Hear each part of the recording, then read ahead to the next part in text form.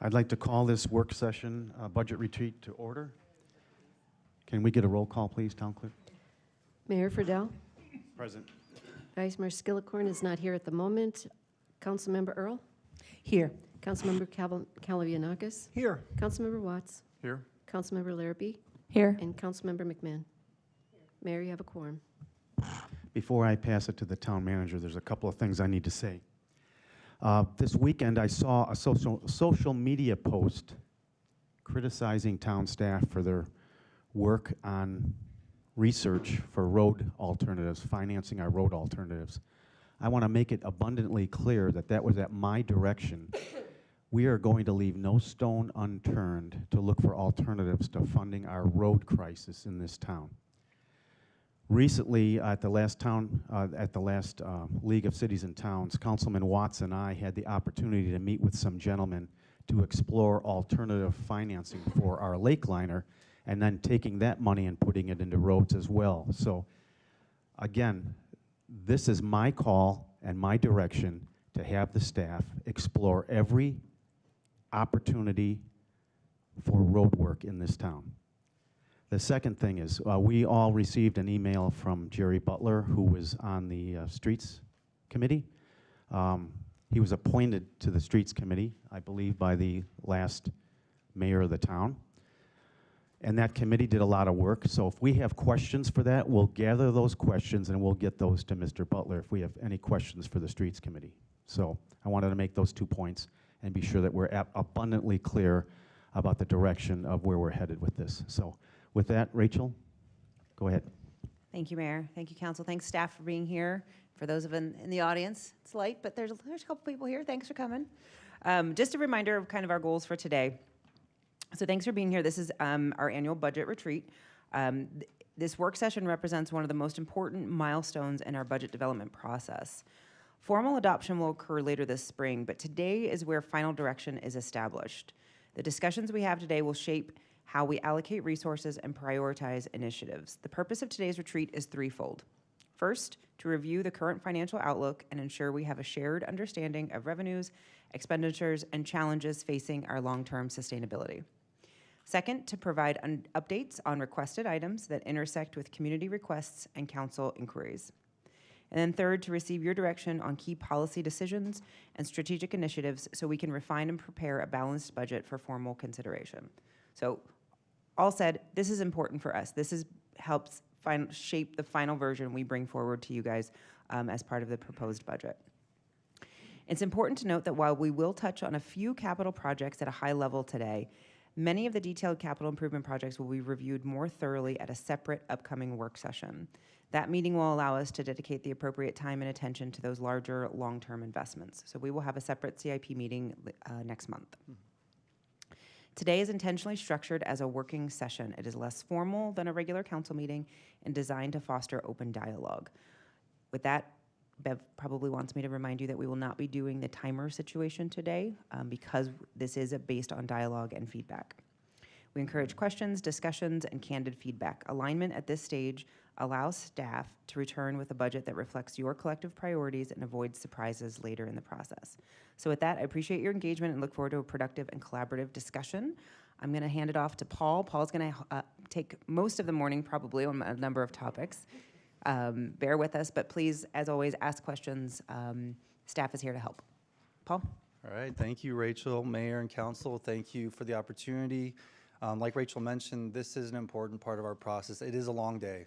I'll be honest, it's one of my least favorite days. It's just a long, long day of discussions, and it's important, don't get me wrong, but from my personal standpoint, it's a challenging day, right, to get through all of these conversations. So I'm just being honest. So with that, we thought we'd start focusing on our revenue outlook for next year. Our proposed budget in April is where we'll talk more about our departmental expenditures and the expenditures in the proposed budget.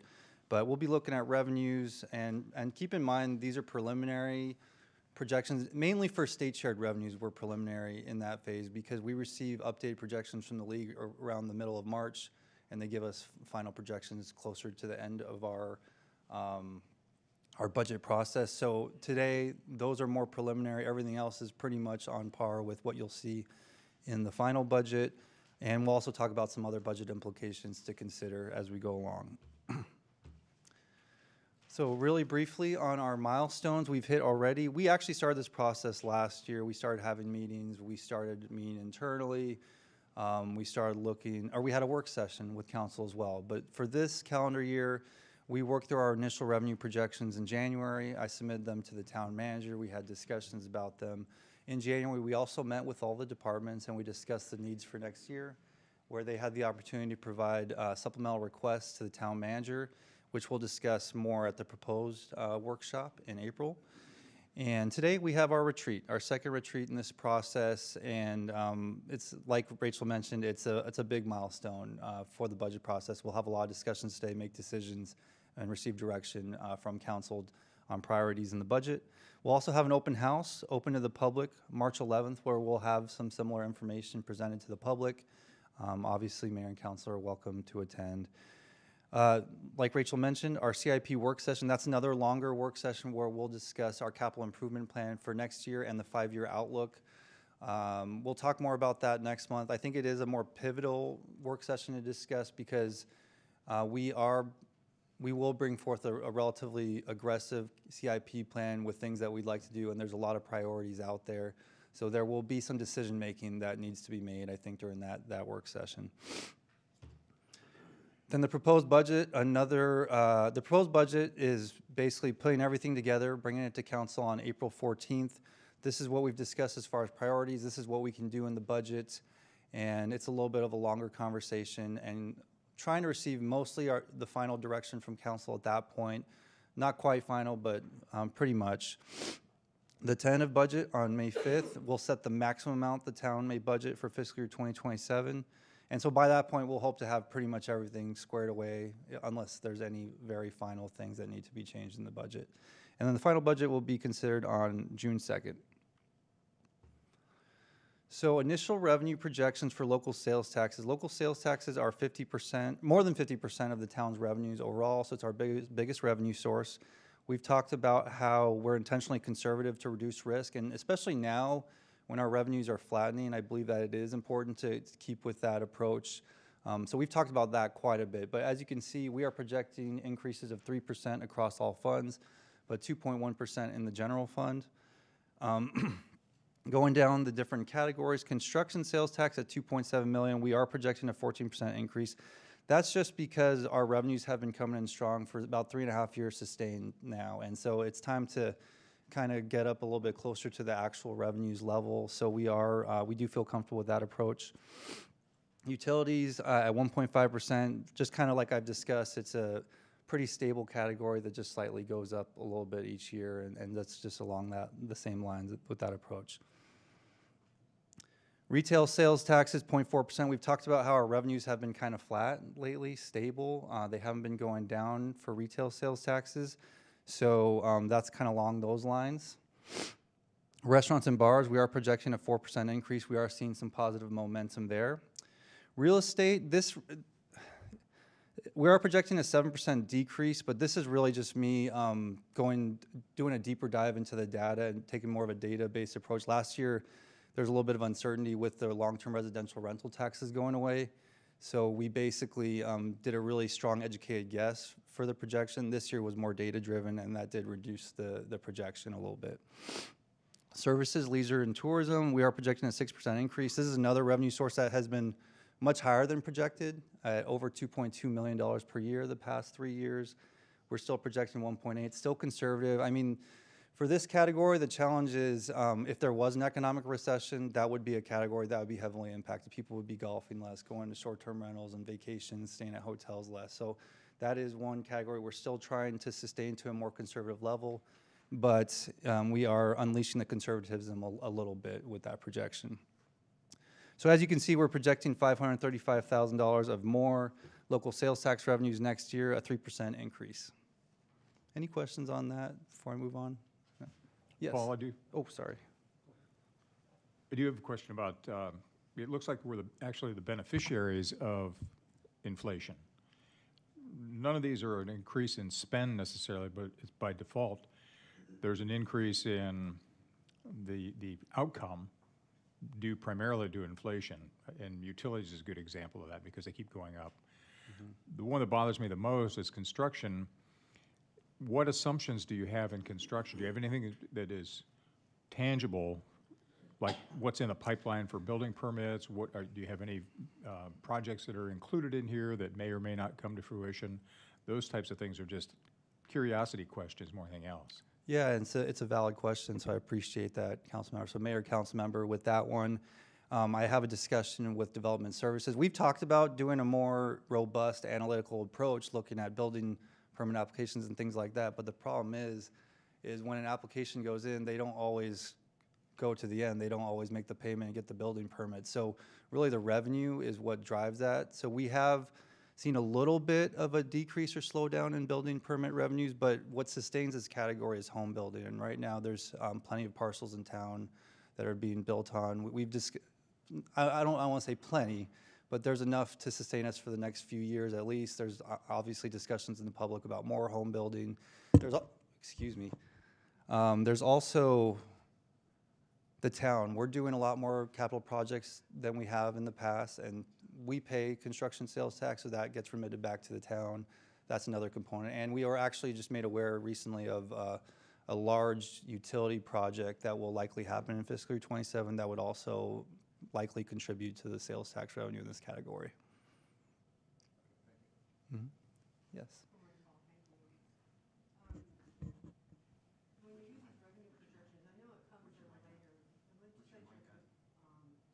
Sorry, the legislature could possibly pass bills that decrease and cap out our TPT.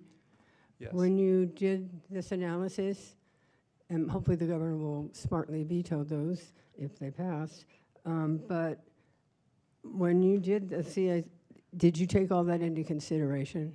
Because you're only deducting like 48 or 1,000. I mean, and also we've also lost other revenue.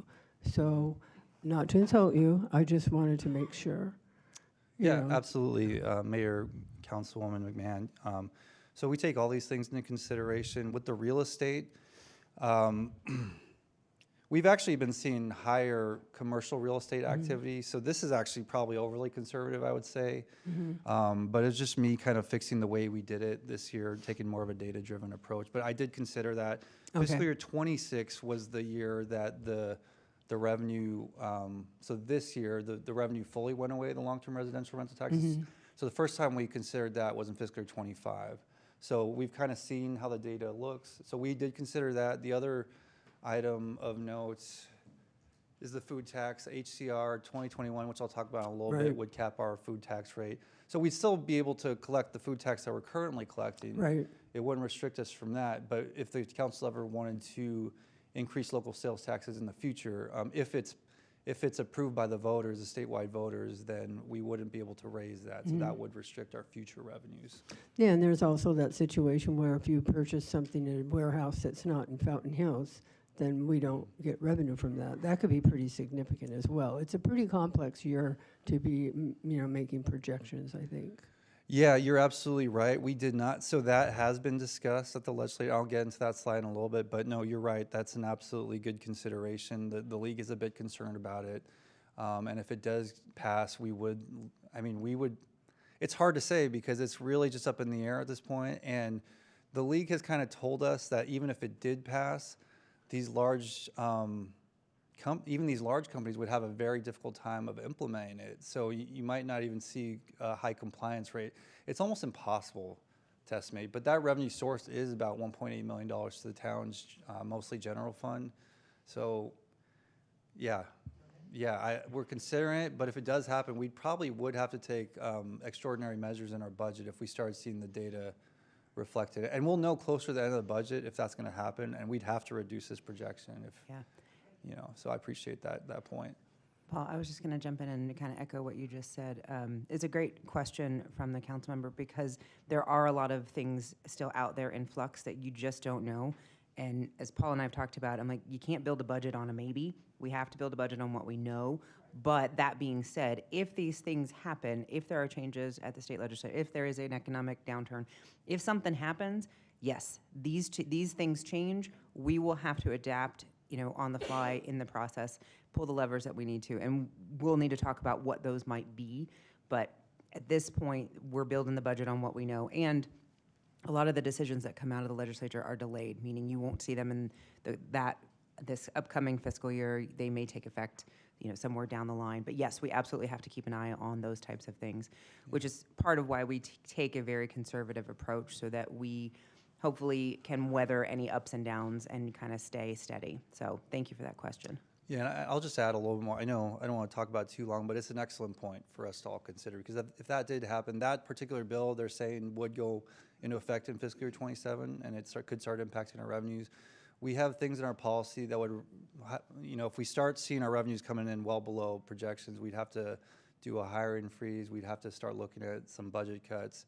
But because, like Rachel mentioned, we're so conservative in our projections, this year we're 7% above local sales tax projections. That's about close to $1 million in the general fund. So we'd have to take measures, but we'd still probably be fine operating. We wouldn't have to do anything too drastic, but fiscal year 28 would be a problem. We'd have to really look at making a lot of cuts or raising revenues in other ways. Yeah, so thank you for that. Paul, let me make a comment too. I think something we're seeing in some of these projections may be the fact that we've had a record turnout at all of our events as well. So people are spending money in town as well. So I think the restaurant and bars and also tourism, that could be reflected in some of these numbers as well. Yes, absolutely, Mayor. Yeah, thank you. All right, so just a quick reminder, our local sales tax revenues goes into 5 different funds. Most of it goes in the general fund, streets fund, 0.2% of the 2.9% goes there. Economic development and downtown fund, 0.1% is split between those funds based on past town council actions. And every month we take half of the construction sales tax revenue and put it in the capital projects fund. That's the ongoing revenue source for that. Just a reminder, just to show you where those projected increases of revenues are going. And here are the numbers spelled out. Of the $535,000, that impacts the general fund by $306,000 of increased revenue, streets fund by $37,000, CIP fund by $173,000, economic development by almost $15,000, and downtown fund by $3,600. So just giving you an idea of where the monies are going into the buckets on a daily basis. This is reiterative. It's basically. Oh, I'm sorry. I have a question. Yes. Is this the usual split, or is this a new split? Mayor, Councilwoman, this is the usual split. Most Okay. of these decisions have made by council many, many years ago. The most recent increase to TPT was in 2019, going from 2.6 to 2.9. So that put more money mainly in the general fund at that point. Okay, thank you. Mm-hmm. This is just another way to look at it. As a pie chart, most of the local sales tax revenue, $15.3 million, is projected for the general fund. Streets fund, $1.28, but we've been bringing in about $1.4 most years, the last few years. And economic development and downtown fund, $640,000 of projections, and capital projects fund, $1.36 million.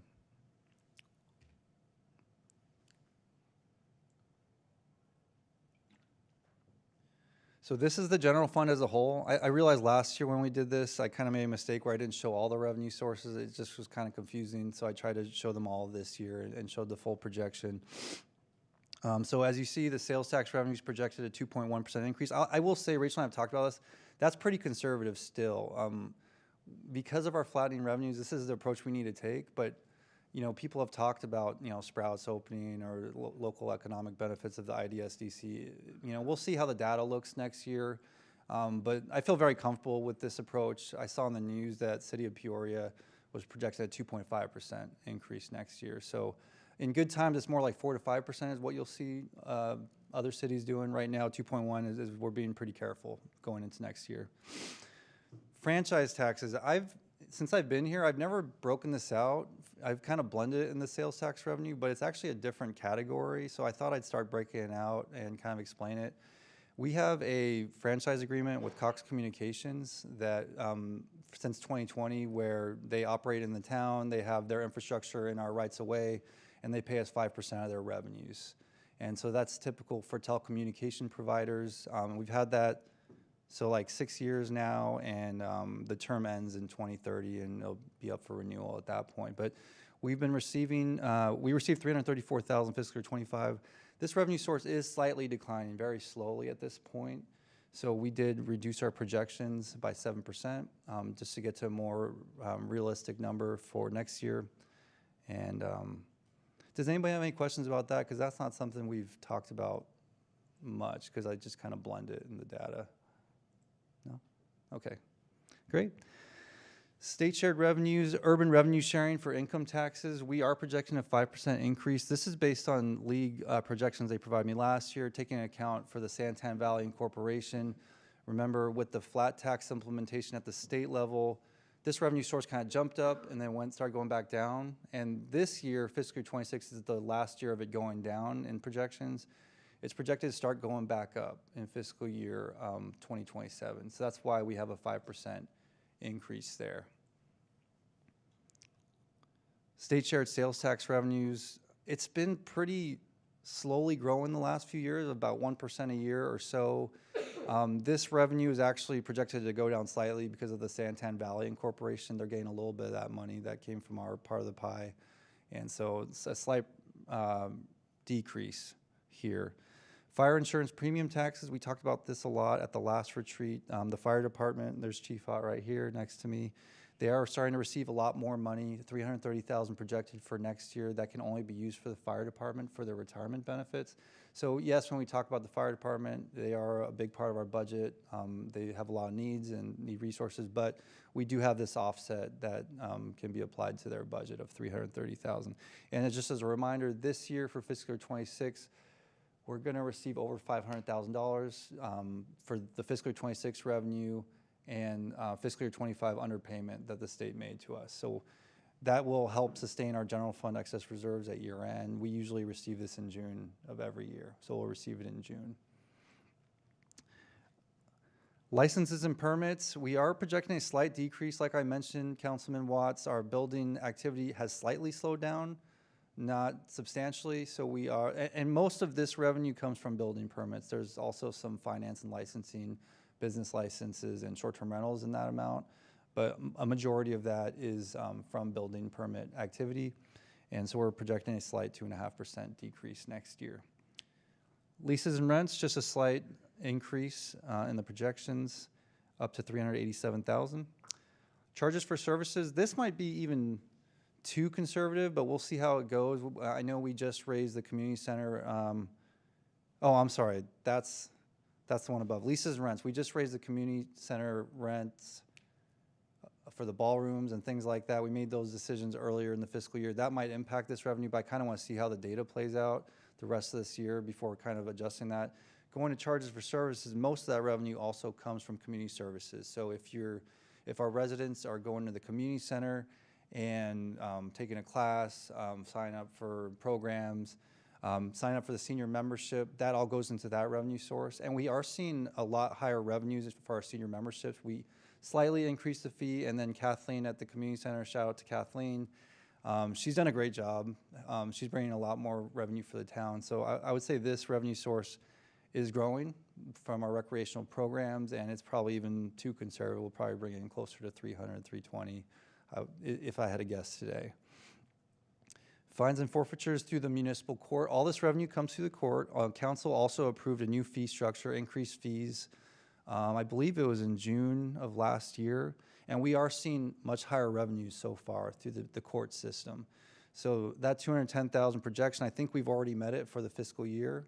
And we're tracking to be closer to the $300,000 range. So that just kind of shows you the impact of when the council makes a decision, approving an increase to fees, you'll see it reflected in the revenues actually coming out of town. So we're probably going to bring in closer to that $300,000 range, but we'll kind of see how that goes the next few years. Investment earnings, we take a stable approach. We talked about this a lot last year. We conservatively project 2% based on fund balance. Our general fund balance was a little bit lower at year end this last year and throughout the year, so the projection slightly went down by 15%. So that does impact our general fund, but that's the consistent approach that I'd like to take with this. The only reason this one's going down by 15% is at the past few years, other than last year, we received a a rebate check from our risk pool, insurance pool. My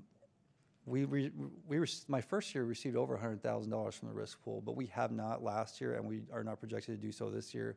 So that affects our revenue projection in the other category.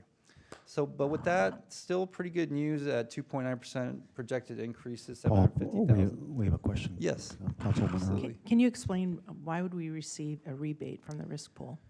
Yes, I can try to explain, but just correct me if I'm wrong, Dave Trimble. It's more of a Dave Trimble question, but basically, I think it works similar to like how USAA works as a risk pool. Like you pay your premium, they pay out the claims throughout the year, but if they have almost like a profit at year end, they redistribute the profits to the pool members. It's not just us, it's across the entire pool. Okay, I was just wondering if it's because we used it more this year that we, It Don't wouldn't get it only back? be the town of Fountain Hills, it would be all the members of the pool, and Okay. there's several municipalities in the pool. So yes, I would say, just from a logical conclusion, there were more claims being paid out at the pool level, and that's why there wasn't as much money to redistribute to the pool members.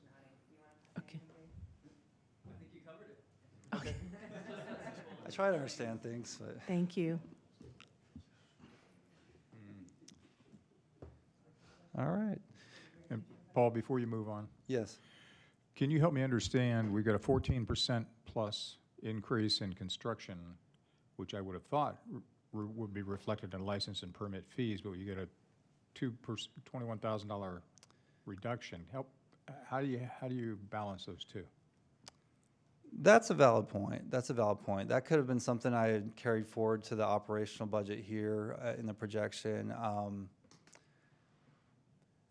I think the projection for construction sales tax has been too conservative over the past 3 years, but understandably so, right? After the pandemic, things were kind of topsy-turvy, and but coming out of the pandemic, when there started being increased spending, our construction sales tax revenues went pretty high. I think we brought in $3.4 million in fiscal year 24, or maybe 23. And so my predecessor, he was really conservative with that approach, because like, what if they start dropping off real quickly, right? You don't want to put the town in a bad situation. So I would say the disparity is that we're just being too conservative, because we've had 3.5 years of sustained construction sales tax revenues around that 3 million or more mark, that we can unlock the conservatism a little bit there. But the reality is our building permits have slowed down a little bit. Again, it's hard to even look at the applications and the data and make an informed decision, because a lot of times they get an application and it doesn't follow through, or they don't even get a building permit. But no, it's a good point. I mean, it's something I can consider before we bring back the proposed budget. It just looks like there's a $300,000, $400,000 increase in construction revenues. Mm-hmm. I would have thought that it would have been reflected in the license and permit fees going up comparably rather than going down $21,000. Yeah, it's absolutely a good point, and I will definitely look at that before we bring the proposed budget back to council. Thank you. So just to clarify off that, this is more due to a change in how we calculate that than the actual projection of an increase or decrease in construction. No, it's me looking at the data, and we talked about the projection. So Mayor, Councilwoman, sorry. It's me taking a look at our projections, and we went through this process a little bit at our last retreat, where we do the projections, we intentionally bring them down to be conservative, and then I take a look at the data and see what I see, and I can make some manual adjustments. So this is me. Obviously, I'm putting myself out there a little bit, but this is me saying I feel pretty good about where we're at, talking to development services and what's going on in the town. And so we'll see. It's very transparent, right? I have to come to you and tell you how it's going. So if it's not going well next year, I'll have to bring my proverbial hat in hand to take Justin's quote. So Okay. I'd rather have you bring a wheelbarrow. I will do my best. Thank you. So it's not that our actual process has changed of how to calculate that. It's your judgment. So thank you. Really quick, would you mind expanding upon how our town invests for our investment earnings, just to clarify what we're, Yeah, absolutely. Mayor, Councilwoman, we have a pretty conservative approach that's we've done historically. I've pretty much adopted that approach. We invest about 30% of, we invest almost all of the town's monies. We have money in operating accounts, and when we need money, we redeem it from our short-term investments. So basically, what we do is about 30% of our investments, and let's just put numbers on it. We have about $52 million as a town today. Mm-hmm. We invest about $15 million in a long-term investment. It's not a pool, it's an account, you know, working through a brokerage with JP Morgan. And we only invest in things the state allows, which is a 5-year maturity maximum. If we're investing in corporate bonds, it has to be A-rated or higher by 2 of the rating agencies. And we also, in our financial policies, we have limits to how much we can, for example, corporate bonds are a little bit riskier because corporations can go bankrupt, right? So we have limits to how much we can invest. We follow that policy. But most of our investments are in the state treasurer's local government investment pool. It's a short-term pool, fully invested in U.S. treasuries. And so that's bringing the town about 3.6, 3.7% right now. And that's the short-term pool where we can, like every week, I know you get the check registers when they go out every week. Every week on Wednesday when we cut the checks, we redeem money. So we say we need $1 million from our short-term investment pool. It's in our bank account to pay those bills by the next day. okay. Thank you so much. Yep, no problem at all. So I'll just add that our money's always working. Yes, absolutely. The only thing I'll say on this, Rachel and I have been talking about a little bit, you know, this is a kind of, we're being probably over-conservative in our sales tax revenues, just to be careful, but we are seeing some increases, right? Our fire insurance premium taxes going up, fines and forfeitures, urban revenue sharing, income taxes. But we know, and we'll talk about, the legislature's trying to make changes to some of these revenue sources. And for example, the fire insurance premium taxes, we're not going to see a large increase like that in fiscal year 28. That was kind of a one-time big increase to our general fund.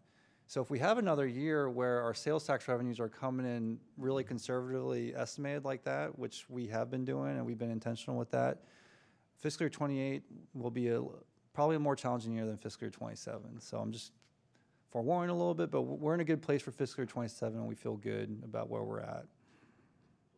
So I wouldn't be doing my job if I didn't put a little bit of hesitation out there.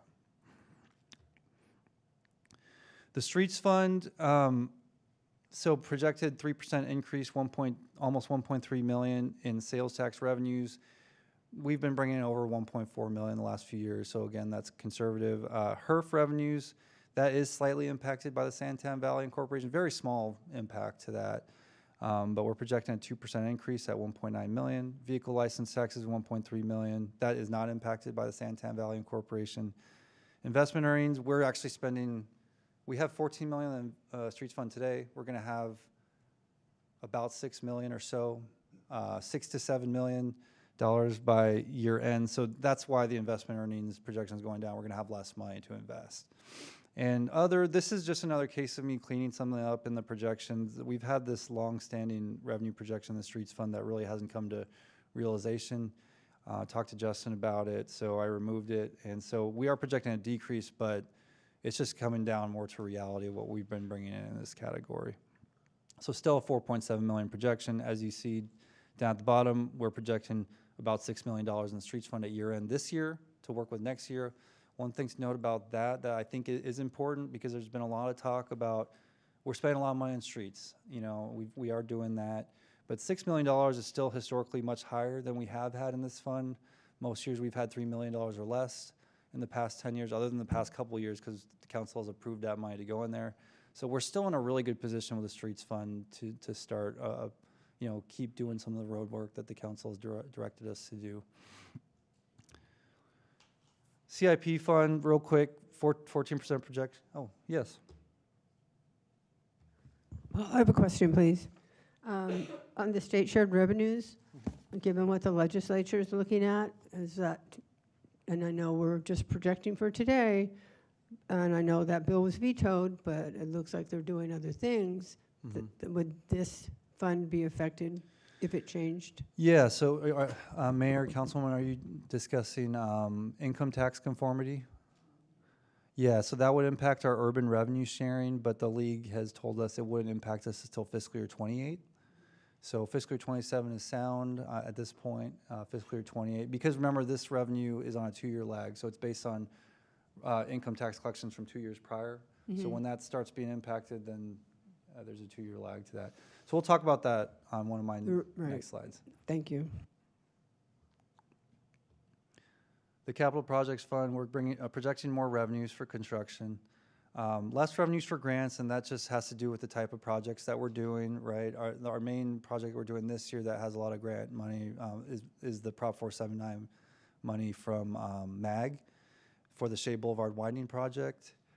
So we're projected to do less projects that have grants associated with. So based on the budget today, we're projecting almost $1 million of those revenues, excuse me. So $2.5 million. Don't be scared off by the 29% drop in projections. You'll kind of see that as the grant revenues fluctuate. It's still pretty stable, and we're seeing the main revenue source for ongoing revenues, we're projecting that to go up. One other thing to note, we are projecting about an $8.89 million fund balance in our CIP fund at year end. I know there's been discussions about what we can do in our CIP fund. That's also historically high compared to where we've been at. So we're still in a strong position to do capital projects for the foreseeable future. Okay, that was a lot. Any questions before I move on to legislative impacts? Trying to speed through.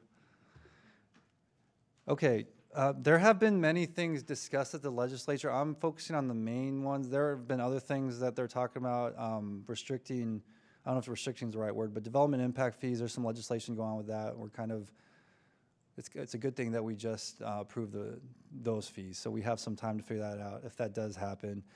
There's another one on my mind, and now I can't remember.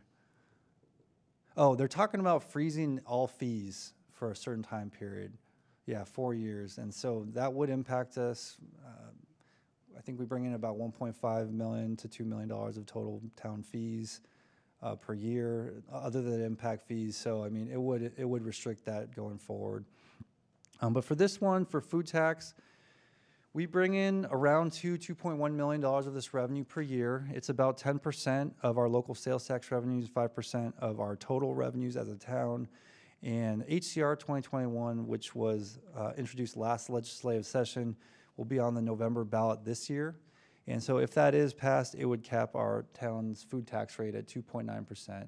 So if the council ever wanted to approve a sales tax increase in the future, we could not increase this one and to restrict our future revenues. It's kind of, in a way, it's a good thing because also if you don't have a food tax, you wouldn't be able to, I can't remember all the specifics, but you couldn't go above 2%. So right now at the 2.9%, we're kind of in a good position anyways. But yeah, we couldn't make changes in the future if that does pass. But also introduced this session, House Bill 2839. This would make anything eligible for SNAP benefits to be non-taxable. So just some strong examples are fruit, vegetables, dairy, meats. So a majority of groceries would not be taxable if this did go through the legislature. And so if that did happen, the league doesn't seem overly concerned about it, but we'll kind of see how the legislative session goes. But if it did happen, you see on the screen, a majority of our $2 million of revenues would go away. And that would be another thing we'd really have to figure out. Yes, of course. Before you move on, just to dispel anything that's implied into that 2.9% being a good thing, there's no talk about increasing the sales tax on food at this point by anybody, anywhere, anytime. So it's a good thing from the perspective that we retain the revenues, but I don't want somebody to misinterpret that there was a discussion about increasing it, and so it's one of those reading between the lines. Sometimes things get twisted a bit. Yeah, I really appreciate that, Councilman.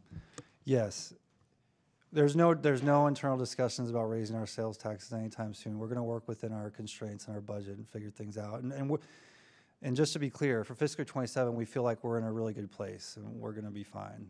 And so thank you for clarifying that. Remote sellers, this one is the one that we talked about a little bit and the league is a bit concerned about. We bring in about $1.8 million a year within our retail category from remote sellers. And as we've kind of discussed, this is one of our sections of our categories that's been going up quite a bit. People are buying things online a lot more. And so if this does happen, just the basic way to explain it, under current tax guidelines, if a resident orders something online in Fountain Hills and it's delivered to their home, Fountain Hills gets the tax from the company delivering the good.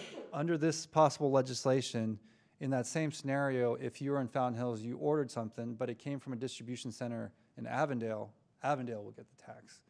And I think the challenge here is driving around town, you don't see a lot of large distribution centers. So this could have a large impact to the town.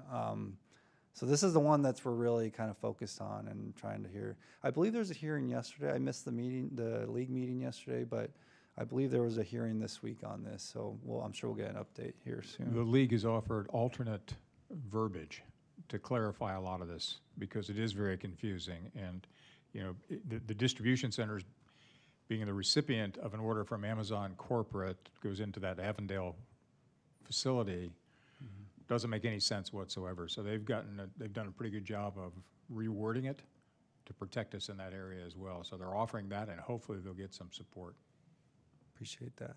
Yeah, the league works hard for us, so that's helpful. And the last one, income tax conformity.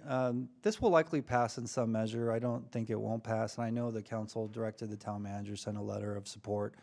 So SB 1106 was vetoed by the governor. There was also another bill, I believe, that was vetoed by the governor with similar provisions.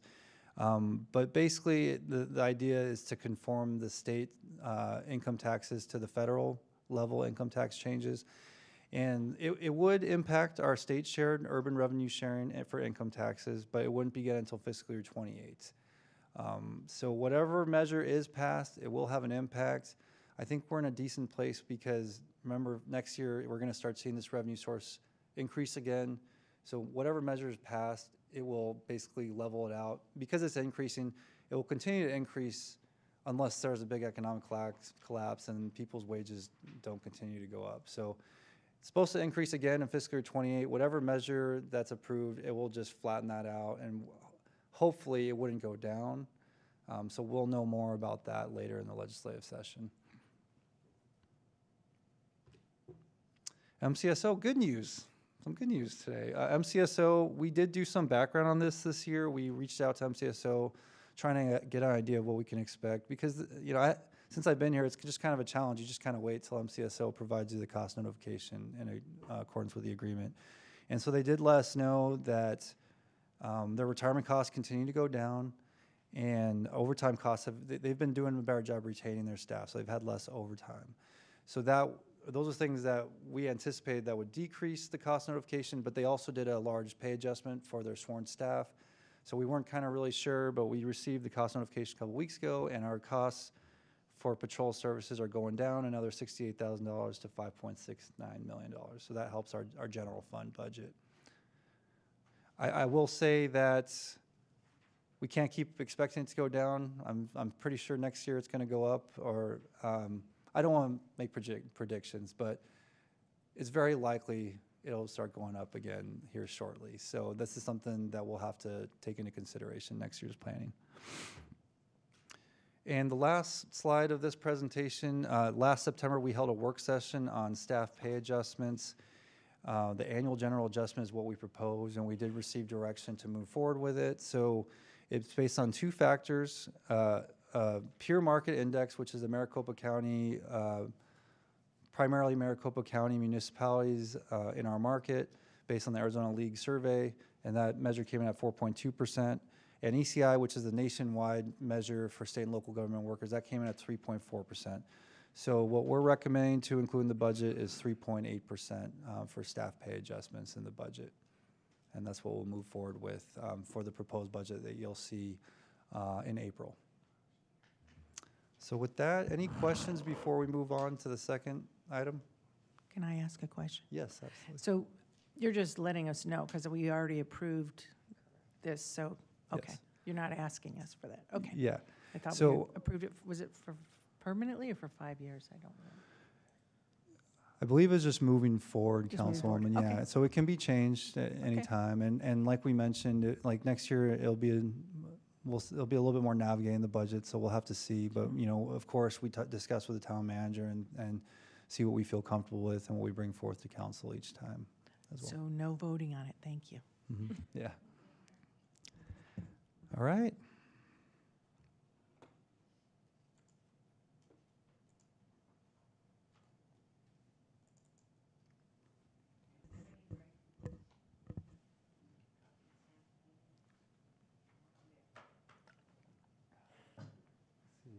Hey, Zach. Is Jim here? No? Okay. Did anybody log into the Teams? Is Kalen on there? Okay. Let's see. Would you mind, could we take a quick break? I'm expecting one more expert or advisor to come, so let's give them 5-10 minutes, and that way you can be available for any questions you might have, so.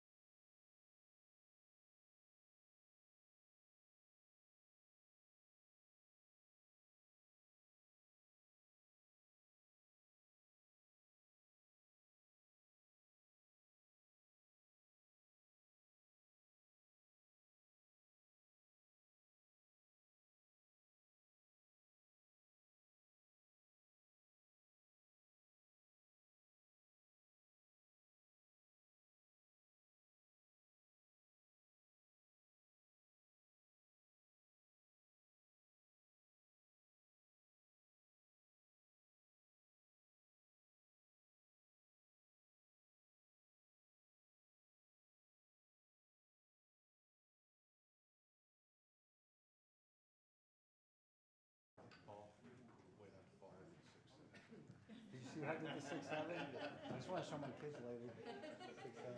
Proud of you. Yeah. I rehearsed that in my head. Oh yeah. Should I do this? I saw you do it in your mind. Yeah.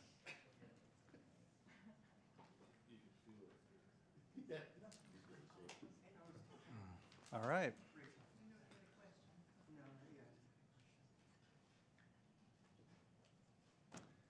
All right, ready? All right, Mayor and Council, we're also going to talk about road funding options, including a discussion about bonds. So our streets, before I start, we have our municipal advisor, Jim Strickland, and Kalen Dwyer from Columbia Capital. He should be on the line, or he may join. They can answer any questions you have today. They're the ones that are the experts in this field. We also have Zach Sakis, our bond counsel, so he has more of the legality and the election timelines and things like that. If you have questions, they'd be free to answer those questions anytime. I'm going to hop on that too, Paul, and just say they are the experts in the room. Please use them if you have questions, even just to understand the details behind, what a bond could look like. Even if you aren't necessarily wanting to move in that direction, they are definitely your experts and are here to answer questions. So please feel free. All right, streets are obviously a discussion that we've been talking about quite a bit. We're spending about $10 million this year, including Palomino, Richwood, Thistle, and the other roads selected by the BOSS data. So historically, a very high amount compared to normal for the town. We still need somewhere in the range of $30 to $50 million to fix our roads based on previous presentations from RAS when they came last year. They were talking about a $40 million or so figure to get our roads in better condition. So we also have a new town dashboard we've been working on. It's not complete or anything like that, but I'm going to pull it up just in case you want to go to the map at all. It'll take just a second.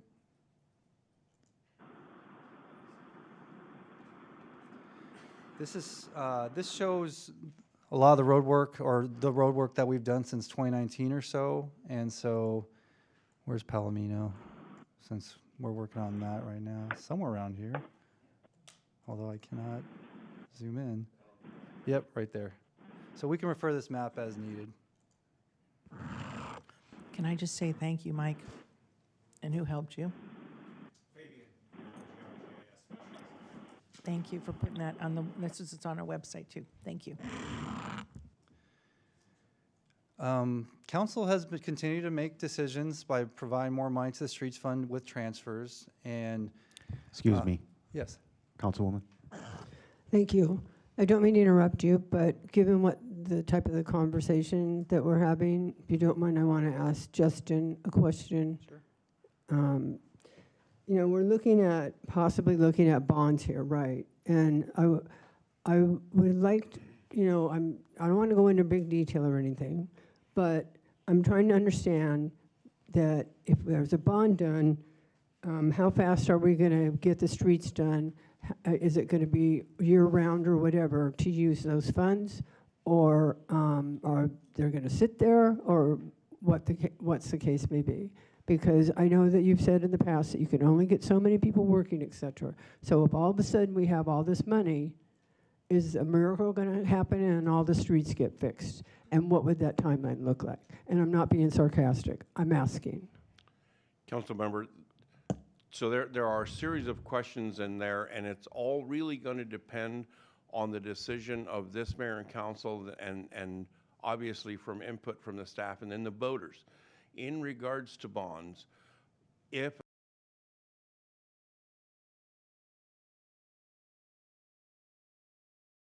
or funding necessary that we can do in a 1 or 2 year horizon will be sold, and that work will be completed in that horizon. But it's not an all at once. It'll be spread out over a period of time. Okay, thanks so much. I appreciate the clarification. So going in with that mindset about bonds will help. Thank you. And just to add to that, typically with a bond, you have a 3-year period to be able to spend the bond proceeds. So Justin mentioned 1 or 2. Really, based on the legality of it, we could do up to 3 years of additional bonded road work. So one of the big benefits of... I've got one question too, yes, if I course. could. With that time horizon then is 2 years, and we have 30 to $50 million worth of backlog.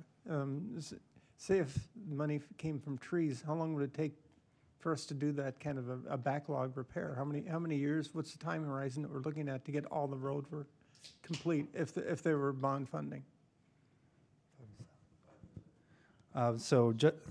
Mayor, Councilwoman, Justin's saying 5 to 7. I think it's a little bit more nuanced than that. It just kind of depends. Right, we're going to talk about our ongoing revenues. Right now, we've been budgeting to spend more than we're even bringing in because we've had that money saved up. But if we don't have that money saved up, we wouldn't be able to continue doing that $5 million or so of road work. That's probably thinking about that $5 to $6 million figure we've been doing. That would be a challenge unless council keeps directing general fund money into the streets fund.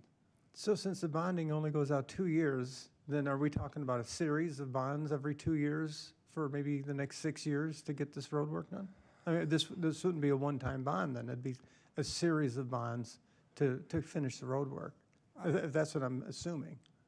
That's a very nuanced question. So I think it just depends on if council wants to do bonds, right? It depends. There's different scenarios we're presenting today. You could do more than that, but there's going to be different things to consider with that. We have an ongoing revenue situation where we can spend a certain amount of money every year, so we could add to that bond funding, and it depends on the different bond options that you look at today as well. Yeah, well, I'm just riffing off of Councilman McMahon's query to Director Weldy that 2 years out you can do the bond, but we wouldn't do a bond for the next 6 or 7 years or for $50 million worth of road work because the horizon, I believe he said, was 2 years. It's 3 years. 3 years. Legally, yeah, with the bond. When you receive the bond proceeds, you typically have about 3 years to spend that. But we couldn't do $50 million worth of repairs in 3 years. Well, the scenarios we're bringing up today, Councilwoman, are more the $11 to $22 million scenarios, and so it would help us catch up. We could supplement that by using our streets fund and continue to make headway. So if $30 million is the number and we did a $22 million bond, we could get to $30 million in a 3-year period. I mean, okay. Unless we're having trouble with logistics, bringing out vendors and things like that. Okay, yeah, I'm just trying to get the logistics and the math of getting this done. I don't think we've determined that yet, and then again, you've got the voters have to vote on it too. So. Right. Yes, with a GO bond, it would require voter approval. Yep. Yep. All right, one of the big benefits of debt is it doesn't count towards the expenditure limitation. So we talk about that a lot, how we're kind of maneuvering around it. But if we took out $10 million, we could spend $10 million on the budget. We could just budget it every year until we spend it, basically. Mayor? Columbia's on the line. Oh, hey, Kaylin, you there? Hey there. So Kaylin's also with I'm Columbia. here. Yeah, Kaylin's also with Columbia Capital. They'd be able to answer any questions you have. So Streets Fund, fiscal year 25 actual activity, we brought in $9.2 million, but a lot of that has to do with $4 million of transfers.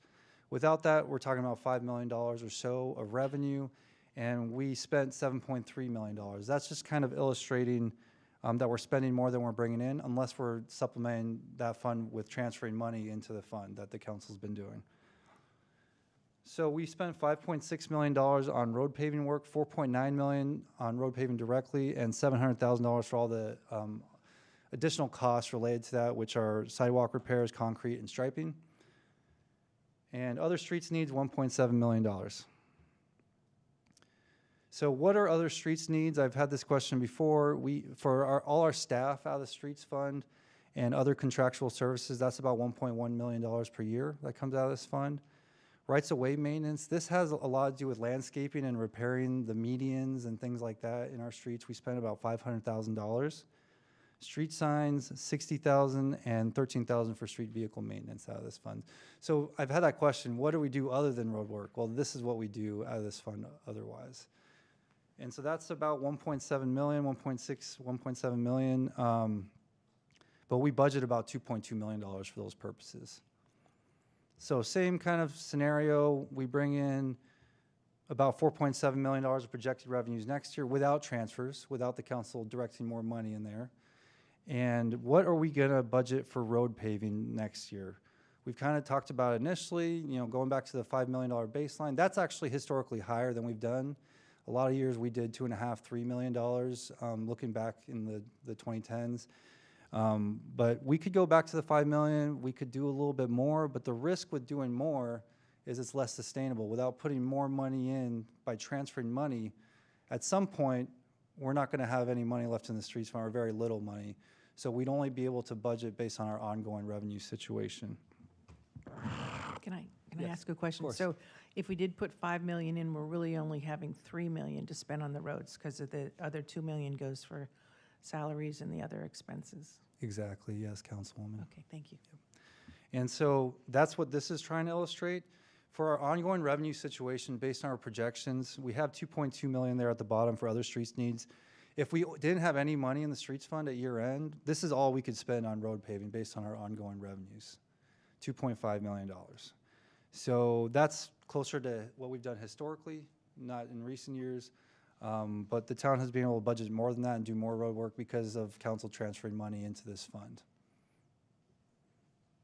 And think of that when we're looking at the bond scenarios with a pledged revenue. If you pledge revenues for a bond, so restricting our future revenues, we'd have less money to do road work. Take 1.4 million off that 2.5, you're looking at about $1.1 million only for ongoing revenue road work, other than paying for the bond. So council has approved many transfers, up about $14 million over the past 4 years into the streets fund. That's about how much we have in the streets fund today, $14 million. So $6 million what we're projecting at year end after spending all that money on all those road projects. And so that's about 15 to 20% of what we need to fix our backlog of roads. So this is just illustrating we don't have enough today. We can continue to take chips at it, or we can consider other options like a bond. Again, the expenditure limitation, that's really for us, one of the biggest benefits of a bond is it doesn't count towards that. I'll just we've already talked about the expenditure limitation quite a bit, so I'll shoot through this. Our expenditure limitation for next year preliminarily is set at $38.2 million, about $1.5 million than last year or this year. And some of this is also kind of just getting into repetitive information we've already talked about. HERF revenues and investment earnings are excludable, so they don't count towards the expenditure limitation. That's what we've been doing, working with Michael, saving up that money in our funds so we could take bigger chops at the road work and add more to our budget, but still complying with the Constitution.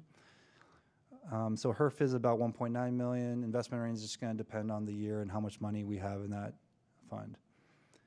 Last year, we talked a lot about how we were able to do more road work for fiscal year 26 because we had that big carry forward in the streets fund. So on the left, that 9.5 million is how much we had. We had like 11.5 million in the streets fund at year end last year. 9.5 million of that was HERF and investment earnings. And when we use that money, it doesn't count towards the expenditure limitation. So we were able to budget more for road work this year, doing that $10 million. And you'll see that our projected carry forward of those revenues are about $5 million. So it's going down is all we're trying to illustrate. There's less ability to do one-time road work going forward. There is still some, but less. Okay, bonds. A bond is a type of loan made by an investor to a borrower. 1 second, sorry. Do you mind if I had a question before you go on to the bonds? Yep. Because it was new to me. I hadn't understood that salaries are paid out of the different buckets. So is the salaries that are the expense limitation for putting money into roads, does the salary part, is that deducted from that, or is it, can the salaries be paid out of something else so more can be spent on the roads? Just help me understand that. Thank you. Yeah, okay, Mayor, Councilwoman. So it's really based on the revenue source that's being spent. It doesn't really I'm probably wrong. Michael, would you like to explain that? Or I can kind of stumble through it. It's a complicated question, though, so I'd like a better explanation. Thanks, Mike. So, Mayor, Council member, when it comes to the expenditure limitation is in total for all of the buckets, so the town as a whole. So we could, if we wanted to pay those salaries out of a different fund, we could, but that doesn't help us with the expenditure limitation. It would free up additional funds in the the streets fund to do on roads, but then that also takes those monies away from, say, the general fund. And the general fund is where we've had the excess monies to transfer into the street fund. So to some extent, we kind of end up in a circle. But I thought I understood there's a limitation to what you can spend on street specific. Is that not correct? There's not a limit on what you can spend on streets. Some of the revenues, like the HERF money, is restricted to streets, so we Okay. can only spend that on streets. And that's a lot of the carry forward that we've built up in there, is that HERF money. So most of that 5 million, or I guess at year-end, probably, I think it's about 3.5 of that 5 million is HERF monies. So that's money that we can only spend on streets. The other 1.5 is investment earnings, so that has a little bit more flexibility. But we've put that in the streets fund. It's been earned on monies in the streets fund intended for streets. But yeah, it's the HERF money is restricted for use by streets, but there's no limit on how much we can spend on streets.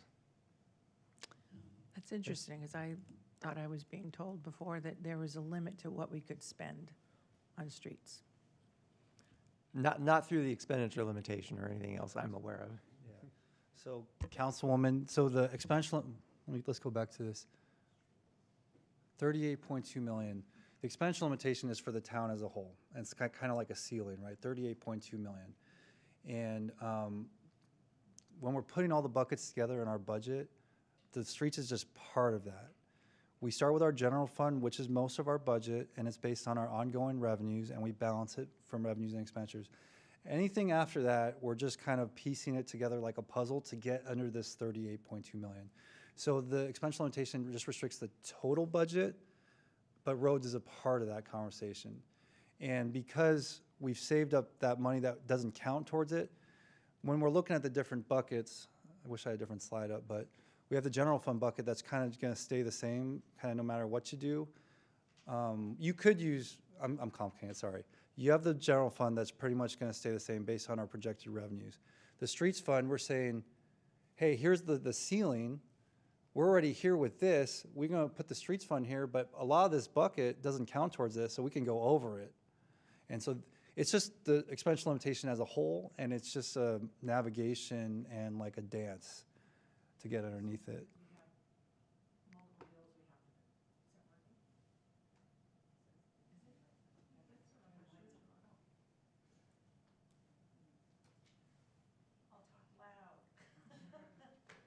So we just, because we have to pay so many other bills, what you're saying, that we then get the bond that goes above and beyond the Yep. limit of heavy. Yeah, so great question. In the illustration I try to make, general fund, street, let's just consider the two funds. Don't think of all the other funds, right? General fund, right now it's like 26 million, 27 million. Streets fund, let's say it gets us up to that cap array. It's like, oh, we can't spend more money on streets. If we get a bond, we can just lump it all on top into the streets fund and spend it as we need to and include it in the budget, because it doesn't, this ceiling, it goes through the ceiling. It doesn't count. And so that's the way I would try to explain it. Does that make sense? Okay.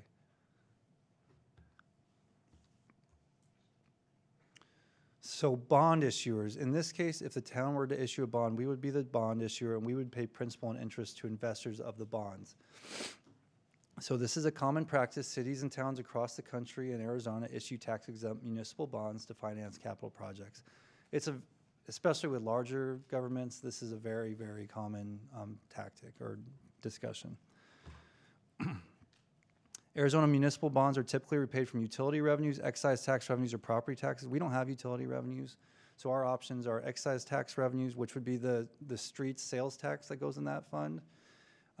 There's also maybe one or two others we could even consider, but property taxes, that would be a general obligation bond that we'll talk about today. That would create a property tax on the residents if we were to issue bonds like that. So generally, they're tax exempt, and borrowing at tax exempt interest rates enables municipalities to get basically lower costs of issuance. So when you're issuing a bond, it's lower than it'll cost you less in interest than other types of financing, such as just going to the bank and trying to get a loan, right?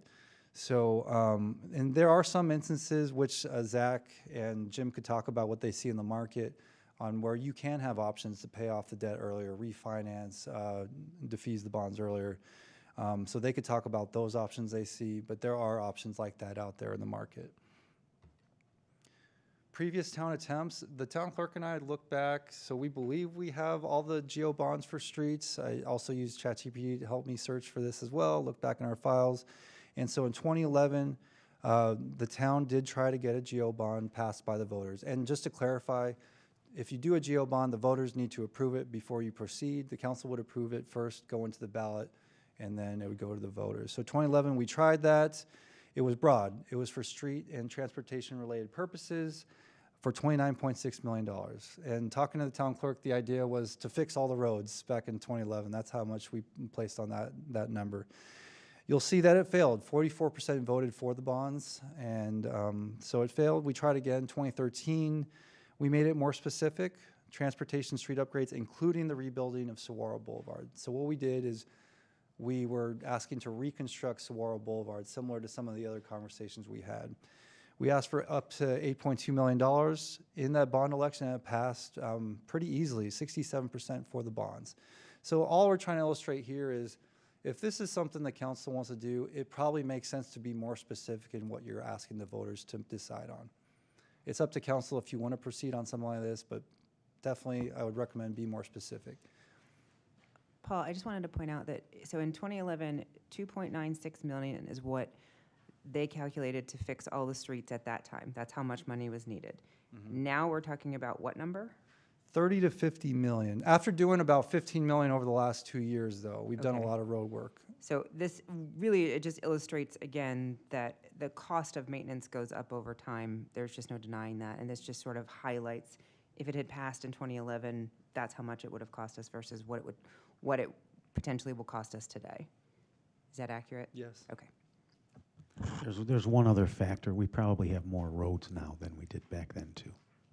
And maybe they're not as in bad a shape, but the mountain is still there. All right. I try to get creative. This is kind of a busy graphic, so I apologize. But we were just talking internally, just giving some options, right? We looked at Palisades Boulevard, Fountain Hills Boulevard, or if the council wanted to, select a listing of roads from the BOSS data. We actually got estimates from a vendor, and it's about $11 million to do either of these roads. They're two of the largest arterials in town for Palisades Boulevard and Fountain Hills Boulevard, and that would be a reconstruction project, right, Justin? And so Justin did say if you wanted to do, what do you call it? If you just put, make it look better and put some stuff over the top. I can't remember the words. If we want to do something more simple, like a million overlay, it'd be about 30 to 40% of those costs, like $4 million is kind of the range. But $11 million is kind of a good figure for an example, right, just to consider today. And so with a general obligation bond on your left, it would require voter approval. And if they did approve it, the town would levy a secondary property tax each year upon the residents to pay off the debt each year until it's paid off. So it's for a limited time frame, depending on what the bond that you'd like to proceed with is. A pledge revenue bond, we discussed that more at length last time. That's where we restrict our future revenues. We're not implementing a property tax on the residents, but it doesn't require voter approval, and we're just saying we're going to pay the bank back with the money that we're already projected to bring in. So every year when we bring in that money, we pay the bank the debt service.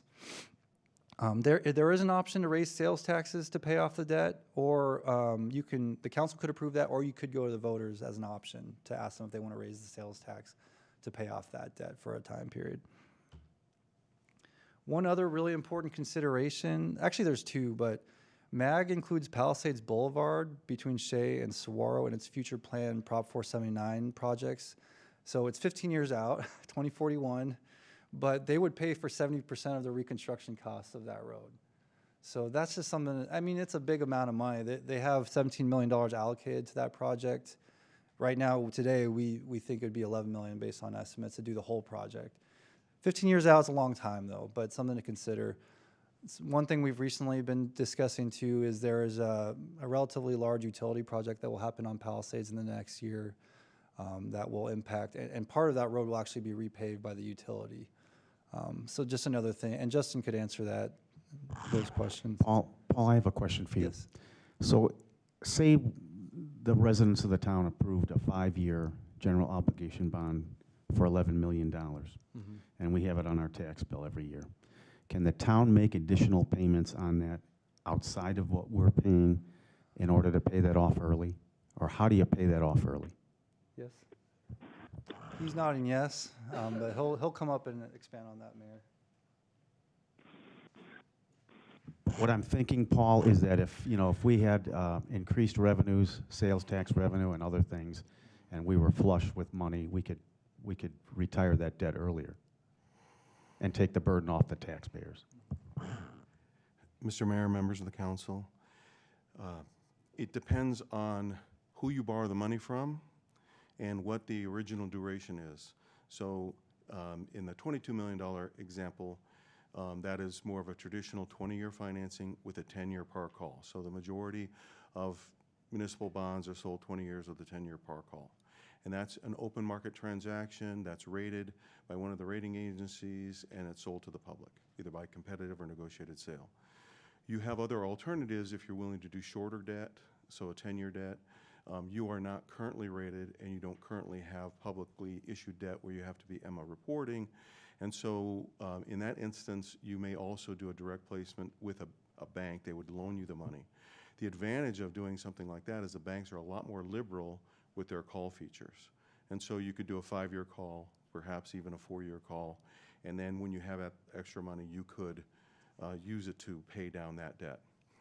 Now, going back to a traditional 20-year with a 10-year call, if you have extra money, you could create an invested sinking fund or an escrow and put money into that escrow to make the payments at the 10-year call date. So in year 5, you could put in $1 million, and in year 10, it would be $1 million plus interest, and you would pay down some of the principal. So there's different ways of doing it. It just depends on what you're borrowing and how you borrow it. So you make covenants with the investor, and so it depends on the type of investor. But in the case of the shorter deal, we would seriously consider doing a direct placement with a bank, because you don't have to then pay for a rating. You don't have to then do an official statement. You're not selling to the public. You will not then create annual reporting requirements on a repository. So when you do it with a direct placement with a bank. Jim, could you speak on if it was a GO bond and we were levying a tax on the residents, if we decided to pay off some of the debt with excise tax revenues? I think that's kind of what the mayor, how would that impact the levy year to year? Mayor, members of the council, if you have alternative sources of revenue that are not restricted, you can use those to pay down GO bonds. Historically, there have been instances where communities would vote, for example, a utility rev and a GO with the same authorization. They would issue GO bonds, but they would repay it with utility revs and not levy the tax. So it depends on the circumstances. And then maybe to kind of go back a little bit to the discussion about borrowing over 2 to 5 years. And oftentimes on an initial borrowing for a phased program, you do borrow 2 years because you don't know if you're going to spend that money yet, because you're still designing and it might take a little bit longer. After you have all the design and you're under construction, you're going to spend that money a lot faster, and so then you would be looking at maybe a 3 year. So the legal requirement under IRS rules to be tax exempt is that you have to reasonably expect to expend the funds within 3 years. So if you know you're going to have a 5 or 6 year construction period, then you're going to ultimately phase that program. And so when you do your projections on debt service and future tax impact, you would see multiple series instead of a single series. And then what's the other thing I wanted to say about that? You can also, during the process of getting your authorization, you can establish, sort of like ceilings. You can make promises to the voters, as you did on your last successful bond issue. You said, we're going to borrow the money, we're going to spend it for this, and nothing else. And if there's any money left over because we happen to be going into a Great Recession and construction costs were low and you came in under budget, You didn't go out and build extra sidewalks or anything else. You only did what you said you were going to do. So you guys, you know, from our perspective, have a lot of credibility. And then you would do that going into this one. You would say, okay, we don't want a tax rate above a certain level. And if we can't get to that, we're going to delay the sale or something. You can move things around a little bit. You don't have to borrow the money all in that 6-year period. You could delay that. And once you have an authorization, and yes, the voters approved it, you still have to approve the sale. So you don't lose control after you have the authorization and you've decided to ask the voters and the voters say yes. You may not sell those initially. You may wait a couple of years and then borrow for 3 years after you spend a small amount during the design phase or whatever. You have a lot of flexibility. Any other questions while I'm up here? Paul, I have a question. So when we did the Saguaro bond, it was about $8 million. Did we pay that off early too? Do you know? So Mayor, we did not. As a 5-year repayment period, we paid it off in fiscal year 20. Okay. So about 5 years out. We took it out in fiscal year 15, and 19 or 20 is when we paid it off. Okay, thank you. All right. Councilwoman? Thank you. And Paul, or perhaps one of our bond experts, I think I had a misunderstanding of what a pledged revenue bond is. When I've heard that in the past for other municipalities, it's been like for a toll road or a public parking garage where the revenue from that project is what's being used to pay back the bond. So could we clarify what exactly we're pledging if we were to get that bond? The reason I'm asking is I have no interest in a general obligation bond. I don't want to put a tax on the voters, but I'm interested if this is something where we take on the responsibility of paying this back. Sure, absolutely, Councilwoman. So Mayor, Councilwoman, going back to this slide, it's an easier way to illustrate it. There's two we could consider pledging. So at the top, you'll see the revenues. TPT, the local sales tax, that's the main one. That's what I would recommend considering, that $1.4 million. It's an excise tax revenue for streets. We could pledge that. We could also do the vehicle license tax. That would be an option, but I really would not recommend that because it's an unrestricted revenue, and it's been designated for streets right now by council, but that's, you know, talking about potential revenue issues in the future. If that does happen, that'd be one of the first things we want to have a discussion with council, like, can we put more of that back into the general fund? So we wouldn't want to restrict it and lose that ability to do that. So that 1.4 million is what we have that we could pledge at this point. Okay, so if we were to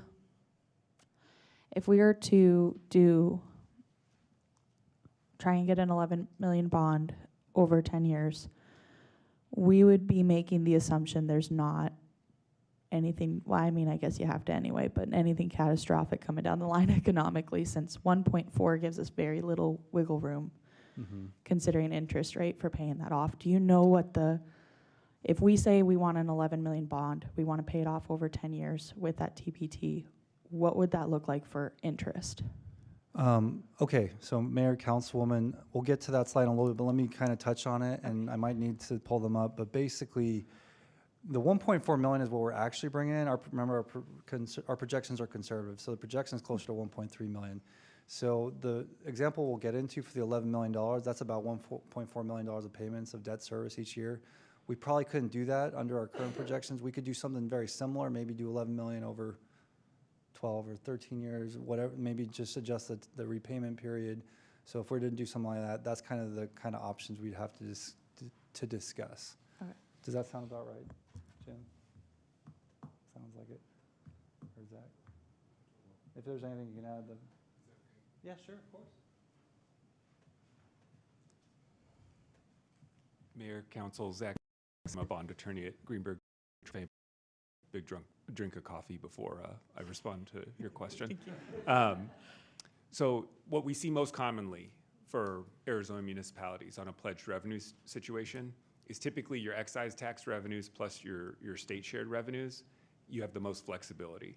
Okay. And so most commonly what we'll do is you'll pledge your excise taxes plus your state shared revenues, but with Paul, council input, Jim's financial advisory services, town manager, town attorney, we structure it where the repayment schedule matches up with the more limited amount that you identified and that Paul was just chatting about, that 1.4.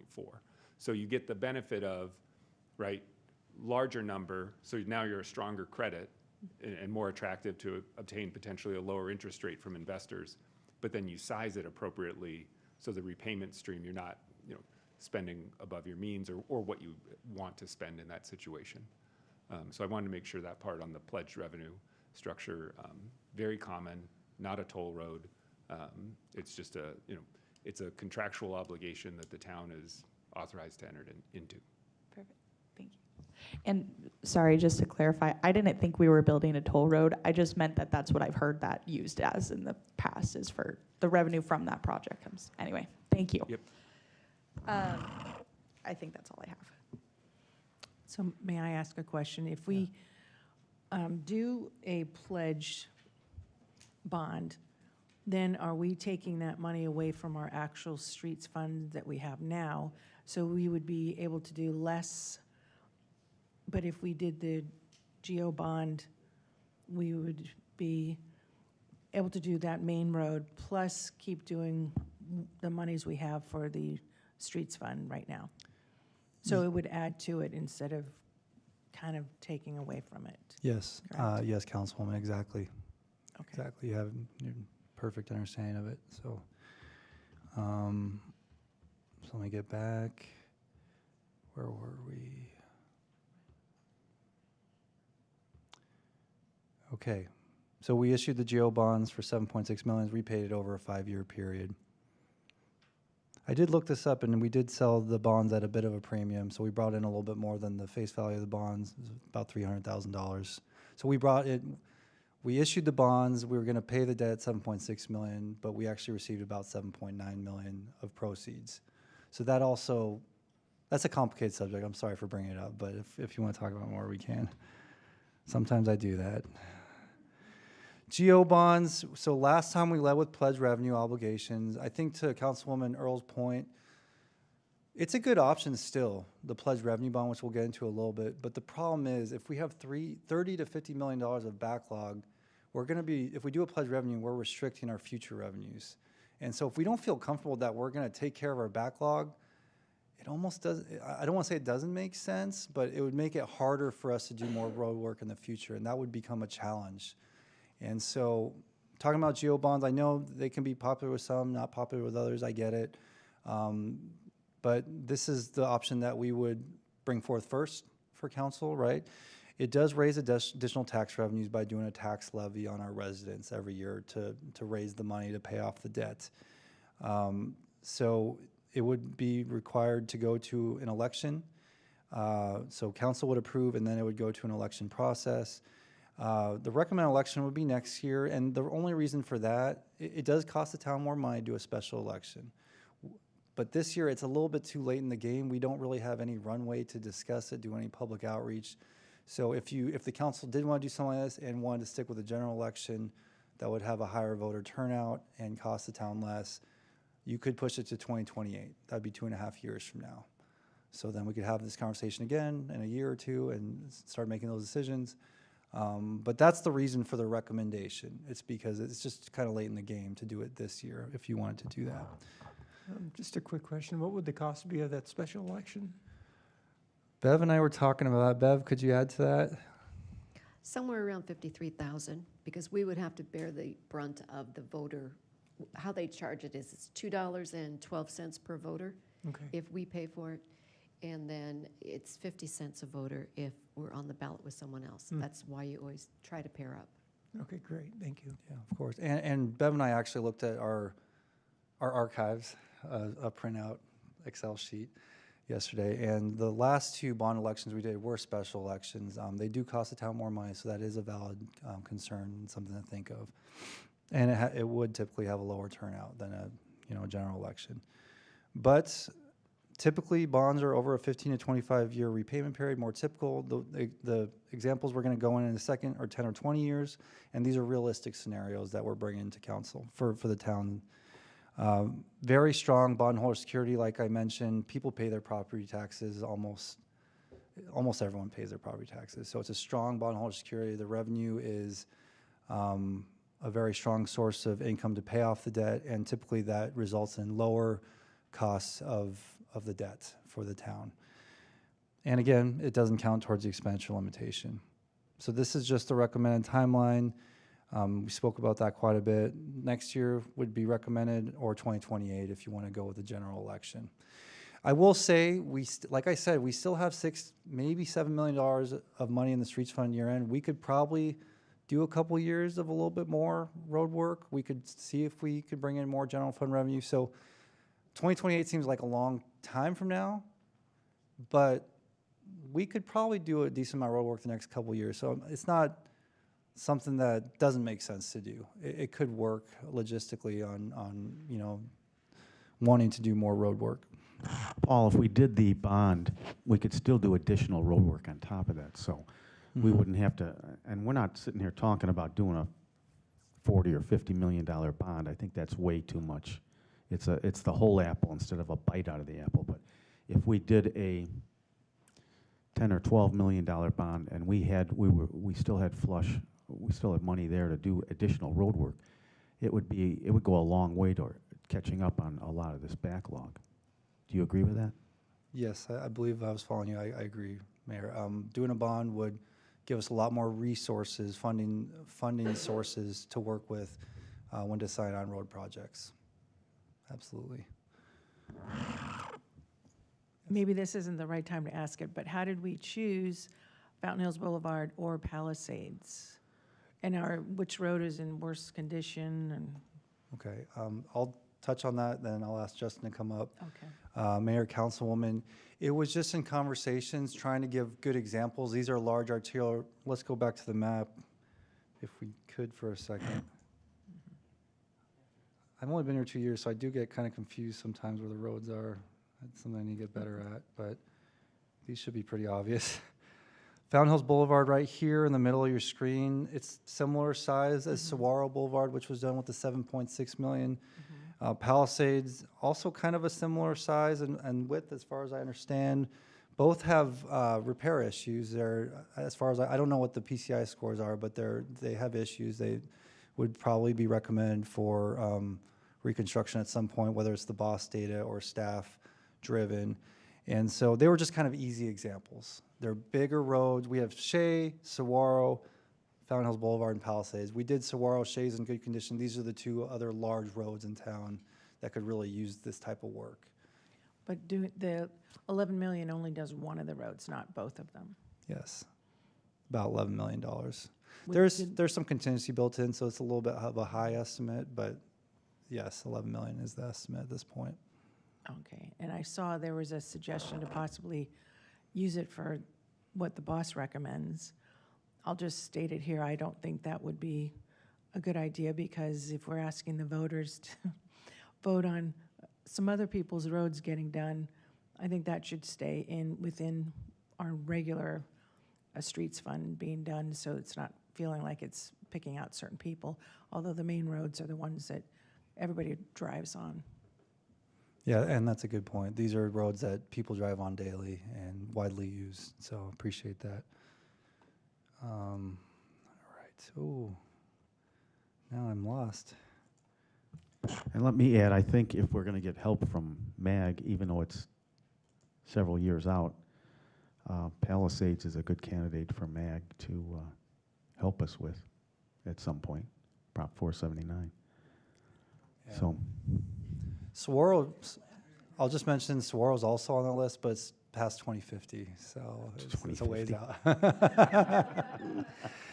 I'm guessing most of us won't be here in 2050, but we'll see. let's make sure we keep maintaining that road, Justin, please. Yeah. This is just to let you know about also some constitutional requirements. There is a limit on how much debt we can take out. We don't have any debt. It's not a big consideration, but we could take out $62 million in a GO bond.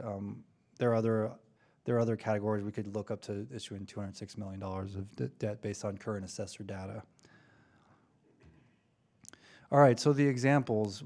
So this is just based on the discussion, realistic examples of what you could do with a GO bond if that's something you consider. These were provided by Columbia Capital. For an $11.2 million bond issuance with a 10-year repayment period, assuming a 5% coupon rate. Hopefully, through the bond issuance process, we could maybe get a little bit lower coupon rate than that. But it's about $1.47 million of annual debt service payments. And so it is higher interest in the first year, $694,000, but it goes down as you're paying off the principal. And so $70,000 the last year. So you're paying $14.7 million total over the 10-year period for an $11.2 million bond. And so under a GO bond, each year you'd be levying a property tax to pay off. So the additional revenues would be coming into town coffers to pay off the debt. Another example, a $22 million bond. Say you want to do the two big roads at the same time, or $22 million of Boss Data roads, whatever the council thinks would be a good idea. This is an example over a 20-year repayment period. It also assumes a 5% coupon rate. You're paying about $1.8 million a year for that debt service. $1.4 million of interest in the first year, $86,000 in the final year. So you're making $36 million of total payments on a $22 million bond. And so what does that mean to the average taxpayer in Fountain Hills? So we looked at the 2026 tax year assessor data, and we evaluated and calculated these amounts. The average home in Fountain Hills has a full cash value.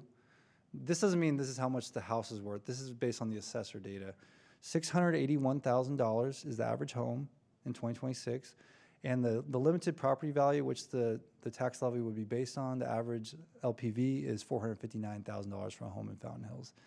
And simply, what does that mean for our residents if this did go forward? On that $11 million scenario, it would mean about $109 per year on the average residence in Fountain Hills for about a 10-year period. It fluctuates a little bit year to year, but that's just an example for you. For the $22 million GO bond, it would be $135 per year over a 20-year period to repay that bond. Can I just make a statement? If it was the 11 million, which I kind of like the 22 if we can get both. No, we're not going to do Palisades because that could be paid, yeah. That works out to $9 a month. It does, And yeah. I do not want to make that decision for the voters, but I like the idea of it going to the voters. They let us know. And then after that, we vote on it again after hearing from them. Okay. The only other thing I'll say about this is it does change the year to year. It's based on the full cash value, limited property values in the town. So as the town grows and the limited property values grow a bit, this amount will fluctuate here and there, but that's a pretty good example of what it will be. Pledged revenue obligations, we talked about quite a bit already, but this is the other option.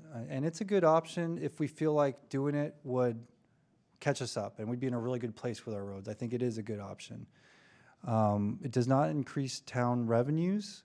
It's from the future revenues. We'd be repaying the debt based on the future revenues that we're projected to bring in.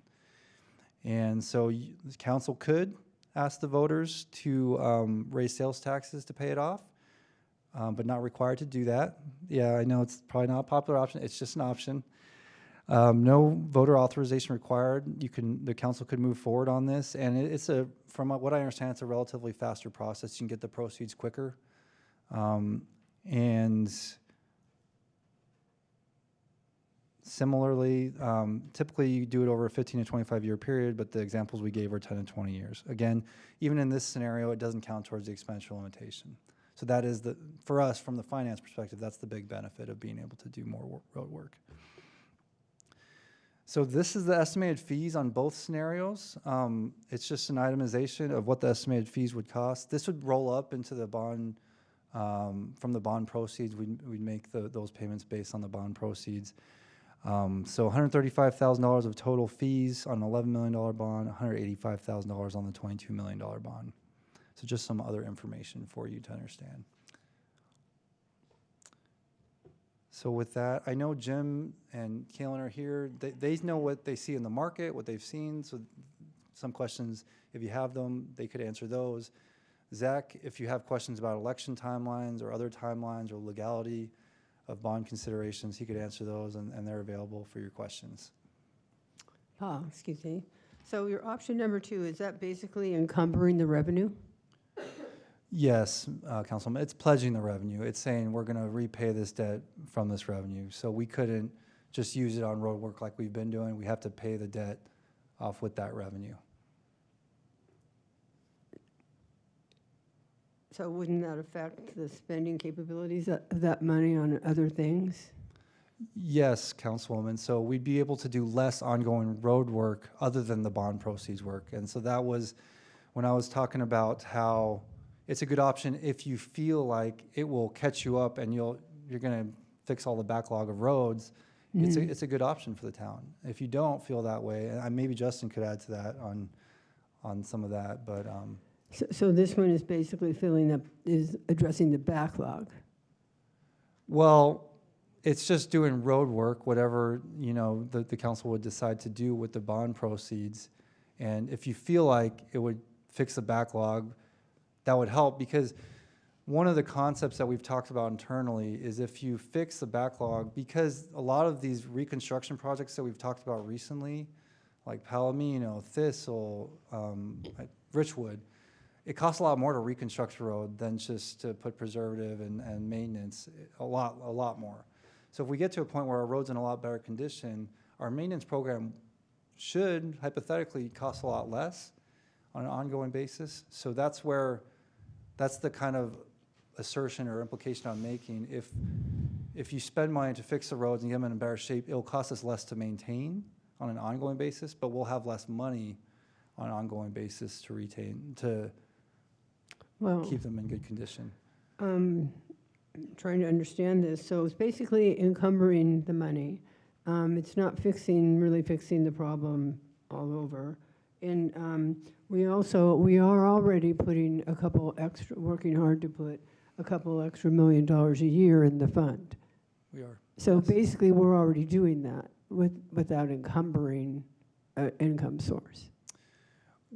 So Mayor, Councilman, what we're doing is giving the council the ability to make decisions year to year, rather than gain a lump sum of money like we could do and do a bunch of road work at one time. So we're doing the most we can within the constraints.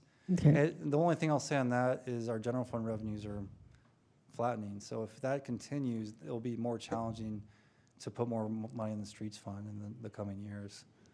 Right, but weren't these going down too? It's a lot of information. No, so for our local sales set, it's flattened a bit, but Yeah. Our projections are conservative, so our revenues are coming in above our projections still. If council wants to look at this further, would you be able to show us some cause and effect? If this was encumbered on the budget? Yes, absolutely. Okay, Yeah, I can thank do that. you. Sorry, I think he was ahead of me. Paul, I think a question that we're going to be presented with is what the public is going to ask. And we have a certain amount of money to spend, like any individual, any family. How did we choose to only look at bonds, whether they're GO bonds or whether they're the excise tax bond? Did we just arbitrarily say we're not going to look at any capital improvement issues because we could take money from the general fund and move more money into the streets projects? Why did we make a decision to go down this path as opposed to alternate solutions? So Mayor, council member, we were directed by the mayor to start looking at this again, and we've had several discussions with other council members. They're just interested in having the conversation again. It's just it's a way to raise money in a time when the town's revenues are a bit flat and becoming more of a challenge. And the two options we provide today are the most common by far bonding options for municipalities. So that's why we brought these. The other options they would cost the town more in the long run to do that. So is it really an issue of we have fixed amount of money to spend on roads regardless of where it comes from, and the public has to make a decision, do we want to add a tax, additional, it isn't really a property tax, but an additional taxation basically, or do we want to keep in one way, shape, or form cobbling together the amount of money that we did this year, whether it's from the general fund, the HERF fund, wherever it all comes from in aggregate, to be able to accomplish what the public wants. So that's the decision they really have to make, isn't it? Yes, absolutely, Mayor, council member. If the public wanted to do this, we brought it to the voters, they would decide. But the council has the policy-making ability to just continue to do what we're doing, so it's really kind of up to you on how we move forward on this process. I think it's just important to make sure the public recognizes that we are trying to look at all options that benefits them the best, that they need to be vocal about things like this, and they need to express themselves, make sure that we understand what they prefer, because if I didn't live near Fountain Hills Boulevard or Saguaro or Palisades, maybe I wouldn't have the same feelings about doing those roads, and I'd rather not have my taxes go up. But on the other hand, if you have to look at the whole aspect of the town, think about how it affects the town as a whole, then maybe I would want to do the general obligation. But I'm not really a fan of the excise tax because it does limit the amount of money that we can utilize for the ongoing repairs, and I think we're cutting ourselves short. So I think we really have to look more at the general obligation bond to make sure that we continue to maintain the streets. I don't know that the amount of money that we've got remaining after the pledge is sufficient to maintain the streets, particularly at the rate of deterioration that we're experiencing, whether it's weather or traffic or whatnot. So I think if I had to go one way or the other, I'd probably go the general obligation. But I want to make sure we explore every opportunity to continue to do what we did this year before we go down the path of a bond. Yeah. Thanks. Before I turn it over to Hannah, I'll just make a couple of points to what you said, Rick. I think anybody that comes to the town or drives through the town on the way out, these major arteries are something everybody uses. So the residents need to be aware of that as well. It might not be a neighborhood street, but I think the bond gives us the ability to continue doing both things, get the major arteries taken care of and continue our residential work, which helps all the residents. So I think it's something to consider, and that's why we're just talking about it. But Hannah, go ahead. Thank you, and I do appreciate the conversation. I wonder, for option 2, I agree with the concerns that have been brought up. I think that we need to make sure that there's enough money left over to also maintain, which makes me kind of default back to this year by year understanding what we can transfer in. I think that our ability as a council to make wise decisions to chip away at these things and catch up on our maintenance is the more responsible option personally, because this tax pledge, it's a great idea for getting us caught up, but then we have to deal with each year after and make sure we have the ability to maintain. So it's a good, how do I say, almost like instant gratification, I guess. Like we instantly get what we want, but there's a cost to that. Option 1 is putting what is a government responsibility as a burden on the taxpayer. We have this backlog because of, you know, many past councils, and it's something that we need to deal with. I do not feel right asking the voter to say, you know, some things were put on the back burner years ago, and it all built up, and now we would like you to pay for it now. I don't feel right about that. So my wonder is if there's an option 3 of creativity within our means. I think there's other things that we can limit within the budget, such as maybe there's some tighter decisions that need to be made on capital improvement projects. I think that we've been doing a good job of that each year on this council to transfer in. I think last year you said 4 million. Is that right? Yeah, fiscal 25, 4 million. This year, 1.5 million. Okay, right. Yep. So far. And that's just my 2 cents on it. I go for option 3, which didn't have a slide, but I made it up. Appreciate it. Is there any council direction at this time? I mean, is just have another conversation in the future, or? I think we were going to hear from Justin. What's he Oh, going to? Justin, yeah. Yeah. Could you talk a little bit?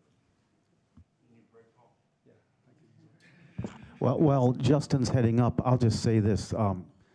If we have the voters decide, we're still giving them the vote and the voice as to what direction they want to go. So I think that's important going forward with this. You know, if they're happy with what we're doing, piecemealing this together, so be it. It'll cost us, you know, what, $50,000 roughly to have a special? 60? 53? 53,000 to have a special election. It might be well worth it to get the input from the voters and see what they think, but I'm just one vote up here, so. I think I like option 3. I think it's our responsibility to say, we can do this. And maybe the question is, how can we accomplish the goal without a bond under our current financial constraints? How can we do that? Do we eliminate all the CIP stuff? What do we do? But I think it's incumbent on us to give the voters, if we put this on the ballot, and again, my preference would be the general obligation bond. If we put it on the ballot, I would want to make sure that the voters understood we did our due diligence as well, saying here is the only real way we can accomplish what you want to accomplish. And if you don't, here's the alternate, which is 3, and it's going to take a longer period of time. We're going to maintain the roads that we've got, but here's how we can accomplish it. And just saying, you may lose some of the amenities that you've got today. They may be maintained, but not necessarily improved. I think that's option 3, is what Councilperson Larrabee was saying, is that we haven't done completely all the work yet. We've done the work going down one avenue. We need to go down Avenue 3 as well. Then my question is, can you explain to us why or if roads were not done and what period of time they weren't worked on and the reason for them not being worked on? And did that actually cause us to have a backlog now? Mayor, council member, so a little history trip. So and I am going to go considerably deeper into this with the next presentation. As part of incorporation, the town absorbed the 3 road districts. Those 3 road districts simply did not have the taxing authority or funding to address the roadway network that was there. After incorporation, that continued to plague the local government. So the town has simply not had enough revenue to maintain the roads they inherited, nor build new ones. Some of the roadway network was built by new development. Some of that is gated and paid for by other revenues within those gates. The rest of it was assessed to each individual home. The bottom line is there's simply never been enough funding to address the roadway network because there is not a steady revenue source to do so. Do you foresee that we could get caught up and then get into a maintenance program where we can actually keep everything up to date like it should be, and what that process would require? The current scenarios or options that are being floated do not address the backlog. So the backlog is at a steady growth, even with the funding we're spending right now. In order to have adequate funding, you need to address your backlog and keep it at a manageable rate while you continue to do work. So that the scenarios or the funding that we're looking at, and let's look at the priorities: arterials, collectors, local. So when we're discussing asking the folks for money or figuring out another alternative for that, our priorities are going to be on the arterials, which is Shea, Saguaro, Fountain Hills Boulevard, and Palisades. Then we're going to be addressing the collectors. That's the Palomino, the El Lagos, those types of roads. And then lastly, and this is no offense to any homeowner in this community, are the local roads, because they are least impacted. It's also important to note that unless you live in a gated community, all of the roads, regardless of their classification, are public streets, and public streets require funding. not only right now, in the past, but forever, because you have to maintain it. So the answer to the question is the backlog is not being addressed with the bonds. We're looking at priorities and some select locations. But if we did get the bond, we would be able to take care of the local roads in a more timely manner? Is that? That's a little bit of a challenge there, but it would be up to this elected body with the guidance from the gentleman behind us and Paul and the town manager on how to proceed and approach that. There are several different options there, and one of them would be if we weren't doing something in regards to a collector or an arterial, we may be able to address some of the backlog in the local area. Justin, did I hear you right? And I'm trying to understand this. It's just said the backlog would not be addressed if we had a bond? Mayor and council member, that's correct. So what we're looking at is again, the priorities, arterials and or collectors. The discussion we've had here today is focusing primarily on Fountain Hills Boulevard and Palisades. So while they are in our backlog, they're not a large enough percentage to give us a down tick. So this discussion today is not addressing the backlog. Well, if I know this is just a discussion, but if we're going to go out there and we're going to have a bond and maybe ask the voters to vote on it and increase their property tax even $100 or whatever a year, how are we going to explain to them that we're not covering all the streets, that we're not covering the backlog with that? I mean, it's not making sense to me, because if we're going to go that far to get a bond, I would hope that it would include the backlog streets as well. Because otherwise, it seems to me like we're going to have to double up. We're going to have to get option 1 and option 2 to do the backlog. Or, I guess, use that bond primarily for that, and whenever money's in the budget to pay for the backlog. But how are we going to pay for the bond? So that's my concern, is having heard that, and maybe I'm misunderstanding how all the financial logistics will come together if this comes to fruition. Mayor, I think Paul and I are both going to try and address that. I'll start, Paul, just to give your voice a second, but then feel free to fill in.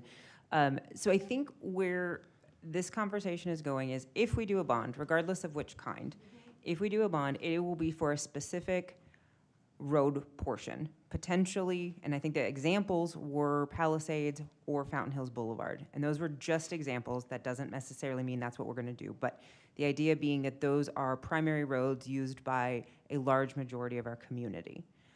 That being said, if we pass a bond for that purpose, the rest of our maintenance monies will then go towards other priorities, i.e. our residential roads and our backlog. So we'll have the bond to take care of what I'll call a main road, and our remaining annual budget to take care of the backlog. Right now, the scenario is we can't do both. We don't have enough money to do the maintenance on our larger roads as well as, so right now we're piecemealing, to use the term that's been thrown around. So the bond is asked for potentially to give us a head start on a big road and allow the rest of the funding to go towards back roads or our backlog.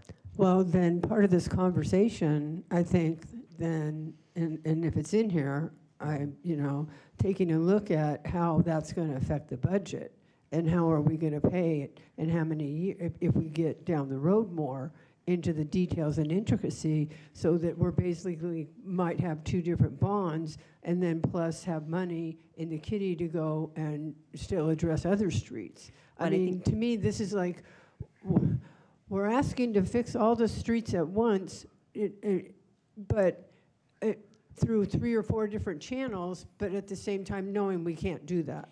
Well, I think that's where, so option 1 or option 2, but you can't do 1 and 2. Okay. So one. Good to know. Yes. So 1 is funded by the residents. Right. Right. 2 is essentially Isn't like, covering our assets. okay. exactly, we're just using future money. Basically, it's a loan. We're getting a loan on what will future money. But the concern, as Paul kind of pointed out, is by doing that, we then know we don't have the money available for the backlog. I know, and if this goes and the conversation continues, if we get close to doing this, et cetera, we are really going to have to be clear with our residents about what this applies so that there's no rumors, that make it something that it isn't. Yes. If that happens. Yeah. And I think that goes back to the timeline, is that there's not a lot of runway right now if we were to try to do that. It feels rushed, it feels incomplete, it feels like there's not enough information for our community to understand the full depth and breadth of the question, which is why this fall is not ideal. One other point I wanted to make, and then I'll yield the mic to Councilman Watts or Paul, whoever wants it. The idea of option 3, and thank you for bringing that up. That one is something we've been talking about internally, in so much as if we do no bonding, if we need to find the money internally, how do we do that? And CIP is obviously one of the bigger buckets of money that is available to us. That being said, it comes at a cost. All 3 of these versions come at a cost. There's no easy answer here. In so much as if we were to use CIP funding or reallocate it, keep in mind that there will be other things that are backlogged.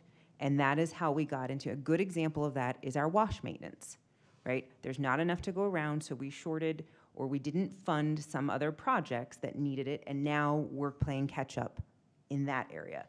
Doing that through the CIP will cause the same outcome, just a matter of where. And so it's a matter of what is the most tolerable delay. And that is part of that conversation, because nowhere is there an easy option. So just understand, as we talk about it from the CIP perspective, we will be delaying something. And maybe it's something that's certainly delayable or certainly, tolerable by the community, but just knowing that there will be a trade-off there at some point. So 2 things. One, and I absolutely agree, and I think that's where we are sometimes deficient in making sure that the public knows that we did our due diligence behind the scenes, looking at option 3, and here's how you could do it, and here's the impact of doing it that way. But I also think at the same time that maybe we didn't go far enough in option 1 with the general obligation bond, because if it's $135 a year for the average house, then maybe we should double that and go to $44,000, because it's between that 30 and 50 if streets can accomplish that in the time frame. So my question really is, are we constrained by Arizona statute that we are limited to 3 years, or is there a workaround to do that, to stair step somehow? That's what I don't know. Clarification on the bond. So how do we do it? Stair stepping it, staging it, and is it worth considering going higher? So, Mayor, Councilman, so like Jim mentioned, it's based on IRS regulations that you have to reasonably be able to spend the money within a 3-year period. So what we'd probably do is we would use the bond proceeds for all the road work we're doing until it's spent. So we want to make sure, if we're going, 44 million is a large number. If we decided that's what we want to bring to the voters, we would have to feel pretty comfortable that we could spend $44 million over the next 3 years after we receive it. But what we'd be doing is just saving money up in our streets fund, our ongoing revenues, to use that later after that 3-year period ends. And then I think, Kalen, were you going to jump in?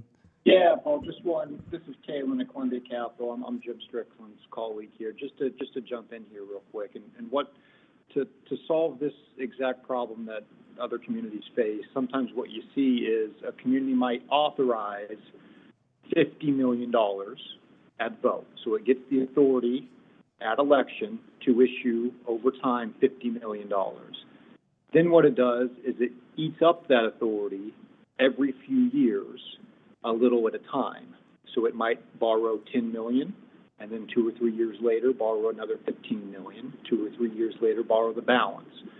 And the idea there is that they're not borrowing more than they need, and they have a reasonable expectation, which is the language in the IRS, the tax code there, that they can spend at any point in time when they issue bonds From that issuance date, they have a reasonable expectation within 6 months of spending 5% and within 3 years spending 85% of the bond proceeds. So that's kind of, that's the genesis of the 3-year timeline you're hearing. It's an IRS rule that because the city has the benefit of issuing tax-exempt bonds, the IRS wants to make sure that they're not issuing tax-exempt bonds and then investing them in taxable bonds and netting the arbitrage there for your benefit. So one of the guidelines there is a reasonable expectation that you can spend 85% of the bond proceeds within the first 3 years. But again, you can authorize, you can take $50 million to the vote of the people and then separately decide to issue bonds anytime after that in smaller chunks to help you meet the spending guidelines. Does that clarify that? I do have a question though, but when you issue the bonds, different time periods, then does that mean the property tax increase would change, just go into effect when you've issued the bond? Yeah, so Councilwoman, every year we look at how much we need to pay off the debt service payments, and that's what you base the tax levy off of. So if we issue a bond for $10 million, that's what the tax levy would be based on, paying off that debt. If you add another 10, there's maybe a little bit less because you paid off part of this.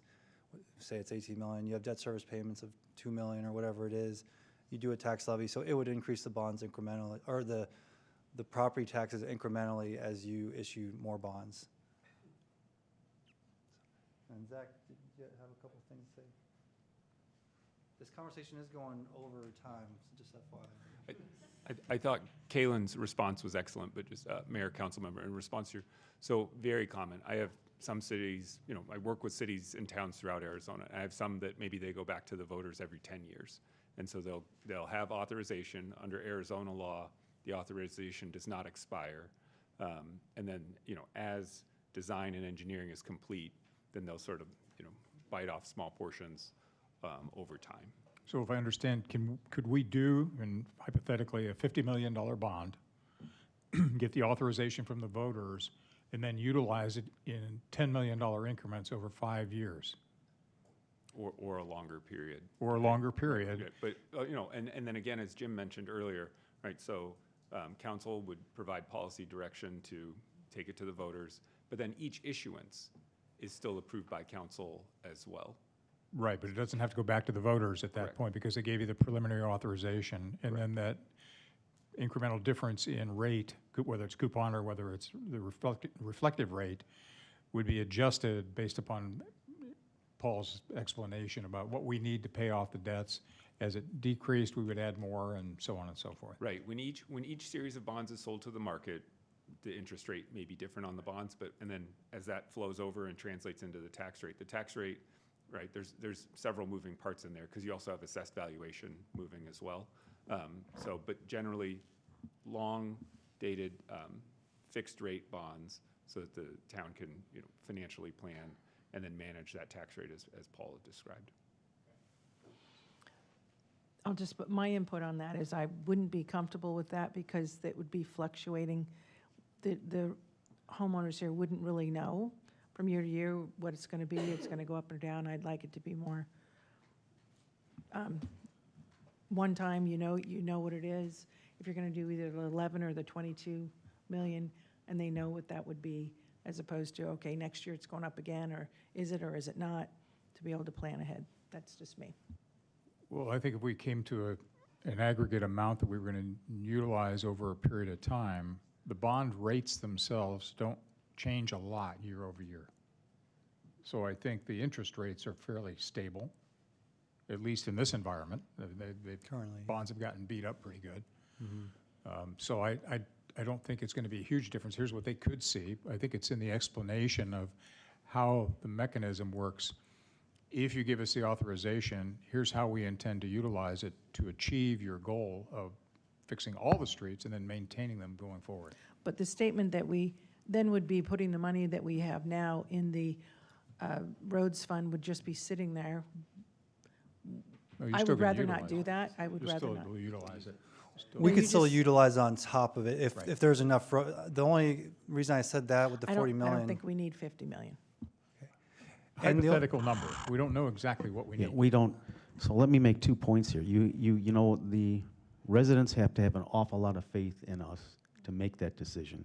So that's got to be established. And secondly, not to pick on Fire Chief Ott, but before your time, before my time, this town had a fire district that got dissolved, and there was no offset. So we privatized the fire department. We owned the buildings, we owned the equipment ahead of time, and now we're paying all that expense without a fire district to support it as well. And again, that's not any reflection on you or me, but that's just what happened in the history of the town. So, and now we're trying to catch up from all that as well. So there's a lot of moving parts. Absolutely. Anything else? Any direction? What we're asking for now is, do you want to continue this conversation? If so, how?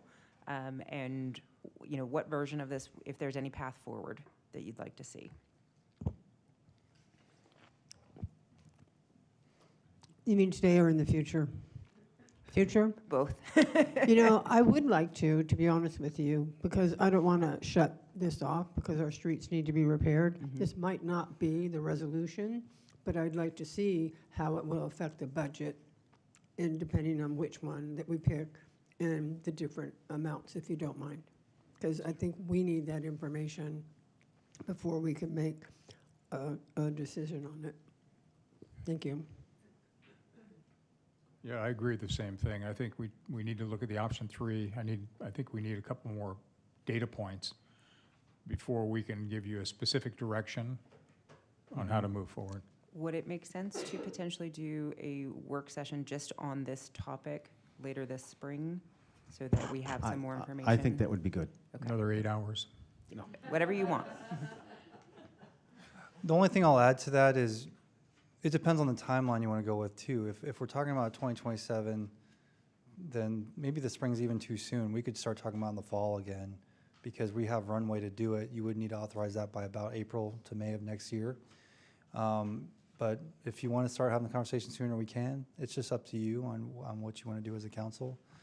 I think this council also has to realize if we slash our CIP budget, there's going to be some sacrifices to the residents in the town, and how much pain do people want with a reduction in some of the things we're doing around our parks, sidewalks, and other things that we've done a lot of work on. So, and the downtown plan as well. Sorry, Amanda. Yeah, no tomatoes. But anyway, so that's all stuff that we have to consider as well with this. So I think we should definitely continue talking about it. My input is to continue talking about it, but as I was 110% against any bond before until doing all this research. The only type I would support is a GO bond, but very conservative GO bond. I wouldn't feel comfortable getting everybody to authorize 40 or 50 million ahead of time. I would want it to be the 11 million and be very specific to that it's going to be Fountain Hills Boulevard. And going to the voters, I think I am willing to listen to and have the voters have a chance to let us know how they feel about it. If they don't want us to do that, then they don't. But we definitely, I think we're doing number 3 already and continue to do number 3 as best as we can. But I understand myself, my house is old, and I'm looking into remodeling, and sometimes you got to borrow a little bit of money, and then as I can pay it back, because I don't have a big chunk to get it all done, but it's cheaper to get it all done at once. You don't want to piecemeal here and there. At some point, you got to redo certain parts, and then, which is how I've done it, and I've been very fiscally responsible within my own family. We don't have debt either, and I kind of see sometimes debt is not a bad thing. And if we all come together on roads that we all drive on, I live in a gated community, so I'm willing to spend there a little bit extra to help the main roads, even though it wouldn't benefit me to where I live. But I'm thinking we bring that to the voters and let them decide. Yep, all right, thank you. I thought that doing these, looking at this and looking at this funding, one of the reasons we were looking at it is so that we don't have to cut make severe cuts or whatever to other projects. Yes, So- that's what a geo bond would allow us to not make Right. cuts to other projects. Okay, thank you. Mhm. And I too think that we need to condense this a little bit so that we have more data points, and then we put it out in the public, maybe even do a survey and say, here's option A, B, C. Which one would you support? It gives a little bit of direction as to how to move forward Okay. and see how it goes. And then if we get direction and it's unequivocal that they want to spend the maximum amount and get it done once and for all, assuming that Justin can get it all accomplished in the time frame that we end up deciding on, that'll give us more clarity on it. And I think that's what I'd like to look for. Okay. Yeah, I'm fine with continuing the discussion. I want to look at all three options. I fully understand that all options have a cost, and I want to make it clear that my suggestion for CIP isn't to just like get rid of the CIP budget. There's obviously things that we want to keep and weigh our options. But I want to make sure that we're looking at all options and not accidentally putting ourselves in a false dichotomy, even before we go to the public if we were to do a survey or something, which I see a lot of excitement in the audience about the idea of a survey. But I want to hear more public input and honestly go through each possibility before we say to taxpayers, hey, we would like a check.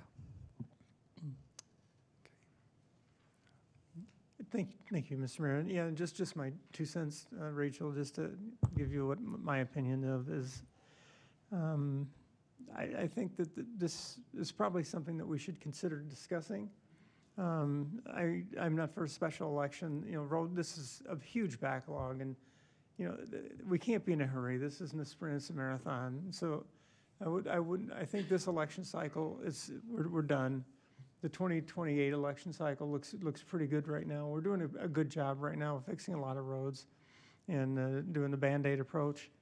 I too don't want to see other funding sources, capital improvement sources cut.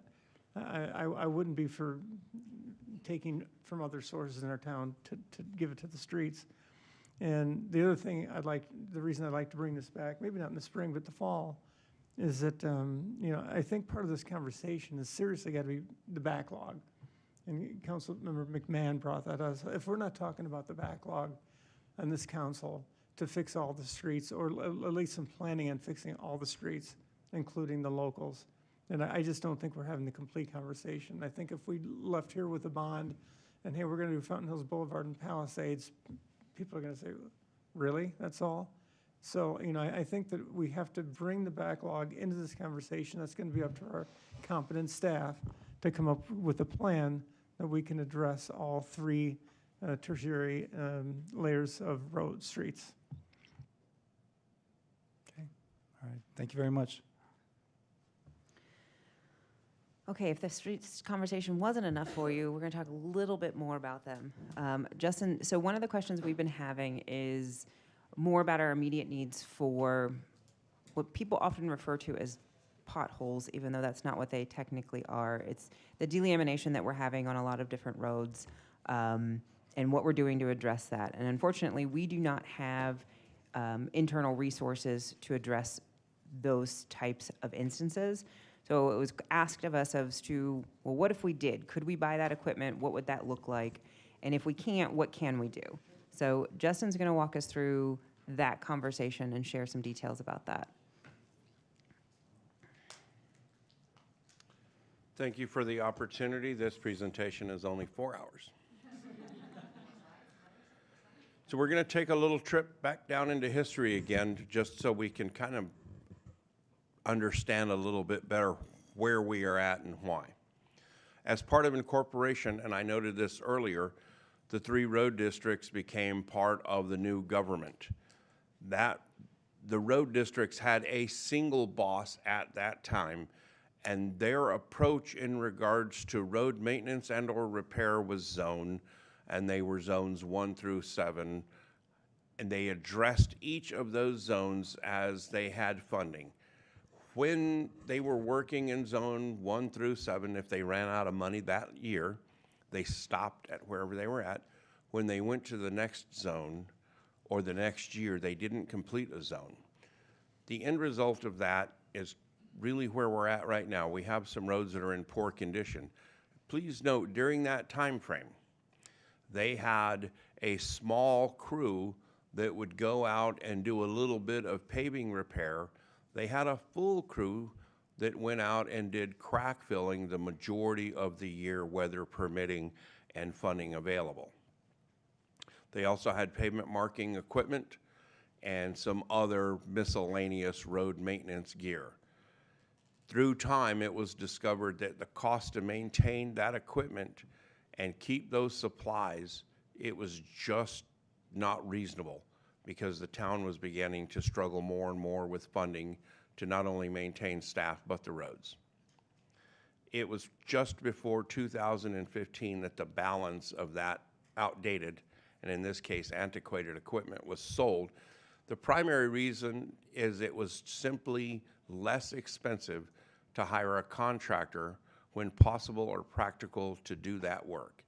Associated with that was also a number of injuries, and we're not going to get real deep into that, only to say that when you have a couple of 100 gallons of 300-degree tar, things can be a little bit tricky. As part of a discussion with the mayor and council and the town manager, this is what we looked at. This is a hot box, and it's a technical term. This would slip into the back of our existing dump truck. We would utilize this piece of equipment to go to the nearest plant that was making a material, a asphalt material that was suitable for that day's activities. More often than that, that is a much smaller aggregate, and the town manager touched on this in the introduction. Most of what we have is delaminating. That's where the multiple coats of slurry seal and or a type of polymer are coming off, and they're on average from 1/8 of an inch to sometimes a 1/2 inch thick. You simply cannot fill those with a traditional asphalt, which usually starts at a 3/8 aggregate, or the smallest rock in it is 3/8. You have to use a sand mix. There are only a couple of plants in the valley that produce that type of material, and they don't produce it every day because there's not a big call for it. Having said that, we would go and pick up to 3 tons of material in this truck when we needed it. You don't want to really exceed 3 tons for a shift, which would normally be 7 a.m. until just before lunch, because the material, even kept in a hot box, is barely going to, I say barely, it'll be kept in the 270 to 310 range, depending on the weather conditions, but it's a lot of work to drive around town and do repairs on that. This is the cost for just that machine, utilizing multiple agency cooperative agreements where negotiations have already taken place for the unit cost. This is the next one that we looked at. This would be a relatively small roller, but adequate for the type of repair that we are discussing. Once again, this $63,000 piece of equipment is, the number is derived from cooperative use agreements and or multiple government agency agreements. This would be a must in order to get the material into the voids to the best ability possible. This one right here is actually a tack trailer, and this is a little bit larger than what we would use, but they didn't have a picture of the smaller one that cost just under $37,000. This is for more of a wider road, a single lane pass. The one that we would be using is a 500 or 600 gallon, and it would be applied by hand wand, but the cost for that is about $37,000. This is a picture of a skid steer previously approved by the mayor and council, different name brand, that we own. What we are attempting to show you is the planer that is on the front. This is the grinder, that if we decided to do some areas in an intersection or where we have heavy truck traffic turning, we would go in and use the profiler, very similar but a much, much smaller scale than what they're using right now on Palomino. Just the planer. It doesn't include the skid steer. We already have the water tank for the planer. would be just under $30,000. Lastly, this is the one that keeps tar, well, once you get it up and running, it takes about 2 hours to get it to temperature. This is what keeps the crack filling material, and there are really only about 3 different types. And the type of material you use is based on primarily your weather conditions and your traffic. Since we don't have the thaw freeze cycles here, there's only a couple of different ones that we would use. To purchase this piece of equipment is right at $33,000. They are a little bit of a challenge to keep clean and operating because the hose that you dispense it with, if you have a flat or something happens and you got to run off, it takes a little while to get that material cleaned out. So the next morning, they're usually spending a first part of the day cleaning out the hose so the applicator works. You can see each and every one of these pieces of equipment that we are showing you today on our asphalt repair jobs or our pavement management jobs. Council has approved the different types of treatment that we're describing here that will be taking place between now and June 30th. As we get underway on those, if any one of you would like to go out on that day, please contact myself, Jeff Pierce, or the town engineer, and we will make sure that you can get out and actually see how they function. That's the equipment, the basic equipment that we would need. Obviously, in the staff report I wrote, you would see that it's going to require some additional staff and some planning. My recommendation, just based on my knowledge and my background from just this community and my overall knowledge, is that we continue to utilize contractors. In this case, it's a local contractor, 2 of them that do this work. It's much less expensive and more practical for the type of work that we're doing. Have you had the opportunity to annualize our cost versus a contractor's cost? Yes, Councilmember, we have looked. We know what their unit rates are I based know you on got- their I know you cooperative got unit agreements. rates, but annualizing, if you said you've got a crew that goes out for X amount of hours a day, they use this equipment, and you annualize those costs, have you compared that to what the contractor's cost is, not on a unit cost, but on an overall annual cost? I did not do that for this presentation, no, sir. I think the information you gave us was good to tell us that there's an investment that we have to make, but if we can, if the annualized cost for us is half of what a contractor's cost is, then maybe it is worth the investment. I can't tell that based upon unit costing. But if it's equal to or greater than, with the labor costs that you've projected that are necessary to do this, then it would be beneficial to go to a contractor. But I'd like to see something that annualizes all of this to tell me what the investment would be and what that return on investment would be if we went forward with it. We'll pull together a spreadsheet and do an analysis on the staff and equipment cost and kind of break them out there and share it with the entire council. Yeah, do the same thing with the contract, those same numbers, the number of hours, the type of equipment and material that are utilized, and apply the same thing to the contractors, and so you get an annual cost if you utilize the contractor versus utilizing internal staff. Thank you. Understood. And again, I heard you mention that would require retaining more staff. How many extra staffers would be required? Mayor, council member, approximately 5. So we need a supervisor that just oversees those crews. And then at least 1 operator and 3 to 4 crew members. So Will this be seasonal or year-round? the employees, Yeah. that's a little bit of a tricky, I don't know that we could secure and continue to have seasonal, so they would be year-round. Okay. Okay, thank you. You're welcome. Correct. Would you, if this were selected, would it give you more ability to repair the potholes a lot faster? I don't think it would be year-round because of the heat in the summer, but could it be closer to that?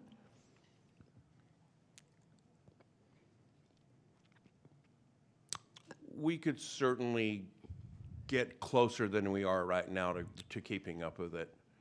But we would have to find other things for those folks to do during, obviously, inclement weather, or if it's just too hot to work in that type of environment. I'm sure you could think of things for them to do. No. Well, we're kind of balanced right now, so we would we would have to work through that. Okay, thank you. You're welcome.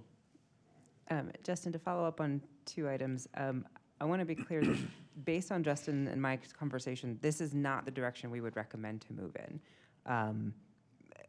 Short of, to your point, breaking it out and annualizing it and really understanding the dollar for dollar, the time investment that Justin mentioned about going and picking up the materials and prepping the sites and cleaning the sites, it's a large time investment.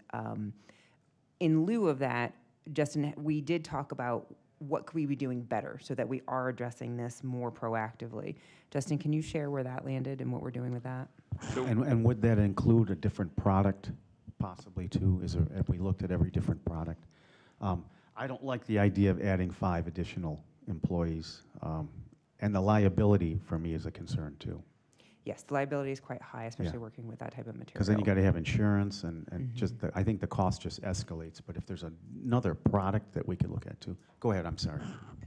Apology unnecessary, Mayor. So I've been working with the town manager with a local contractor and trying to determine if we could do a bi-weekly. We have arrived that we have some funding set aside for that, or unspent funding is how we'll refer to it for this conversation. We are currently working through that now, and he sent us an estimate for that, and it's based on 3 to 5 tons a day, 1 day a week, twice a month, that we would come out and address. We would already identify the locations.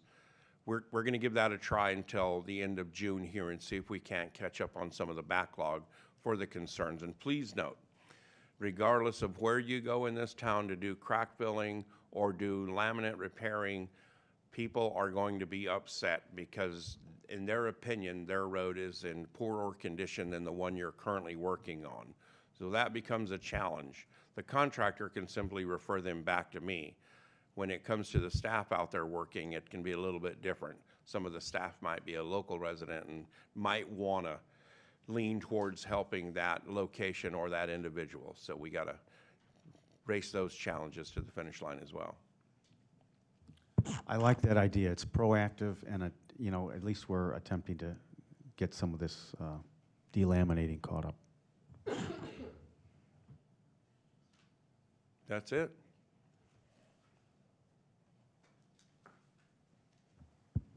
All right, we're going to shift gears. We're going to give roads a break for a little while. We're going to bring up both Paul and Chief Ott, I believe, after Paul gets his snack. Michael's doing it? Oh, Michael's going to do it. Where's Michael? He'll be right back in a minute.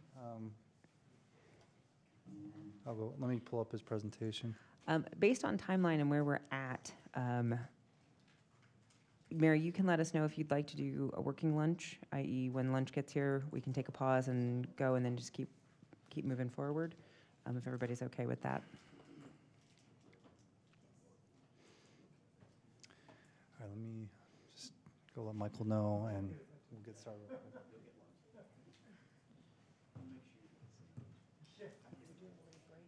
It's pizza and salads. Yes. So we'll give Michael just a second. He is our sort of expert in this field, but I know he'll be able to hopefully explain what's going on and where we need to go with the fire department. Nope. There he is, the man of the hour. Our council member, I thought I had more time. That's okay. Good try. Good try. Welcome back. All right, Mayor and Council, I'm here to discuss some fire department overtime issues. As we move into this presentation, I'm going to start giving you a bunch of quantitative data, and then I'm going to turn it over to Chief Ott to give you more of the qualitative aspect of this. So before I jump into the charts, I want to start by giving you a bit of a primer on fire department overtime, because it is a different animal from just the regular overtime we have with any other town staff. So let me grab my water a moment. I have plenty of water if you need it.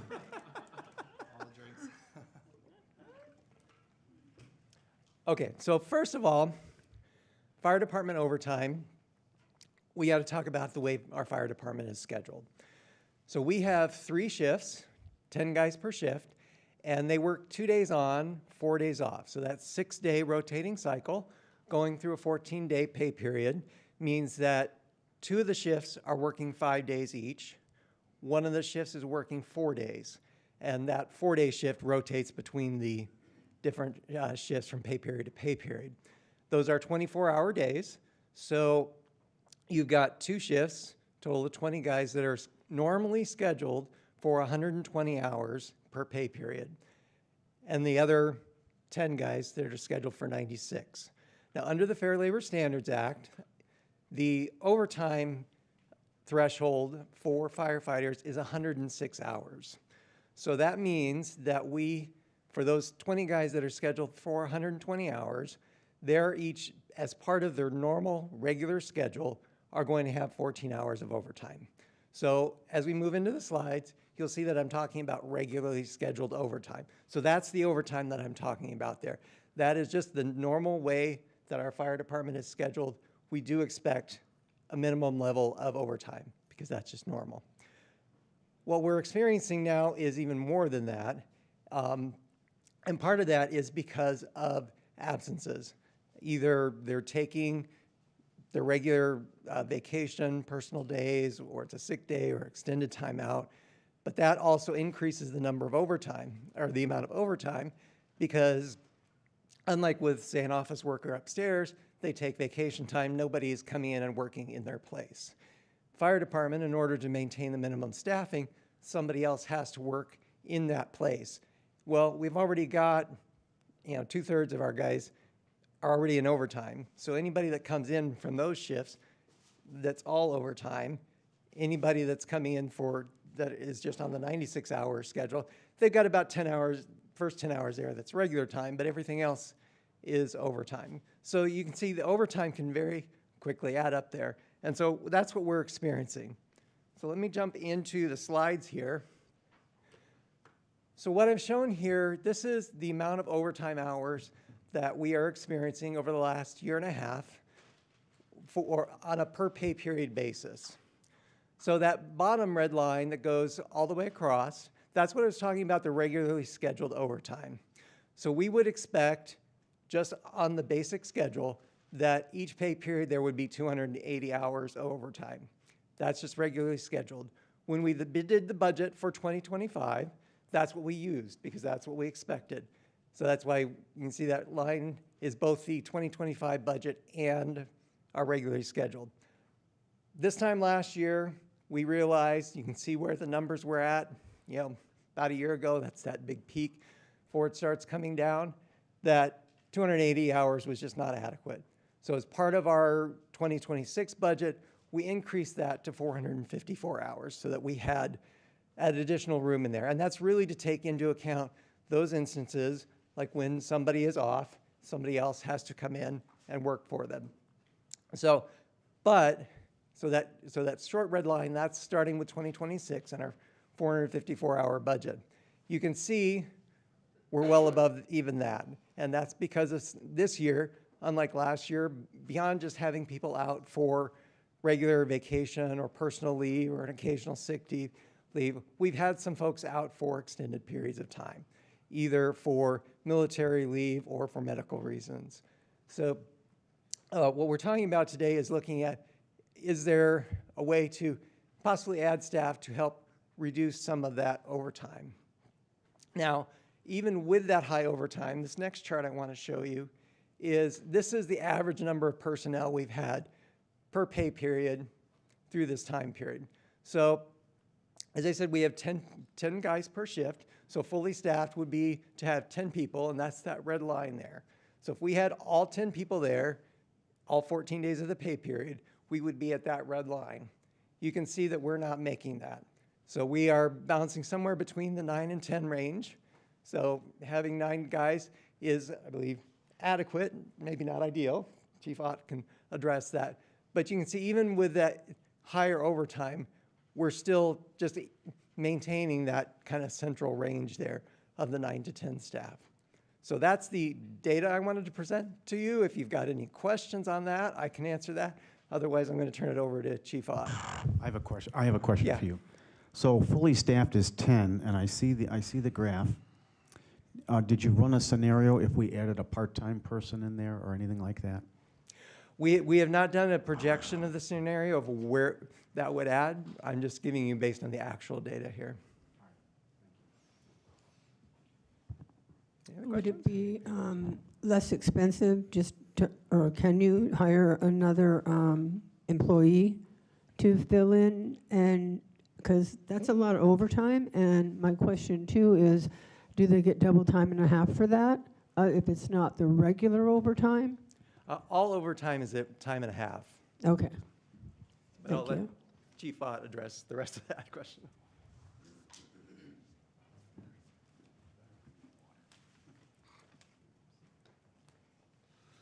Good morning, and thank you for that segue. That works quite well into where we were going here. And I just have one point of clarification for you. I was around during the fire district. I appreciate you thinking that I'm younger than I am, but I was part of those painful days with the fire district. Not directly working in Fountain Hills all the time, but I did work up here under the fire district. So, and it was a little bit of a challenge, and it did leave us in a position where we were kind of backpedaling, lost our funding source, and as it is now, we're kind of in the pool with everybody else with the same sales tax revenue, looking at the general fund to try to keep things rolling. But thanks, Michael. You did an excellent job on explaining that.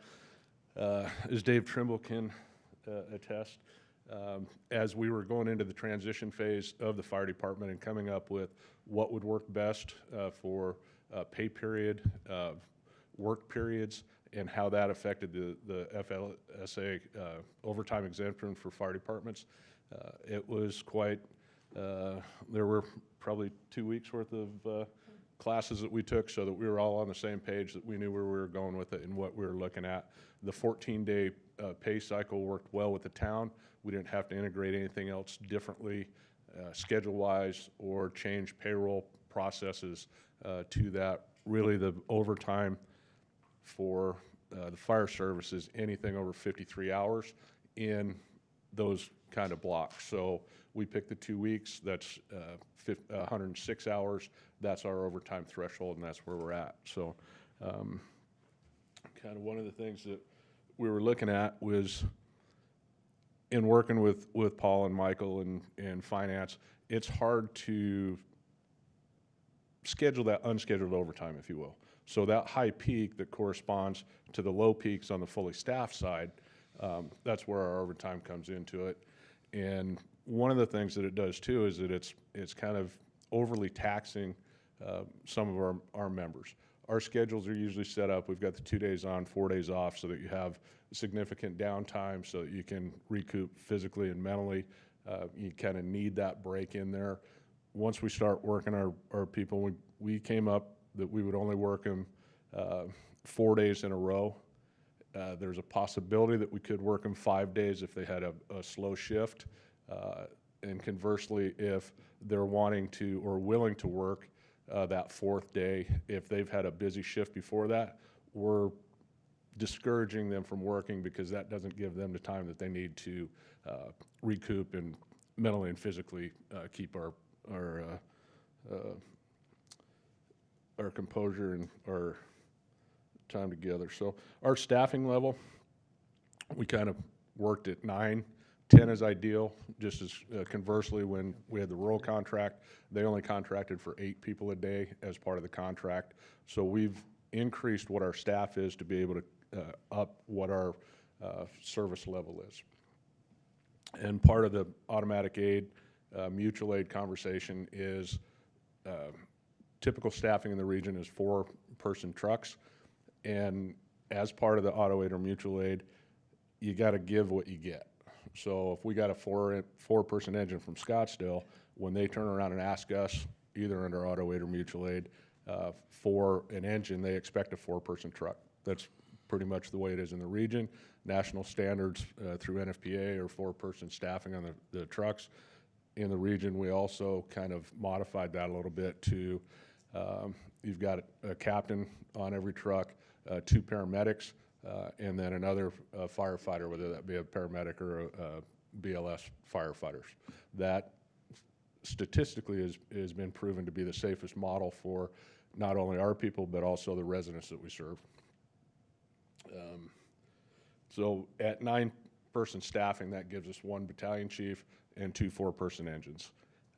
We have dipped, I think, a couple times down below 9, not ideal, but we didn't have anybody to work through that. And as Michael said, this year may be average for us. It may be an anomaly where we've got 1 member that got deployed for a year. Under Sarah Title III, there's not really anything that we can do to change that. He is safe and in a safe spot. So that's a good part of that. We also had a number of people that had some extended injuries that are out. That also adds to that overtime piece. What ideally would work for us would be kind of taking the proactive approach is if we could add 1 person per shift, but looking at the impact of that, if we added 3 members to the department, we're looking at about $270,000 a year. What would help us out in this aspect would be that if we broke that up and hired 1 person over the next 3 years, it's really hard to get a part-time firefighter. It gets kind of convoluted in that most of them would be full-time somewhere else, then working part-time for us. It just makes it kind of difficult to be able to schedule that person when they've got another job. It's ideally for us, with training and everything, it's better to have a full-time employee than a part-time employee. If we were able to reduce that impact of the $250,000, $270,000 for the 3 employees at one time and broke that up into increments of $90,000 a year, we're relatively sure that that will bring down our overtime costs at that other line above the 454 and get us closer to that 280 and also be better all around for the physical and mental health of the members of the fire department. So, mind if I add to that, Chief, real quick? The calculations that we did, the 90,000 didn't include all the benefits and overtime. So when we redid the calculations, it's about $127,000 per full-time, bringing on a full-time firefighter. So if it was to be 3, it'd be 3 times that amount, closer to 400,000. And there's something else, but I forgot. So I'll probably chime in later. Sorry. No, that's quite all right. I like my numbers better, but I'll go with Paul. I'll go with Paul's number. And I'd just like to take that opportunity to point out that this year we're getting about $500,000 from the fire insurance tax. But just to throw that out there, that we're not always the money suck, that sometimes we do bring some things in. But that's kind of what we're looking at. Again, the overall goal would be that adding that person is going to drop that overtime down to where we're closer to the normal level. And it's a little, if you take a look at Phoenix that has about 3,000 members, they're struggling to be fully staffed, but they have a much larger pool to be able to pull people in for their overtime and get their added needs. Some of the other things that add to the overtime would be if we've got training issues that might require people to come in because the training is only offered on so many days. That has a slight impact to it, but really the majority of it is because we've had to pay overtime for people to come in to fill the positions at that point. So Paul, that 40% approximately labor burden, is that because of insurance?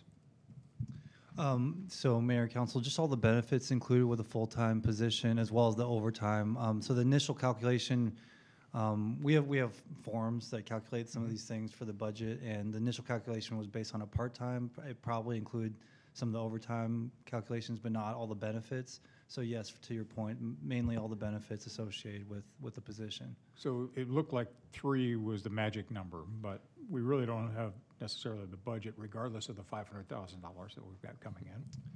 Yeah, so I'm sorry. My question is, do you still have that worksheet that you can show us what the impact is of the overage and the overtime? And I realize that the FLSA is slightly different from what we normally understand as overtime over 40 versus how firefighters are measured. Because we could usually provide some sort of data set that would say, productivity is X, and here's what we're getting for that, and we could measure that. We can't do that same thing here, so we literally have to do it based on body count. And I hate to be that cold about it, but it really is. What do we have to do to reduce the overtime, and does the overtime reduction offset the cost of 1, 2, or 3 additional firefighters? Yeah, excellent question. Lots of parts to my answer, so I'll try to keep it all squared away. This is not an uncommon issue. You can read about this in other municipalities. I know it was in the news last year in Gilbert where they went way over their overtime budget. And so this is an issue that we're encountering that's not uncommon. But because we're small, we've been implementing more monitoring and discussions, finances monitoring the overtime, working with Chief Ott. So we are trying to handle it to the best of our ability. And we've had several discussions, like what can we do to make it work within the current staffing structure? It's been a challenge, like Chief Ott mentioned. It's been a bit of a disproportionate year with 3 guys being out pretty consistently. Is that the norm? Is that not? It's hard to tell at this point. But to your point, can we calculate or estimate the impact to the overtime if we brought another person? We can't. It's really kind of unpredictable. We just think it will. It will. It should. But can we quantify it? Not at this point. We don't have enough data. They've only been a fire department for a year and a half. We just kind of think it will offset some of the costs. And to the point of the overtime discussion is, you see the data, there's a lot of overtime and it's above our budget. The fire department's not going to go over budget as a whole this year, but they're going to most likely go over their overtime budget. So trying to reel that in a little bit is probably a priority, and also the strain on the staff, working all that overtime. So there have been several conversations to this point to get us here, where we've kind of worked through the scenarios and what we could do, and this seems like the best viable option. And just before, and just the other thing I wanted to add is, Chief Ott would like 3 people, like he said, but that would be really challenging in our budget this year. So that's where we kind of had this discussion about coming with 1 and seeing where that takes us, if that really alleviates this issue or not. And if so, looking at next year, seeing what we can fit in the budget or not, going back to council again. So it's more of a staggered approach. So all I'm trying to say is there's been a negotiation and several conversations about this to get us to this point. But I understand that not all of the time that the firefighters are absent or not on call is PTO, is it? Is it some is uncompensated? It's at their discretion, or is it all PTO?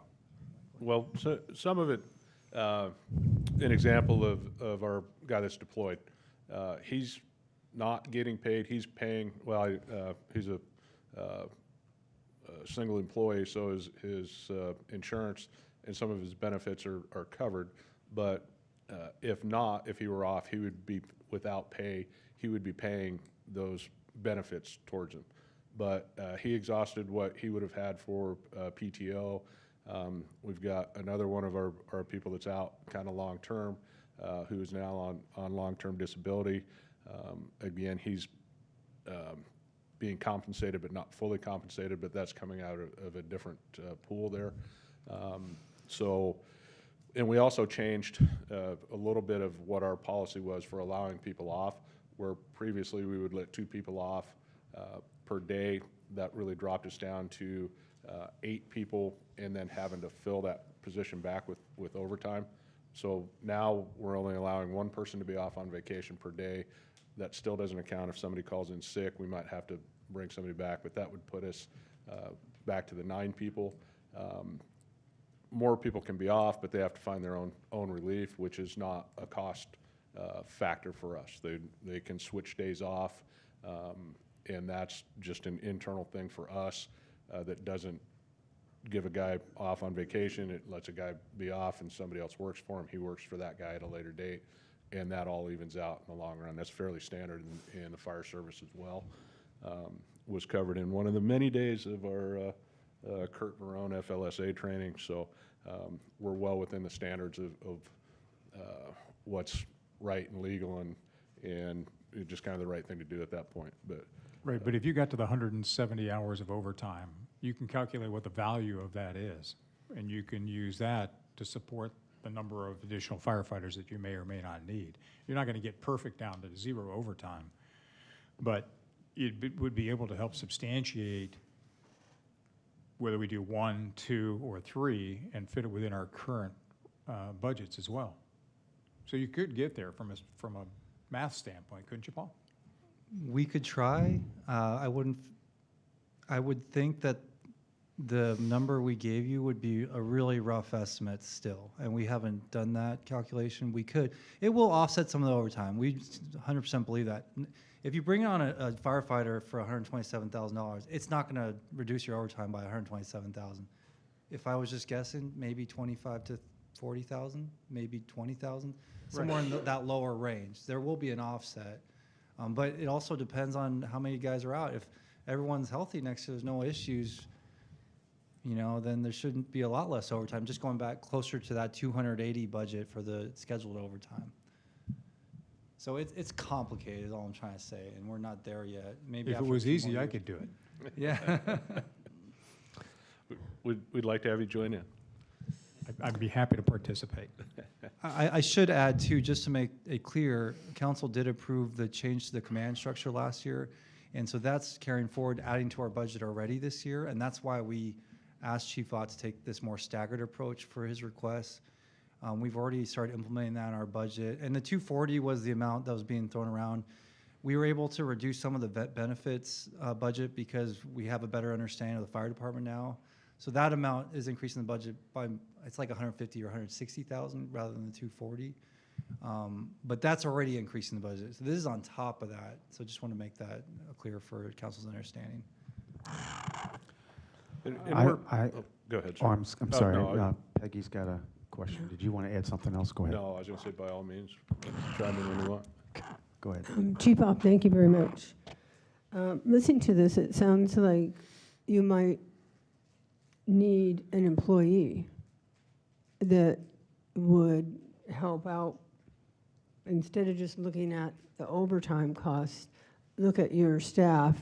You don't want them burn out, like you said. You don't want them strained, et cetera. If this is happening as constant as it is, you know, is the workload increasing?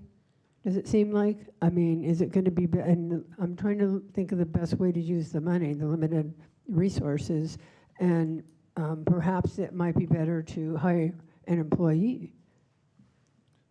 Mayor and council member, that's really what we're kind of here looking at. And Right. will one employee opposed to 3? And I think what we'd kind of kicked around is if we can do it incrementally and see what one employee does, even though that wouldn't be adding Right. one employee to each shift, having one extra employee in there in the interim might also alleviate some of that added stress. It's one more person out of the pool of people that aren't working to be able to come in and work. So we think that with the workload increasing as it does, our population's getting a little bit older, and that tends to lead to more calls, higher volume. We do bigger events. I think we're looking forward to the 4th of July celebration being probably the biggest event that the town's had. Those all kind of, in little ways, all add to the added workload for us. So one other thing I'll add about the FSLA and the overtime for firefighters, try to get something refinanced and take your pay stubs in there, and they look at it and they say, we can't count this income because it's all overtime. So it's always been a challenge, and the overtime portion for firefighters has always been hard to understand. But And you said, I heard you mention that one of the firefighters has been off with a disability for a while. So you really haven't replaced that person. You're asking a lot of other people to do overtime to do that job. So I guess what I'm saying is, to me, this looks like you need at least 1 or 2 other employees, and somehow you're gonna, you know, we're paying this overtime, and if you hire at least 1 or so, then it's going to offset that, hopefully, to a degree. Hopefully, it would erase all of it, but let's be honest, you know, it wouldn't. But I think that if you need another staff another firefighter, then that's what we need to be looking at. Correct, and I know Paul has a hard time believing this sometimes, but I am cognizant of our budget and what the overall budget impact is, and I don't want to take things away from Kevin or Justin by trying to do what we're doing. As Paul mentioned, we're a year and a half old. We've got some growing pains. There are a lot of differences and a lot of great improvements that we made in making the decision to move forward to the municipal department. A side note there, that's why the increase from the fire insurance tax came up, because now the town is fully responsible for the retirement portion of that. So that's what that was based on. We ended up getting the bigger increase because they did not pick up the difference between when we went from a private fire service to the municipal fire service. So that's all come in there. And that's really what we're looking at, is some direction to whether or not we can add an employee to kind of help offset this. And in a lot of conversations with Michael, who is way smarter than I am on almost everything, it's hard to quantify that and say, yes, that employee is really going to take that peak down, because you're one injury or one deployment away from being short one person again. So that's. Michael's ready to suit up, I think. And I think, Gail, you have a question? Yes. Thank you, Mayor. Hopefully I'm using the right terminology, but is there such a thing as a per diem firefighter that you could use when needed? That's like, I don't know, I would say subcontractor or something. And then if this works out, that someone comes back next year, we wouldn't need the extra employee. Mayor and council member, that there are some things, sometimes you get into like a combination department, which is a paid on-call type situation. As we move forward, and I'll update you when I'm done on our auto aid application, in the region, the auto aid application doesn't really account for per diem firefighters. They look at full-time firefighters and how that supplements the system, because the hard thing with a per diem guy or a part-time or a paid on-call person is being able to maintain that level of training that they need to keep the regional consistency for everything that we're doing. So to get back to kind of give what you get, if we send a truck to Phoenix, we send a truck to Scottsdale or Mesa, they would like to see 4 full-time firefighters on there and not 3 full-time firefighters and maybe a part-time guy or a per diem guy in there. So it makes it a little bit hard when we're trying to meet regional consistencies, but the other 27 fire departments in the valley all operate that same way as well. So. And then my other question was, you were saying before there was 8 firefighters per shift? Per day. What'd you call it? Per day. Oh, per day, not per shift. And you now have 10, but you want us to go to 11, but you wanted to hire 3 more? Well, 3 would Because give us, okay, so to back up a minute, at rural, per shift, which would be 3 shifts, they supplied 8 firefighters as part of the contract. Okay. So there were 24 firefighters as part of that contract. When we did the municipal model, we went to 30 total, which is 10 per day. So ideally, we would add 1 person per shift, which would bring us up to 33 field firefighters. So that would give us 11 people per day, makes it a little bit easier to try to maintain that 9 minimum staffing without having to use the overtime. So that's where we think that we'll be able to make a little bit of a dent in that peak above the 454. Would you be able to manage, we wait some time and see if this levels out, if this was just anomaly this year? I think that what we're seeing with what our staffing is that, and if you took a look at some of the other departments, some of the bigger departments, that you have a little bit of, and I'll say fluff, but you have a little bit of extra manpower already factored in there, so that takes up when somebody's off. Somebody might be a rover or a floater in a larger department that would then be an extra guy at one station until he's needed at another station to fill that position up. So I think that just the odds of somebody being off at one point, and we'd had that conversation too, that we don't think any department in the town is ever fully staffed. There's always somebody off. It's just, we don't really have the ability to not fill the seat on the fire truck. So that's the challenge that we have. Thank you. And thank you, Chief, for laying out the situation here. I think my main concern is that if we're talking about one additional per shift, which is really 3 new employees with benefits, and we can't quite define how much this would actually offset the overtime, this is a pretty significant financial ask without kind of the background information of where this evens out for the overtime that we're currently seeing. But at the same time, I do want to solve your problem because you're right, we need to fill that seat. So I'm wondering, I know some other municipalities do like a volunteer firefighter program. Is that something that we could look at as, you know, so that there's still somebody in the firehouse if we need to send somebody, our guys for automatic aid? If we have 10 per shift, but so-and-so needs to take a vacation, so-and-so's getting married, so-and-so just had a baby, we could lean on a volunteer program, and that way we're not paying a salary for someone that we don't necessarily know if there's consistent workload for, if we're using them to make up for when we're understaffed. When we are fully staffed, what is that person going to do, I guess is kind of my question. Mayor, council member, there is no shortage of work to go around. Sure. If we had an extra person. Sure, of course. The days that we're going to have them, that just helps out with staffing. Maybe that's a person that mans the snake truck that day, and the snake truck doesn't have to, we don't have to drop the engine to man the snake truck to go out and do those other service calls that we do. Fire alarm, battery changes, those things. That gives us the ability to have it, if we were in a position where we had the extra person there, that would be able to fill some of those things and not take the whole engine company at some point to do that, or drop the staffing on that engine to be able to do those customer service, community service, and community relations type things. So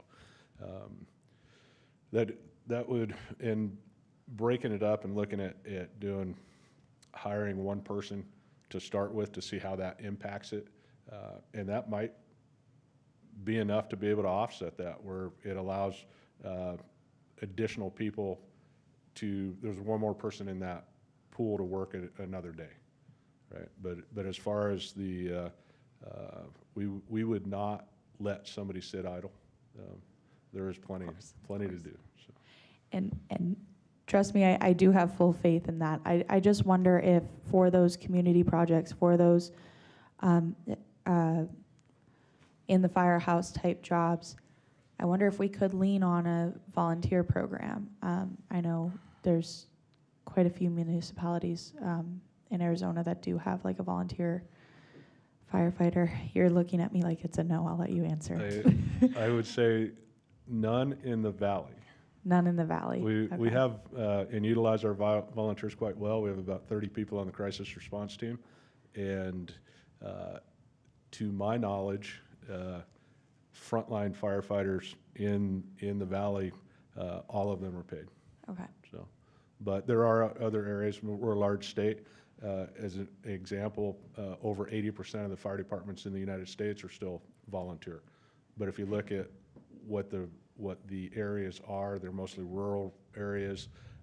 It would be hard from a volunteer side to have somebody drop their job here to come be that extra person at the station. So we have looked at those kind of options early on. It was, how can we augment the staffing, and really the way that the valley is and what the standards are for the auto aid system, it doesn't really allow for non-paid firefighters. So. Thank you. And I see Town Manager Rachel's light is on, but really quick, I think my direction would be to split it up and start with the one and see what that offset looks like, so that we can make a mathematical decision in the future if we were wanting to do one per shift or if we end up needing more than that. Thank you. Thank you. Good lead-in. Exactly what I was going to say is that that's sort of the model we're recommending is exactly that as one as part of next year's budget. So when you see that in the budget, you'll know where that came from and why. And understanding that will give us some time to see what impacts it has on our overtime. It'll hopefully give us another year of data to see, again, whether this is going to be a standard practice or if this is an anomaly year. Again, it'll buy us a little bit of time while still working to alleviate the impacts on the department overall. And frankly, we ran the scenario with 3. It is a large budget strain. So if we find we need to continue down that discussion, it gives us some more time to kind of address how to do that. So one is the recommendation, and I think Chief Ott and Paul and Michael have had these conversations sort of in the background to make sure that that, again, is moving us in the right direction. It may not be a complete solution, but it gets us down that path. So that is the recommendation that we're giving as well. So it sounds like we're on the same page. And finally, just to be clear, the one that you're looking for, which I am a supporter of, is not an admin, not an efficiency expert. It's a full-on firefighter, certified and everything, correct? Absolutely. Okay. And the second thing is, for Paul's benefit, I'll get him a new abacus so that he can have a starting point to be able to do this in the future. Thank you. And one other thing I would add to that is that if we find out that this position is not needed in the future, we can adjust back through attrition and just not fill that position in the future as they become available. Because I know in maybe 18 months to 2 years, there may be somebody that's not going to be working here.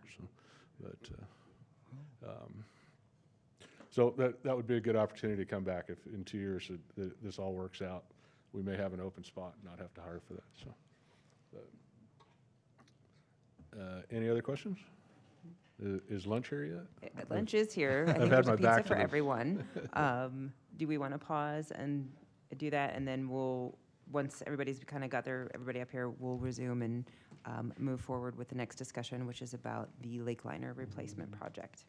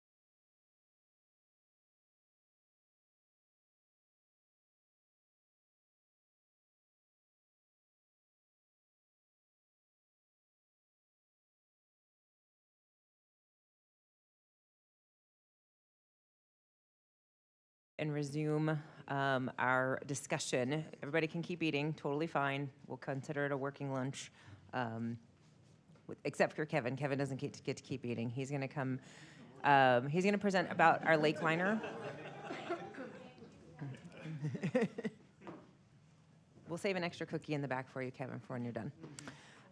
The lake liner is a conversation that has obviously been a long-term conversation. A lot of this council is not familiar with the study that was done and some of the assessments that were done a number of years ago. So Kevin's going to share a little background on that, and then also where we're going to go or where we're recommending that we go and why. All right, with that, I'll turn it over to you. Excuse me. Thank you. All right. So we talked a little bit earlier about the lake liner replacement and wanting to get a playbook in hand so that when we do have the issue, we're not scrambling for decision making and figuring out how to actually do the lake liner replacement. We want to have that done ahead of time. As we know, in 2000, the lake liner was replaced last. Here's a couple of images of that. As you can see, it was no small task at that time, and it will be that again this time, only even more difficult because we have a lot more population involved. One of the things that we always pride ourselves on is getting out ahead of projects and problems and coming up with solutions to where that we don't have as many issues. Doesn't mean we don't have any, but hopefully we've thought through a vast majority of those issues ahead of time, especially knowing that last time we had several issues that came up during the process, and I would attribute a lot of that to being when the town took the lake over, it was already having many lake liner issues, and so they had to come up with a plan quickly to make the changes that needed to be made. So where we at today, this flow chart kind of gives us an idea of what the recommendation was from Black and Veatch when we went through and looked at the, did a really thorough look at all of the lake liner irrigation system, and this is their recommendation. Right now we're at a spot where we're still doing periodic evaporation tests there at the top. We did one last year and found there to be no leaking, which we talked to this council about when that happened, which is a great thing. That means we still got time. We'll do another lake liner test 4 years from now and get us another data point of where we're at that point. One thing that's critical in this is understand that the odds of the lake liner just falling apart in an instant is not realistic. It's why we were suggested to do lake liner tests every 5 years. And if we start noticing any difference, then at that point, we would do it once a year to where that we can track it to see how quickly it is failing. So their plan is after not starting the planning phase until you hit 110%. So of the measured water difference between the evaporation test plot and the lake. And so, but I think we should get out ahead of that just to where, because of the complications that are here and the difficulty that redoing the lake liner is going to cause. So as of right now, we have 0 issues with the lake liner. We're not concerned about it. It's one of the reasons why we're kind of rethinking how we want to go through the budgeting process of it, which we'll be talking about after I get done with this conversation. We'll kind of talk a little bit more about different ways that we can fund the lake liner replacement and other things along with that. So when we do the lake water test, this is how we do it. It's very scientific, very fancy. It's as simple as measuring the water in the lake and measuring the water in a tank at the same time, which gives us a very accurate synopsis of where we're at over a 2-week span where we're not pumping any water into the lake and we're not irrigating at all to take any water out of the lake. And we don't run the fountain, correct, to where we don't have that evaporation either. So as I was saying, once we hit 110%, then that's when we'll be ready to move forward with getting things ready. We'll still have some time even when that occurs. So don't think of this as we're jumping off a cliff and we don't know where we're going. The whole idea is we want to know exactly what's happening as we move through this process. So we've talked about several different ways that we could accomplish the lake liner replacement. And what we'd like to do with this plan is have a playbook that says we've now narrowed it down to 1, maybe 2. And the only reason I say maybe 2 is because we could look at how far out we think it's going to be, and there could be different ways to do it. But one of the ideas was to do a cofferdam, which would allow us to basically cut the fountain lake into a pizza pie and cut little pieces out of it and fix each piece as we go, and then let the water go back into that space and then move on to the next space. It does prove to be a little bit more challenging, and it takes longer than it would if you just had a dry basin to work out of. And so it is more difficult to get a good quality liner that way, but they keep making advancements in that every year as well. So I'll be curious to see how that's changed over the last 6 years. Another option is to do an aquifer recharge. In this situation with the quality that our lake's at, and that's what makes everything more difficult, is that our lake is a dead-end lake, which means all the water goes into the lake, and the only water that comes out of the lake is for irrigation. Having 100 million gallons in the lake, and we're only using 600,000 gallons a night, makes that extremely difficult to keep up with. We end up turning the lake over about once every 1.5 years. To give you a comparison, the lake that we use for Golden Eagle, we turn it over several times a week. So you're always getting fresh water, where our water sits and it evaporates and leaves all the salts and the total dissolved solids behind because those don't evaporate. And so each year, the lake continues to get worse. So with that, to do an aquifer recharge, we'll have to pre-filter the water that's coming out of the lake, disinfect it before we could ever pump it out, and then we would put it into a storage well or into a storage tank or a recovery well to then return it back to the lake. That has significant challenges as well, which is why I want to get into where we can look at what it would take and how we could pull it off. Another option that we talked about was doing a direct reuse, where we would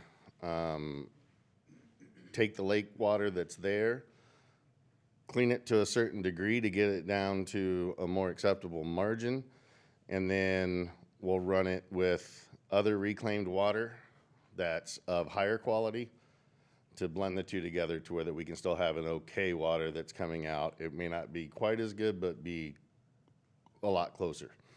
So that's another option. So when I started here, we were in the 900 parts per million 10 years ago in the lake water quality. And that was in 2016. And in 2020, when we did this reading, it was at 1180 parts per million. So it had gone up a fair amount over that short span. And we're in the process of doing another water test right now, just to see where the lake water quality's at, both for us using it as irrigation water and for having the knowledge for doing this part of the project as well. Another thing that's going to be a huge factor that we really got to look into is working with Game and Fish to figure out what we do with the wildlife, both the aquatic wildlife as well as the surrounding wildlife that we have. And so we need to make sure that we follow all the codes that we need to, as well as making sure that Game and Fish is happy with the decisions that we're making and how we can either move wildlife, find different places that are interested in having it, and or the least favorable option is euthanization of the wildlife that's in the lake. And we did a lot of that last time. So, yeah, lots of fish, turtles, yeah. So it's definitely something that's thousands of them, yeah. So the next thing that we'll have to figure out what to do with is the sludge, which is certainly at the bottom of the lake.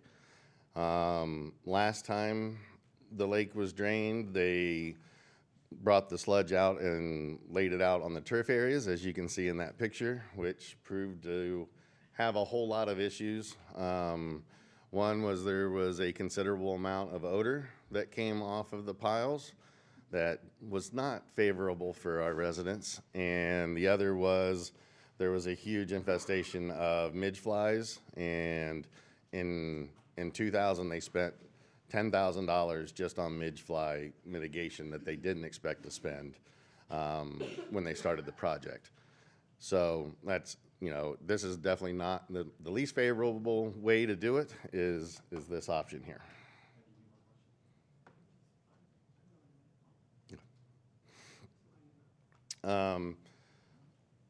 Another way of dewatering is to filter it and then return it to the lake.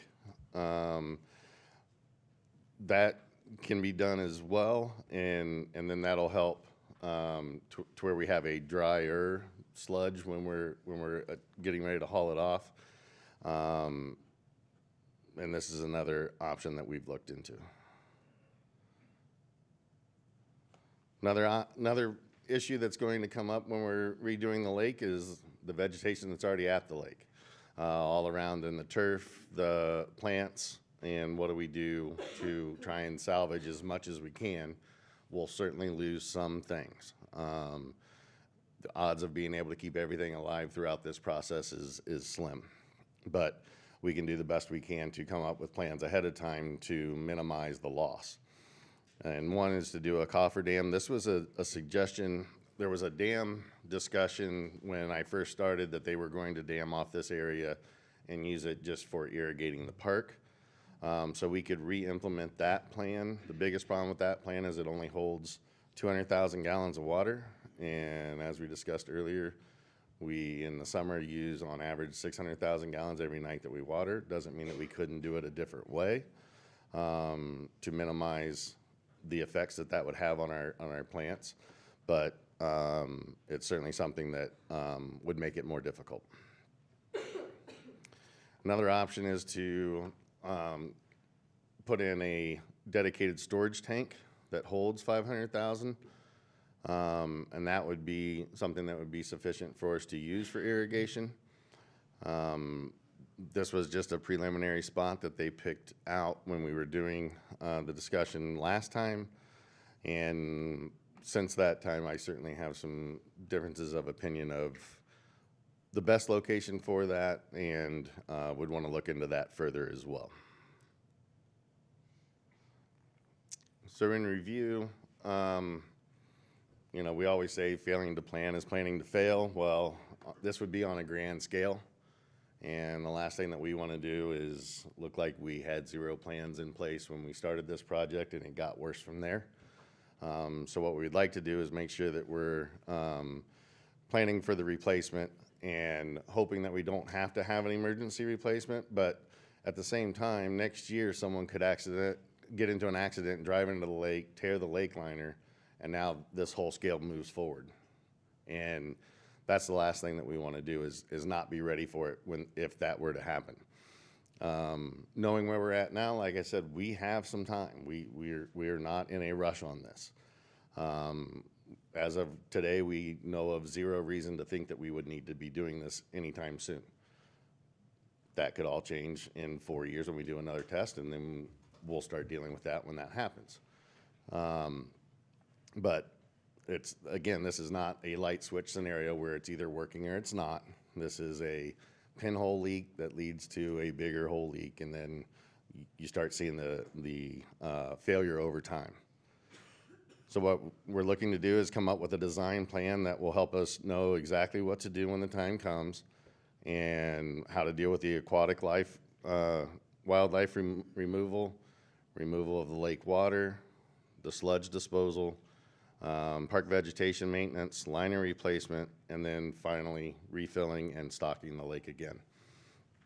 None of this will come at a cheap price. It'll certainly have a sticker that'll be associated with it, so we want to plan as far ahead as we can, which I'm very proud for how much that we've put into it already to help make this process easier. The good news is we have more time than we originally were thinking we might have. So with that, gives us a lot more time to plan both financially and methodically. It gives us more time to save, too. The question on the tank, that would be potable water versus reclaimed water. Is that what you're thinking? We could literally do it either way. So if we were pumping into, the biggest advantage of if we had a tank and we started pumping out of a tank is we would turn it over every day. So therefore you wouldn't have the evaporation issue of leaving more and more, and the water would be the same every night of the week, and it wouldn't be getting worse every day of the week the way that our lake does now. And are you also thinking about doing that at the same time and also replacing irrigation down there too? Correct. So, you know, we would, that's all going to be part of the planning of figuring out exactly what we can do and can't do with the system. We just went in and replaced the pumps and motors, so we have a good heartbeat, for lack of a better term. So that's all there, but everything that's out in the field is 26 years old now. So it's certainly at a point where it's going to need replaced. And by the time we get to this, I'm hopeful that it'll be far enough down the road that doing both at the same time would be ideal. Hi, Kevin. Thanks very much. I appreciate your presentation. If you don't mind, I do have a couple questions. Absolutely. We've been talking about the lake liner for years, and it's our iconic fountain. So in my opinion, we're always going to find the money for it somewhere. You're talking about a project where there isn't any damage or anything done right now. So my first question is, when the lake liner starts leaking, is it going to be like the same design to replace it, no matter what the issue is? Or yeah, if we go in to do any replacement in the lake, it wouldn't make sense to not go ahead and do it all at this stage of life of the liner. But could you piecemeal it like a pizza pie, like you were saying? Yep. If we couldn't afford to do the whole thing? But I know that would not be the preference, but Yeah. I'm just asking, because I Yeah. think that's the first time I've heard this. Yeah, I guess you could, but once you get all of the pieces moving Right, you might in as well that do it. direction, you may as well Right. rip the Band-Aid off and have it all be new than Okay. trying to seam a new piece to an old piece and it be different materials. So this is a project. I don't see the cost to it, and I don't see how long it's going to take For the to do this design of particular, it, or? to come up with the plan, and you're talking about engineers and the whole design and everything. So I'm wondering how long, what's the cost of it? How long is it going to take? And then my concern is, will it actually, and I don't mean this as an insult, because we've done studies, traffic studies, to put in traffic lights. I know this is different, and then it just sits there on the shelf. So I have a somewhat of a concern, like as just an example, that I wouldn't want to see that happen. And I know we're testing it, and I forget what the cost is to test it. And as we move towards this aging process, do we need to test it every other year versus every fourth year? I don't know. I'm asking all these questions. There's a lot of questions. I can go back and repeat them, hopefully. Sure. But I'll start with your last question. So we'll do a test every 5 years until we notice that we have a difference in the evap versus the lake evap. So once we have a difference, then we'll move it to every year. And then that way we can see how quickly it's going, or if it's stabilized and we have a single point of leak, then we may be able to hold on to that for a longer period. I know, but that's assuming, that's a big assumption, no offense, that it's going to be a small leak. Mm-hmm. It will be unless we have an accident, an incident where something happens. Right. The odds of there being a catastrophic failure of the lake liner tomorrow is almost zero. Okay.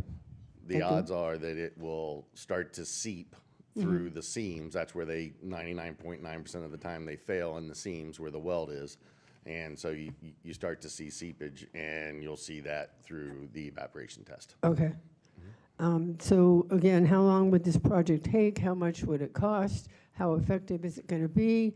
You know, is there a lifespan of it that it'll expire or anything like that? Yeah, so we put in for $1 million to do the design and have the plan, so that we can suss out all of the things that we can't do and get them into all the things that we can do. And so, to me, getting all the legwork in the process, even if there's a step along the way that gets changed, Yes. because it's 20 years later, it'll still be worth having that knowledge in our back pocket today, so that if it happens in half that time, odds are we're going to follow the exact book. Well, 20 years out is kind of far, and I'd be surprised if It's a very realistic number. I mean, Wow. it lasting through 2050 would not be a surprise. Well, then if that's the case, then maybe this is premature. It could be. And like I said, I would rather have that information in hand, knowing that the warranty ran out in 20 years. They've lasted as long as 50. So there's a huge window, but it could also fail in 30. So to me, having a plan in place is way better than waiting and going in let's say it's 3 years from now, we find out that we have it leaking, or there's an accident tomorrow and someone drives into the lake and we don't have a plan. Now we're scraping. But when, I thought that we've exceeded the life of the lake liner, I think, by 5 years now or something? The warranty. Mm-hmm. Okay. Just the Oh, warranty. the warranty. That's not the lake. That's not the life expectancy. That's the warranty. So if we have 20, we could have 20 more years on this. I mean, you know, architects come in and do designs and stuff. Time goes on, they relook at it, it changes. So if we're looking 20 years out, I'm feeling that's premature. Sorry, I just am. Because technology and everything else changes constantly right now. Yep. So, and if this isn't $1 million expenditure, I would be concerned that we're going to have to, or the town will have to spend it another $1 million in 5 years from now if something comes up. I appreciate the thoughtfulness. I appreciate what's going into this, but it might be a little bit premature right now, given we have 20 more years on the lake liner. Could. Like I said, there's no guarantees in a lake liner. So it could be that in 5 years we notice that we're at 108%, and then we're pulling the trigger. So I know, but is there something that happened that brought this up? Just trying to plan for it, because it's going to be the biggest thing that we do when we do it. It's being proactive. Let's hear from the town manager. Rachel, do you have something you want to add? I just wanted to sort of echo some of what Kevin shared, and maybe to give a little bit more background too, to sort of give a little more context to what you were asking, Peggy. The idea is that we know the lake liner is going to fail at some point, and we are on the downhill of that some point, right? If it's going to last 50 years, it's 26 years old. We're past the midway point. And 50, of course, is just a round number. It could be more or less than that. But we want to make sure that we have a plan. And I respect what you said about sometimes we do studies and they go on a shelf, never to be seen again, which is partly why I nudged Kevin. I was like, this isn't a plan, it's a playbook. It is something we will be needing to have so that we can address the lake liner when it happens, because it's not a matter of if, it's a matter of when. Secondly, the idea that we keep getting asked, how much money is it going to take? And the answer is we don't know, because we don't have any answers to any of those questions that Kevin brought forward. So going through this process will hopefully give us a better sense of cost. Hopefully it'll give us a better sense of timeline. When we do the project, how long will it really take? No, I'm talking about the cost of the design. Agreed. Well, and that's why they mentioned there's $1 million in the CIP as a CIP project. The idea, hopefully, is that we'll need to go out and do a specialty RFP process to find the right contractor and the right vendor to work with, engineering firm to work with this, because this is not your standard typical bridge or roadway or whatnot. This is a very specialty project that has a lot of different unusual elements to it. So we'll want to find the right person to work with. So it might take us a while to find that person, get them on board and work through this process. So really that $1 million is a placeholder to get us there so we can find the right vendor to work with. And the other thing too is the last time that we did it, we literally had pipes running down Saguaro to run it to other lakes to get rid of the water. And that will not be an option this time. And so we have to think about getting rid of 100 million gallons of water by itself. That's a monumental task. And that's just the first step of the process. And it's not going to evaporate away. No, we did actually, we looked into that too, and I think it was 5 years, if I remember right, that it would take for it to evaporate off if we went that route. And this $1 million is going to come out of the fund we have now for The the lake capital. liner saving up? Yeah, the CIP one. Oh, yeah, the CIP, yep. No. I just don't want us to bring something to you at the CIP work session that's different than what we're discussing today. Right now, what I've included in the budget, and just briefly talking to the town manager, is to spend the money we've saved up for the lake liner for the design. That's what it's there for. We don't necessarily need to do that. We could continue to keep that money set aside, but that's what I would propose for this project, for the design. Sorry.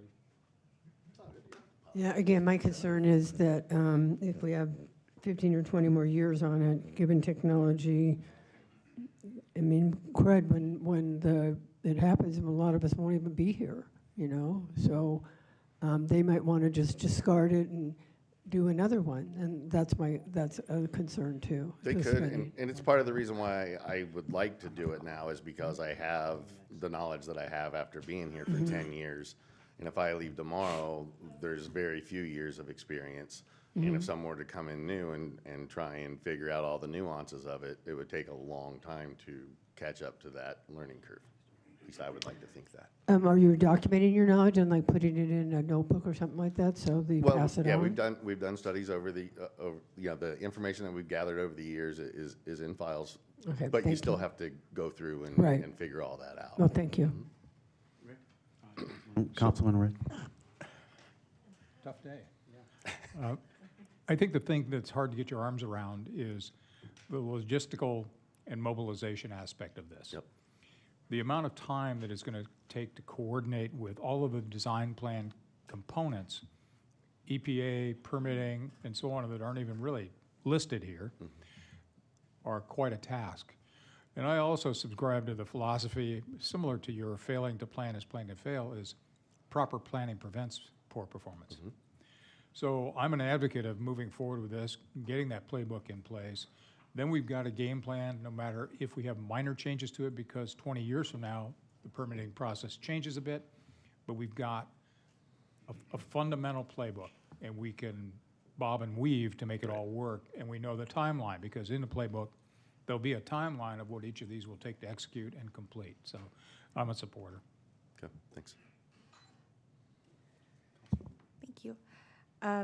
Well, I do want to give credit to the concerns regarding if a study ends up sitting on a shelf for some time. That's something that I talked about a lot when I first joined the council of, you know, having consideration toward what studies are worth it. This is a study that's absolutely worth it. This is a project that we talk about every year. We have no idea if it's going to happen next month or 20 years from now.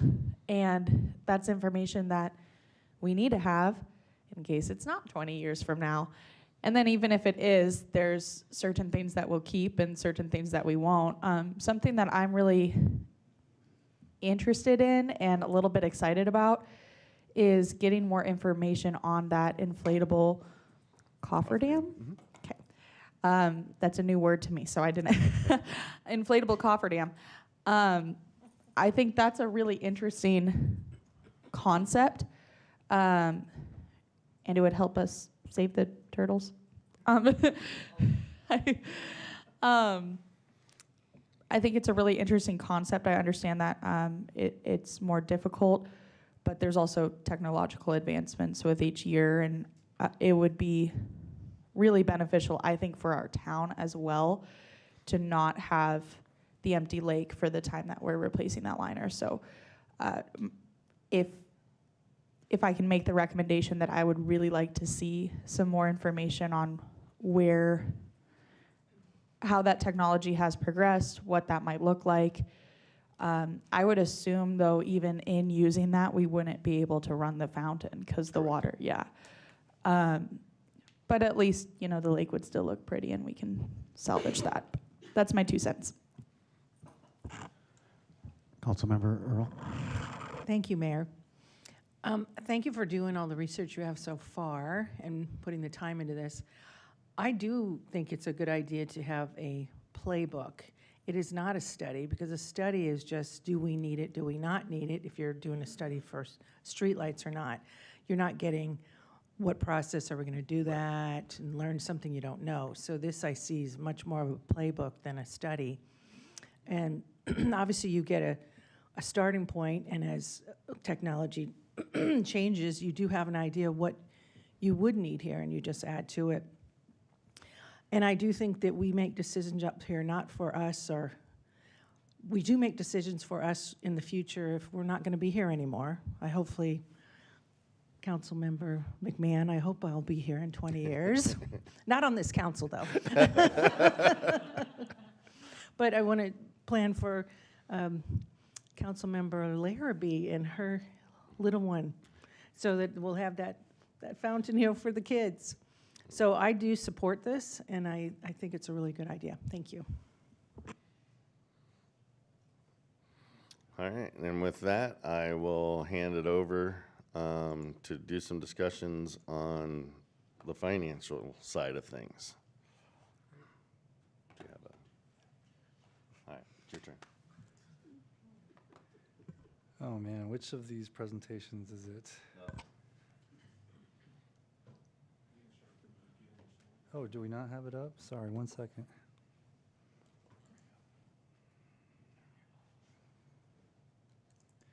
I'm just introducing it real quick. Michael's going to come up and talk about it. We just want to talk about the expenditure limitation standpoint.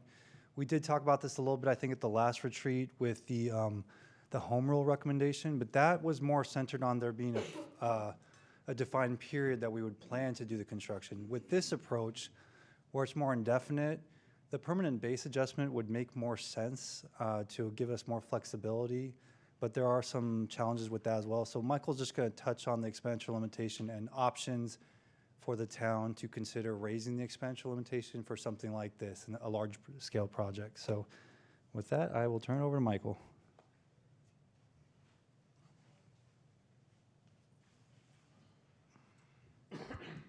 Good afternoon. Mayor and Council, just to reiterate or go back to the last presentation where Paul said we talked about the home rule.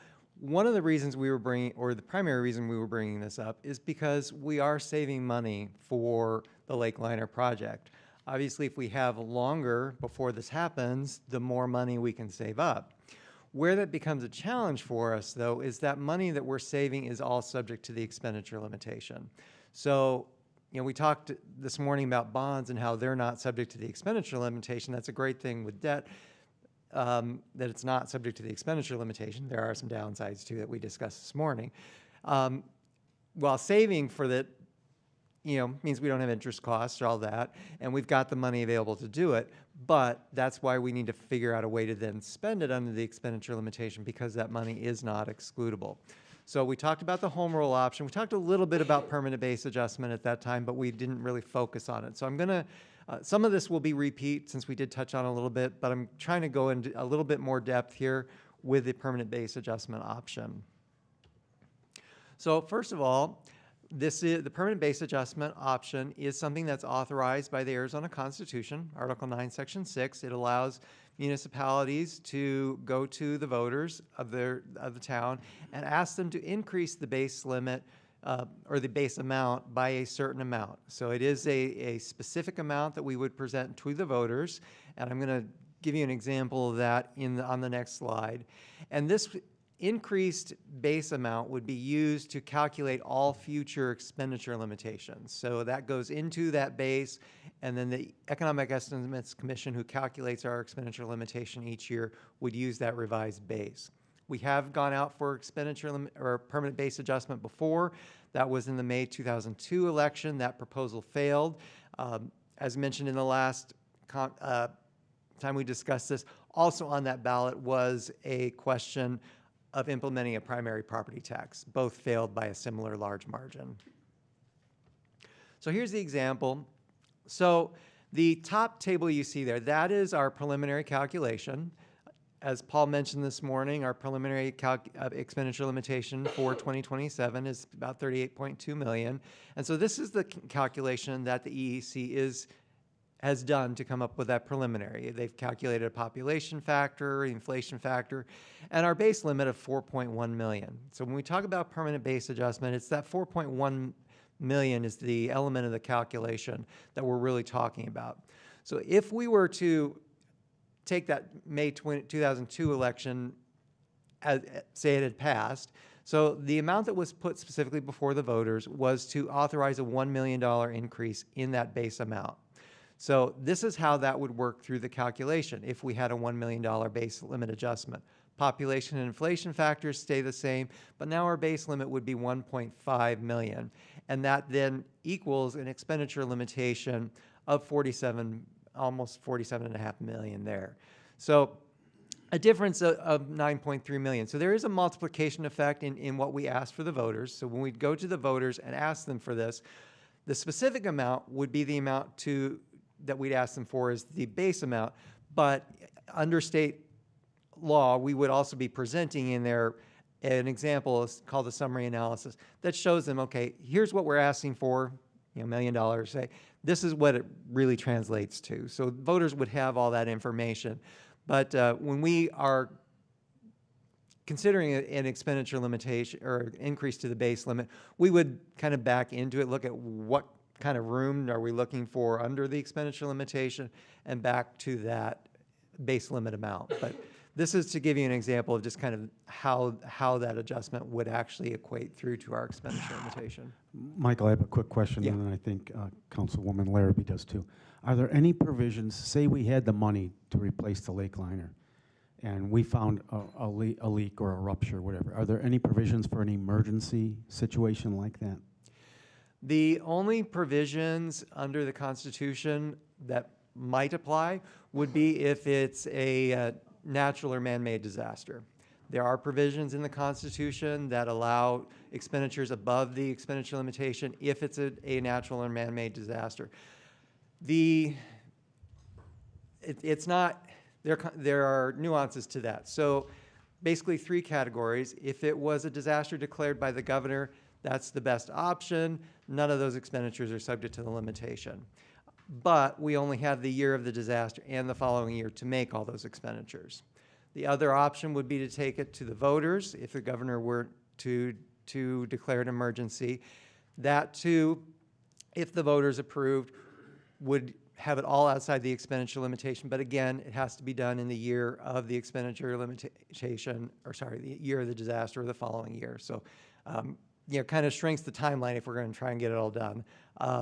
The other option is if we don't have a declaration by the governor, if we don't have approval by the voters, we can still make those expenditures outside the expenditure limitation within the year of the disaster, but that then reduces our expenditure limitation in the following year. So it gives us, it just allows us to shift that expenditure limitation from the future year to the current year, which, you know, depending on when it happens, if it happens late in the year, okay, we could shift some of that, but now we've reduced the expenditure limitation in that next year when we still got to continue the project.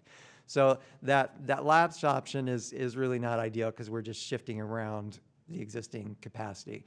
If it was, you know, like one of those natural or man-made disasters that the governor declares or is approved by the voters, that's ideal. But that's really the only provision under the Constitution for us to go above the expenditure limitation without penalty. Thank you. First and foremost, just to get it like on the record in super clear language, the PBA, it's just permission to spend more money. We're not asking for a tax increase or anything like that. Correct, yes, and I was going to cover that in a later slide, but yes, this is only dealing with the expenditure side of it. This is not a revenue measure. It does not raise any money. It does not prohibit you as the council from using your existing options to raise funds, but it has nothing to do with the revenue side. This is all just on the expenditure side and giving us the room within the expenditure limitation to spend the money we already have. Thank you. I just wanted to make sure we got that on the mic for, you know, our thousands of fans at home. Our 4 people who are watching the live stream. Anyway, with the PBA, I think the word permanent is where a little red flag is going off in my brain, because if we're doing it for the lake liner, but then we say it's a permanent increase, then it does allow for some, you know, maybe a sales tax increase later on or something to increase the amount of money we're bringing in so that we can meet that expenditure limit. I think I'm not necessarily concerned for the year that we fix the lake liner. I'm concerned for 5 or 10 years after when we have the expenditure limit that high. So are there any ways to establish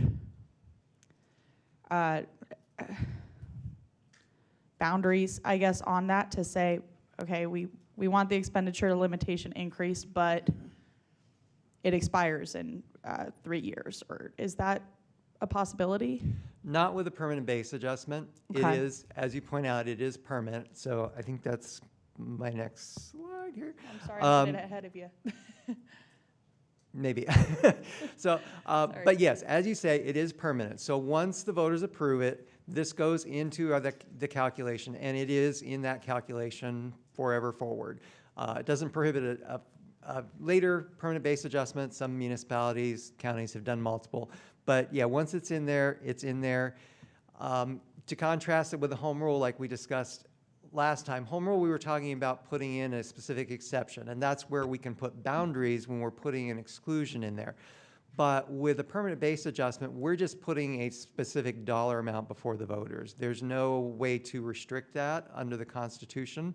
It's just we're asking them to increase our base limit by X dollar amount, and that's what's going to go into the calculation. And that additional expenditure authority can be used by future councils for whatever they want to. So, so yeah, there are no boundaries. There's no expiration on that. That is a benefit of the home rule because we can put boundaries on there, and it is good for only 4 years with the home rule. Okay. Thank you so much. And it sounds like I'm asking ahead of your slides, so I'll shut up for now. Okay. Thank you. Okay. So, Hello. One more question, So that's, maybe I was having a side conversation, Okay. but I thought we were talking about just the lake liner, but is this another subject that you just want to raise the base limit across the board? Then there'd be more money to spend on roads and other things as well, correct? Is that correct, what but we're- yeah, maybe I missed a part in the Okay. intro there. So this is about the lake liner. So Okay. as Paul said, when we came to you last time, we were thinking this was on a definite schedule. And so we could get the home rule in there in time based on the schedule. But now that we don't have a specific schedule based on this new information, we'll do it when it happens.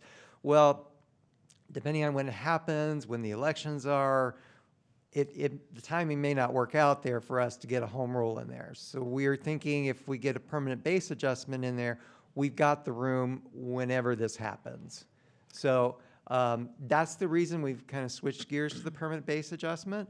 But also to your point, yeah, once we have that authority in there, in the interim, afterwards, if we have the money, that also gives us room under the expenditure limitation. Because like Paul talked about this morning when we were talking about bonds, you know, we only have a set amount of expenditure authority in there. So, you know, we've got to balance all of the different priorities. If we have more room, then we can do more on other priorities, such as streets, than we could otherwise without it. So it is something that we could use for other things, but the primary intent in bringing this forward is related to the lake liner. So then my next question is, do we have the revenue for this base expenditure? And if we do, where is that excess money going? At this point, I don't believe we have Okay. the revenue to fund a higher, you know, a higher amount. And like we discussed earlier, this isn't a revenue measure, so this isn't going to raise any new money here. Exactly. But it could, if we see revenue increases over the years, that should happen to increase at a rate faster than inflation and population. That could be a situation that we eventually have more revenues than we can spend. But really right now is the reason for the lake liners, or doing this for the lake liners, because we're saving up money to be able to do that in the future, and that is subject to the expenditure limitation. So if we were... In the savings? what we're saving, yeah. Oh, okay. So that's why when it comes time to do this, we may, you know, ideal world, we've got all the money sitting there to do it. But if we don't have an expenditure limitation option, that means that we have to cut our spending everywhere else in order to make room in the expenditure limitation to spend the money we've already saved up. Can I add to that, Michael? Yeah. So just think of it at, here, I'll stand up because Kevin gave me a hard time earlier. Oh, Kevin, you know him. Think about it today. If we did have the 17 million is the number we've thrown out as what we think it would cost. We're going to get a better idea this next year, right? But let's say we did have $17 million saved up today, and we're planning for next year's budget to do the lake liner. Well, pretty much, we have some wiggle room because of the carry forward we've been saving up. We could make some things work, but think of it as an easy way. We'd be able to do our general fund spending, the lake liner, and almost nothing else, basically, is how it would work out. We wouldn't be able to do roads. We wouldn't be able to do CIPs because we'd be using all of our expenditure authority on the lake liner project and operating our general fund. So that's how it would work under our current expenditure limitation. The permanent base adjustment, while the concerns and discussion is completely valid and understood, it would give us more ability to do more work if we have the savings. And so without something like that, if we still want to do roads, we still want to do CIPs this year because we have money in those funds, the only way we could do the lake liner this year is by taking out a bond, even if we had the money saved up. So that's kind of the reason for bringing it up. The home rule, going back to that, with it being indefinite, it would just be hard logistically. We'd have to come to the voters every 4 years to ask them to approve it for a 4-year period until we do the work. And so that's why it's not as ideal in this type of situation, but it is possible. Along those lines, if we take out a bond for the roads and we do the geo bond, will that affect our ability to, if we had to take out a bond for the lake liner, limit us with what we could take out, a bond for that?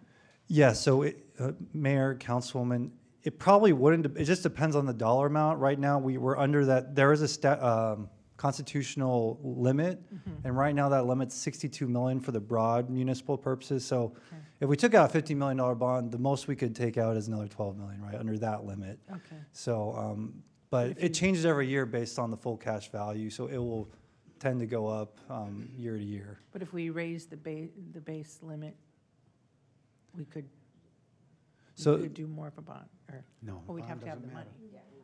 If we didn't have the money.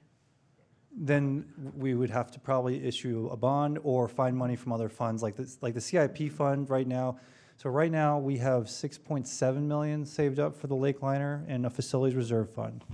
We have another 1.8 million in that fund for other repairs and maintenance around town. So right there, you got 8.5 million. If we need to do $17 million today, council, and it's an emergency, we just need to do it, you could approve us to transfer all the CIP funds into that fund and do it all. But we'd have no money for CIPs, we'd have to start saving up again. So we could actually do it today. Well, technically not, because we don't have it within our budgetary capacity. We'd have to figure that out and hopefully plan for next year.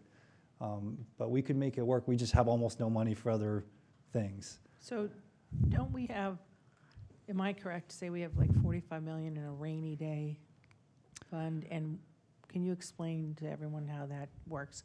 Why we can have that sitting there and not use it, or? So it's we keep a rainy day fund in our general fund. It's just a best practice, actually, I think, adopted from the state. It's in our financial policies. It's $4.9 million. And so we keep that. We also retain another $4.9 million. It's just based on the average revenues of the general fund for the past. Okay. Yeah.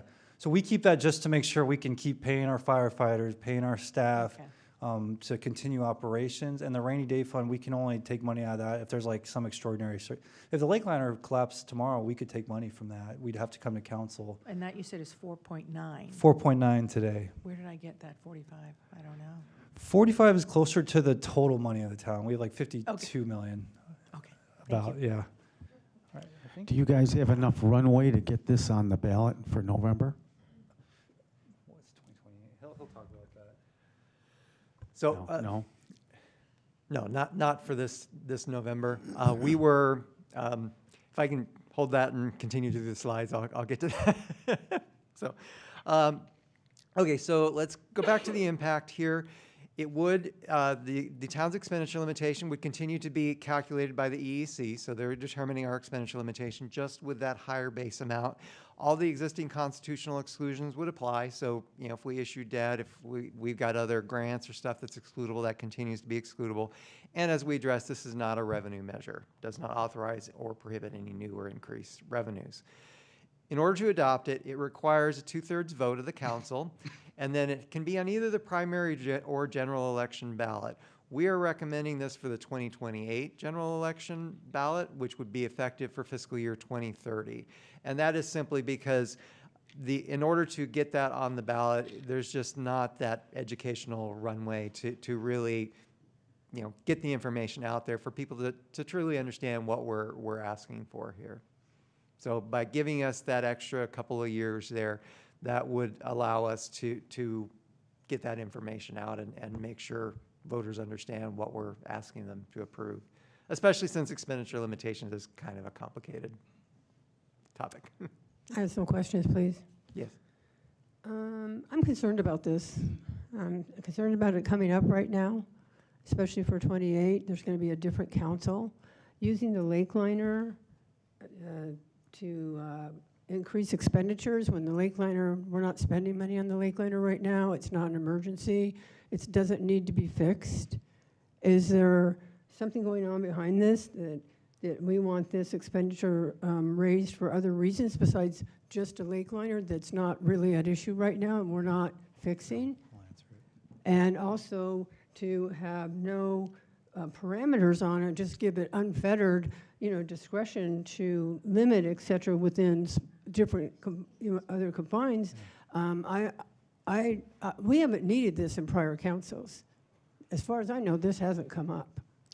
And I don't know why it's coming up now. I'm concerned about it. And I don't think, you know, based upon what I've heard so far today, I don't think it's necessary. I've been sold on it. Mayor and Councilwoman, your comments are valid, so I'll try to address them. The lake liner is the example of why we would need this, because we're trying to save up money, we're trying to self-fund something, and we're trying to talk about the difficulties of being able to spend money. We wouldn't be able to spend that money today if we had the money saved up because of the expenditure limitation. I understand, but we don't. Yeah, I'm trying to get to it. So we have had a string of strong revenues where our revenues start outpacing our expenditure capacity. So in prior years, we weren't getting close to our expenditure limitation nearly as much. Before 2020, we were probably $5-6 million on the expenditure limitation year after year. Now, we did have a time period, part of that was the pandemic recovery funds, part of that is the Wayfair laws that went into place where we started getting more remote sales. We also had some really strong construction sales tax revenues for a 3-4 year period. Our revenue started shooting up. They're starting to plateau like we've talked about, but we are getting closer to our expenditure limitation. It may not be a huge issue today, and part of that is because Michael's on staff helping us navigate with all his 30 years of experience. And so we're being really creative with carry forwards. But the things like we're trying to do today or give the council options for, like additional road spending, it's becoming a little more challenging. It's not this is an absolutely necessary thing today. It's something that would be great. It would make things easier. But if we had to do the lake liner, it would be almost imperative unless we want to take out a bond or just do no road work or CIPs for a year or two. No, I understand that, but, you know, the conversation around the lake liner, and we could have 20 more years and stuff on it, is, I'm just wondering why that's being used as an example. I mean, the streets, I can understand a little bit more. But again, if it's a lake liner, or if this has to go to a vote, and it's going to be for 28, well, how much time do we need in order to start this happening so that it can be on the 28 ballot? I'd rather have it be more condensed in time, because if we explain it right now, by the time 28 comes around, the voters aren't going to understand why we're doing it. And those are good points, So too. again, I think it's premature. That's my personal opinion on it. Yeah, understood. I think just to add to that, Councilwoman, number one, if the council wanted to do a GO bond, going back to the earlier conversation, I don't know that I'd recommend putting both on the 2028 general election. If that was the determination, maybe we stagger it to 2030. It would be effective in 2032. But we are getting to a little bit of an inflection point where it's becoming more challenging to do our budget every year and do additional road work and things that the council have asked us to do. The state trust land, you never know what's going to happen with that. The state trust, the Arizona Trust Department, whatever they're called, they just received an application to develop that. That's very early stages, obviously. But if the state trust land starts getting developed, there's going to be a lag in our expenditure limitation where under current days, it would restrict our spending, and we may not be able to keep up with some of the infrastructure needed. I understand that, but there's nothing about the state trust fund now, and that's a long process. Absolutely. It's not just something that happens overnight. In fact, I understand it takes up to 10 years to get it processed and start development, et cetera. So while I appreciate, and I'm not yelling at you or anything, I'm just a little frustrated that we're talking about something that I don't think is really applicable right now. Sure. I think that, you know, we're looking at this budget, we have enough in the budget to spend for what we want to spend it, and then maybe look at it next year. Oh, absolutely. We're just trying to give runway and giving council information. I understood. You have very completely valid points. This is a complicated subject, and the public, we've heard the public with considerations about debt and things like this. We just want to give information when we can. And this is a really good example, because if you think about today, our expenditure limitation for next year is going to be $38 million. If we had to do $17 million for one project in 1 year, we'd be hamstrung. We'd have very few other things we could do as a town. So I think it's good to be prepared and to be looking at the future for this town going forward.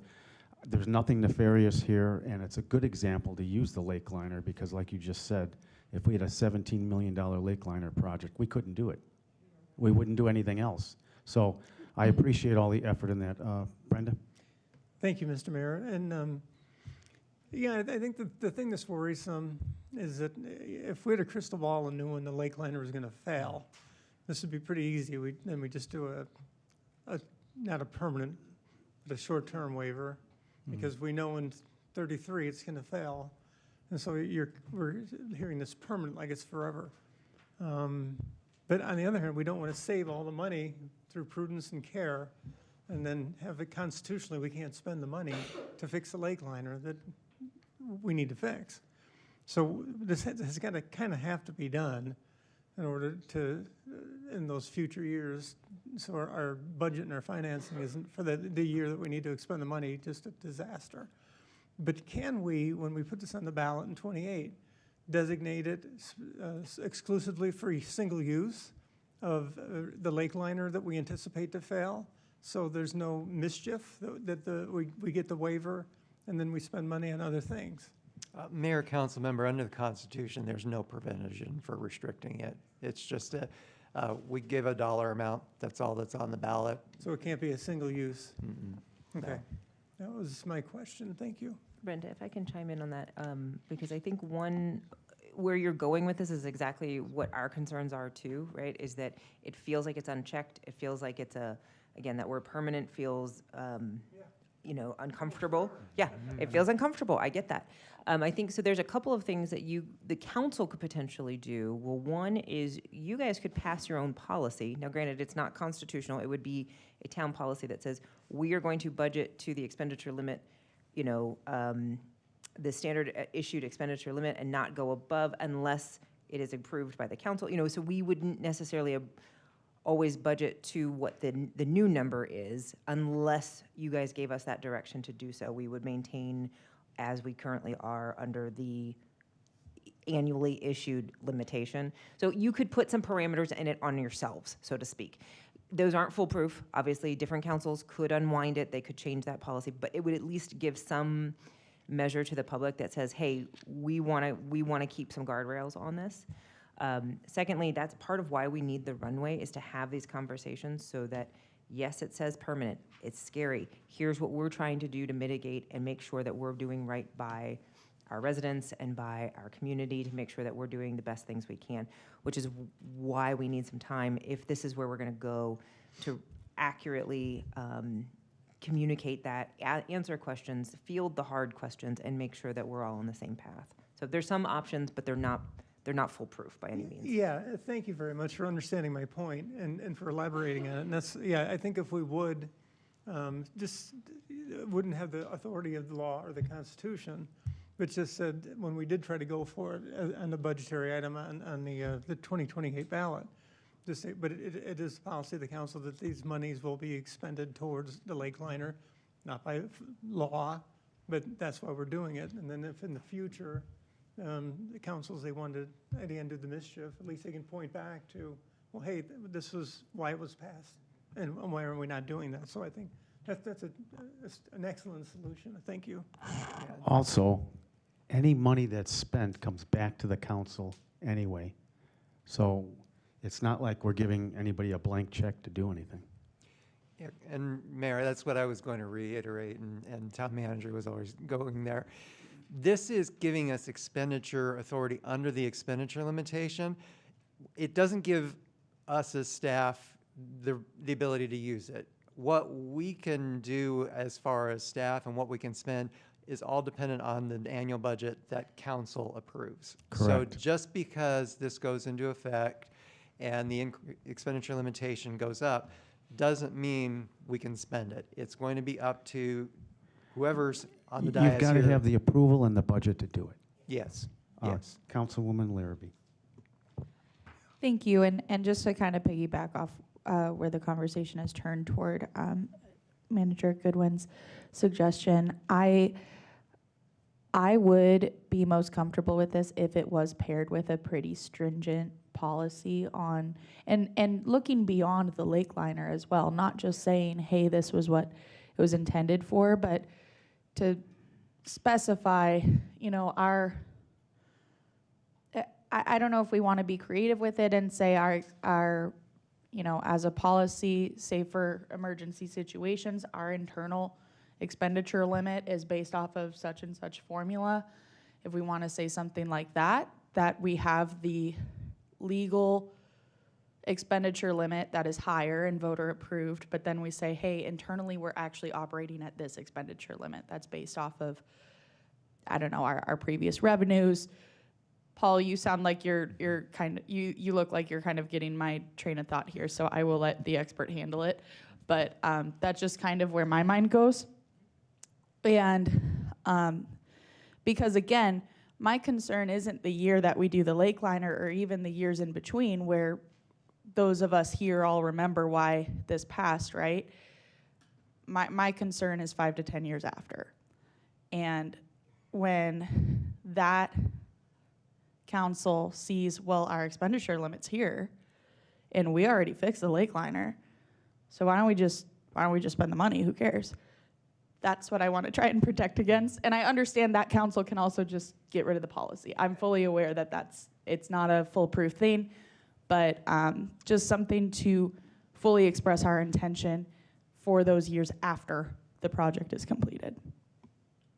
Councilwoman, before I address Councilman Watts, if you're concerned about the 5 to 10 years down the road, remember that we've got the state trust land that might be developed by then. We're going to need infrastructure, things done out there as well. So we'll probably still need that space to be flexible and to get things done. Councilman Watts? 2 questions. Does anybody know why it failed the election last time? I would guess It because was on on the with same a property tax. ballot with a property tax, and like I say, they both failed by a similar, I think it was a 70-30 margin. And if it was passed, can you lower it at some future date? Can you reverse it effectively? I've not seen that done in my experience. I believe the constitutional wording just refers to adjustment, so perhaps that's some flexibility in there, because adjustment, I guess, generally could be up or down, but I've never seen anyone attempt to decrease their expenditure limitation. I think this is another example of that proper planning prevents poor performance. We ask staff to look to the future, to use your crystal ball, polish it up as best you can, and say, how can we address issues that we don't know for sure are going to happen, but today we don't have the capacity to address them. And so I think in that light, I'd be a supporter of moving forward with it. So.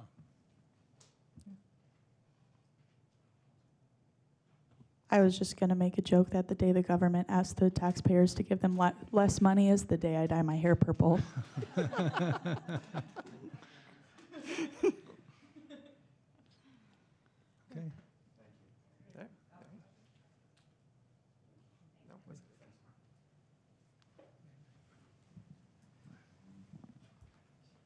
All right, we are shifting gears again.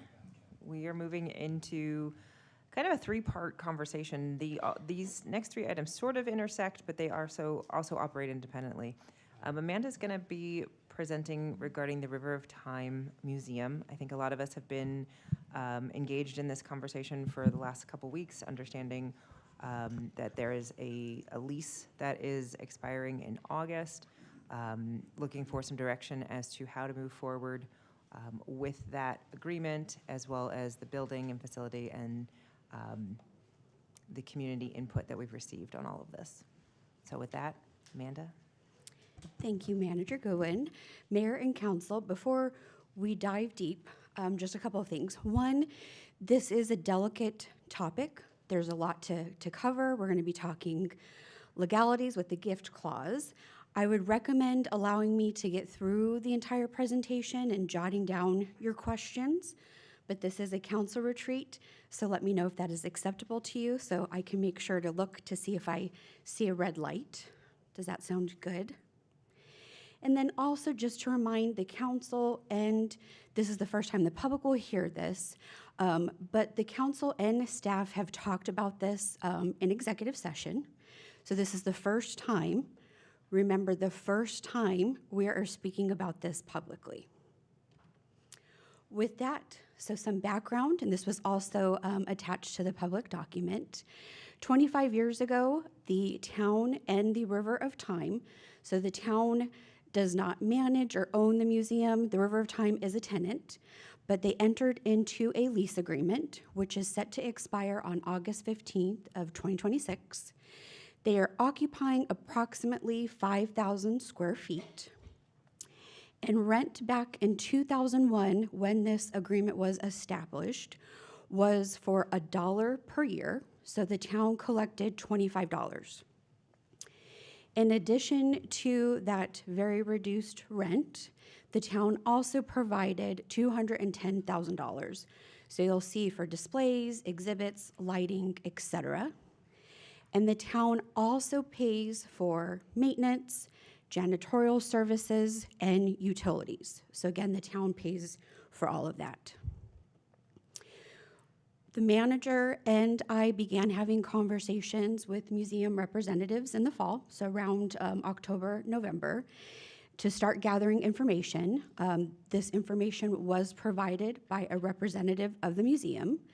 So as you'll see, if you go to the bottom, 2023, and work yourselves up to 2025, you can see that membership has declined. You'll also see, so we asked if they were able to share the membership demographics. Are they local? Are they out of state? Are they regional?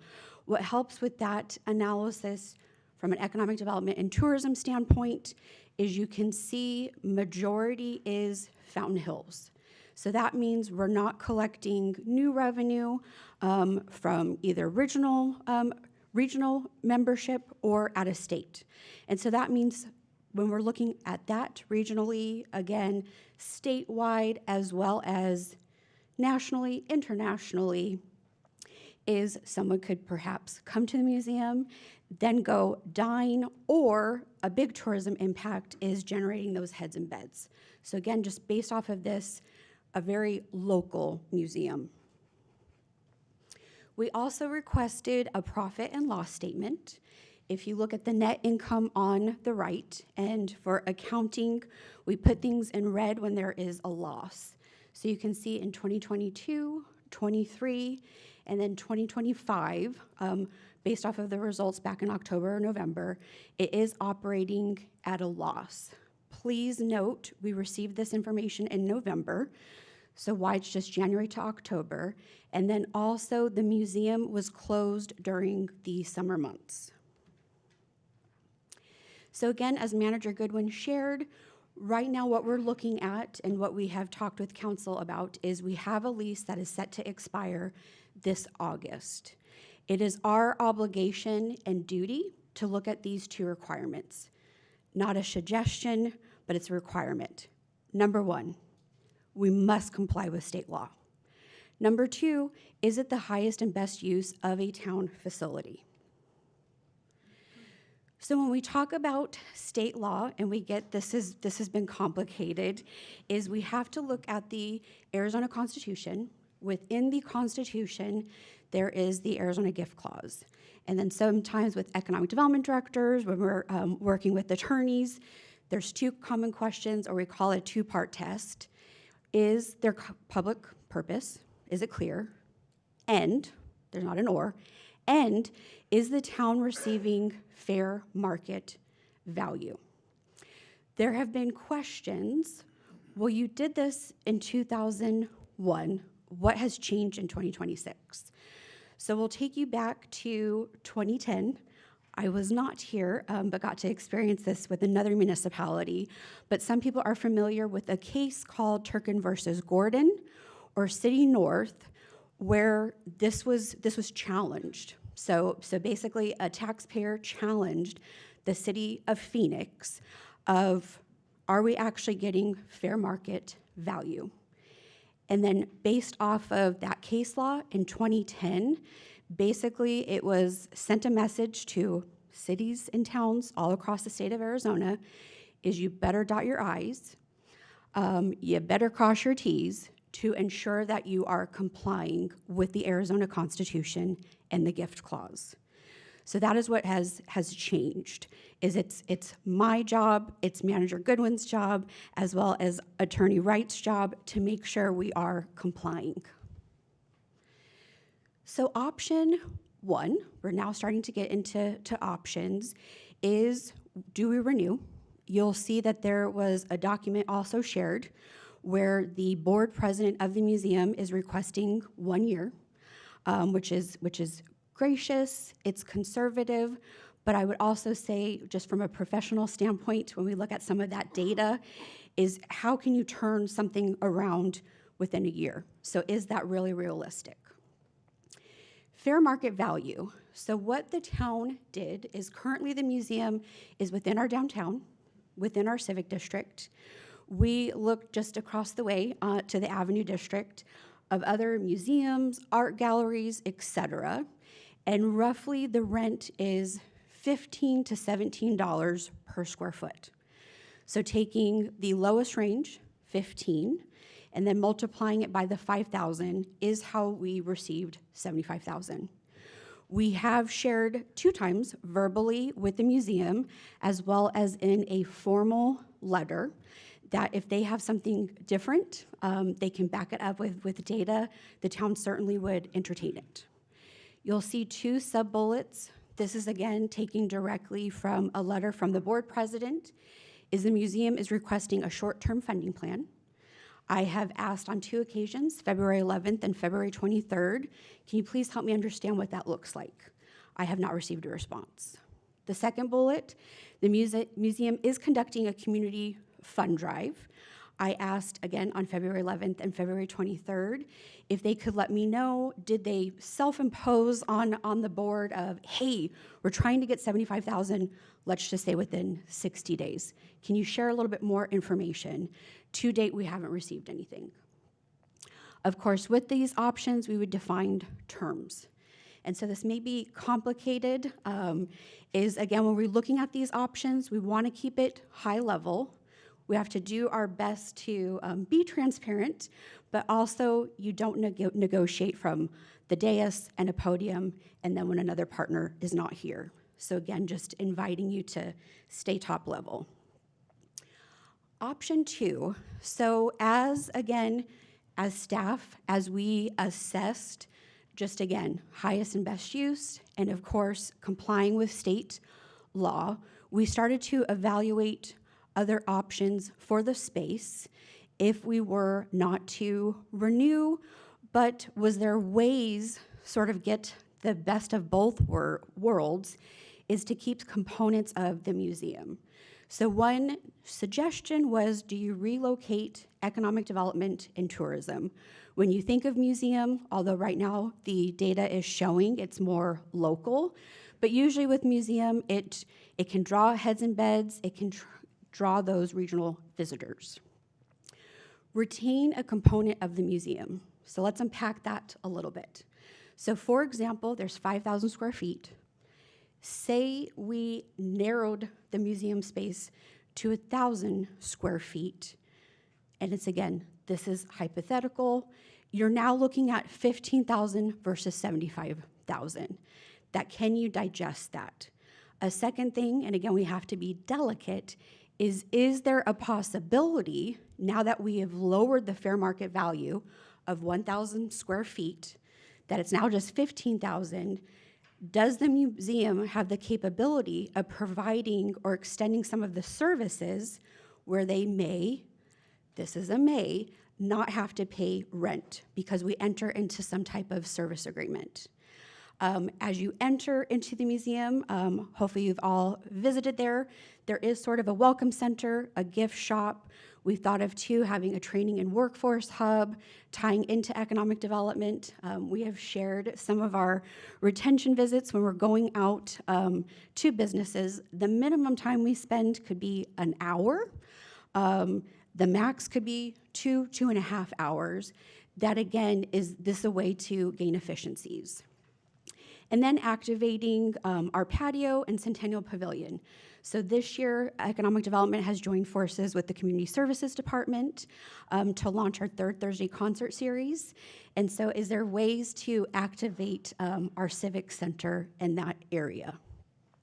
And then storage. Some people laugh, but obviously too, being thoughtful of if this was the approach, the museum has storage space and economic development has storage space. So think of our visitor guides, event guides, people need storage.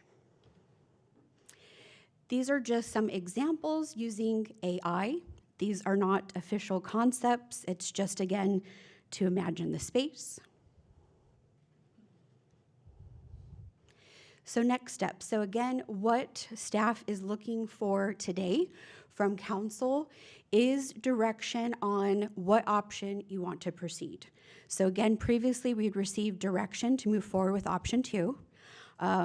We get, right, all of us can change our mind.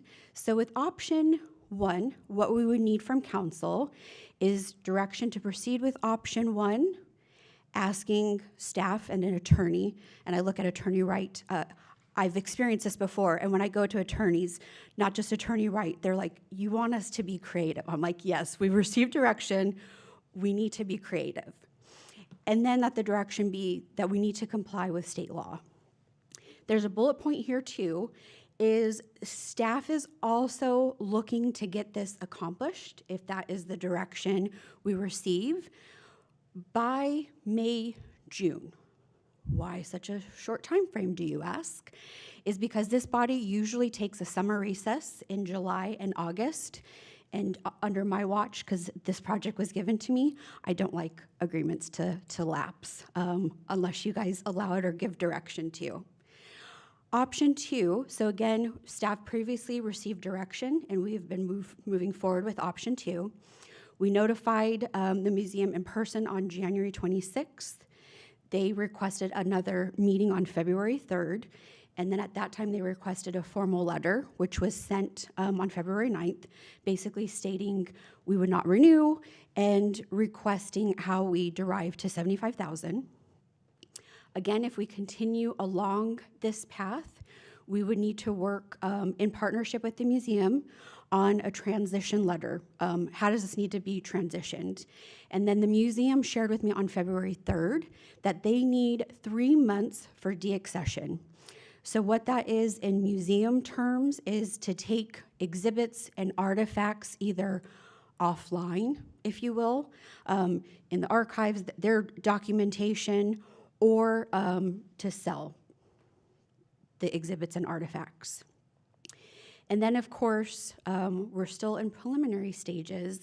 We would come back to this body on some of the budget impacts. So staff is recommending to continue to proceed with option 2.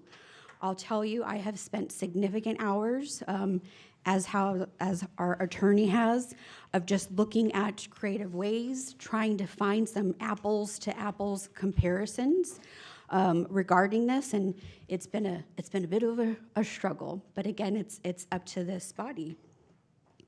Mr. Mayor, Council, we are here for discussion and questions.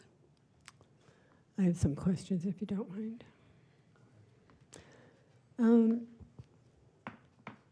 Look, if you do step 1 and review, you're saying here that they want a year. Do you know why they're only asking for a year? Mr. Mayor, Councilmember McMahon, again, I think that was their way of being gracious and then just allowing a little bit more time to evaluate and work in collaboration with the town to just get a little bit more time. So basically like an extension, but really looking to the town to dive deep into their strategic plan and documents to see if there's a way to make this work. Right, and also too, maybe they're looking because they know that Dark Sky Discovery Center is going to open, and they might see, additional traffic and a way to support themselves. I don't know. I think, looking at some of these plans as far as the photos, to have a workspace, et cetera, to me that looks like it would more than dominate the museum. It might detract from it. And Mr. Mayor, Councilmember McMahon, again, it's just an idea using AI, because I don't have money to pay an architect. I am not an architect. Okay. So, I think there's also a really question that has been presented to me a couple of times is there are other people, and we have it in our packet, that are receiving $10 a month rent or whatever the case may be, right? And so I've been asked, I can't answer that question, is what's different between those leases and the value they give the town versus the museum and the value they give or not give to the town? Mr. Mayor, Councilmember McMahon, great question. One, I'm not going to steal Paul's thunder with some of the other ones, but I did give a couple of the board members of the Dark Sky a heads up. So that has been asked by members of this body, as well as constituents have reached out to us. First and foremost, what's before us is the river of time. But we get, it's sort of natural, well, what about the other guy, or what about the other gal? So with the International Dark Sky Discovery Center, one, they are not a tenant, so this isn't a lease agreement, but a land lease agreement.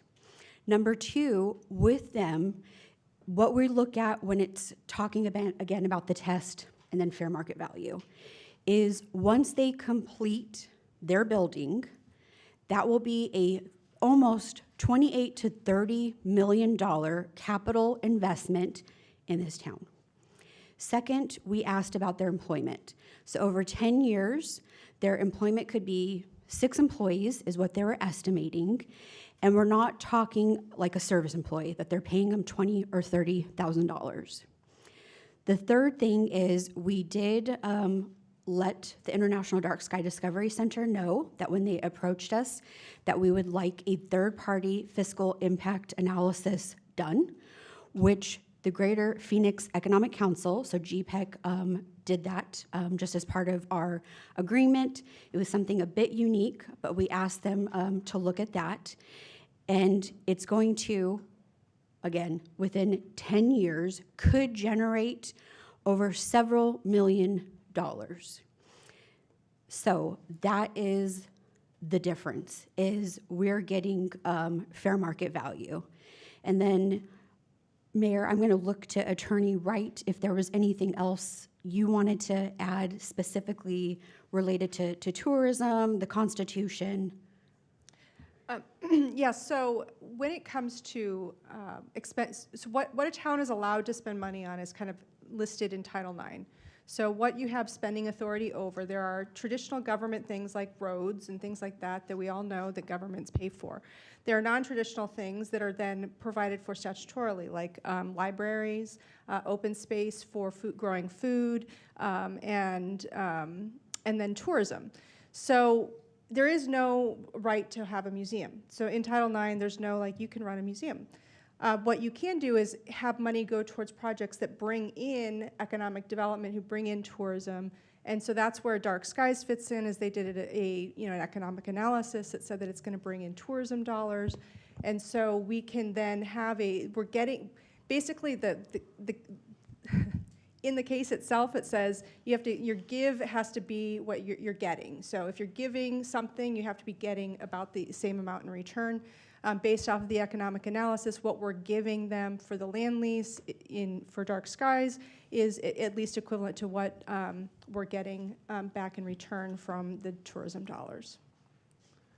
Can you say that of every single person that we have a government contract with? I mean, not just using Dark Skies as an example, because we're not even going to get revenue off Dark Skies, is my understanding, from their gift shop and stuff.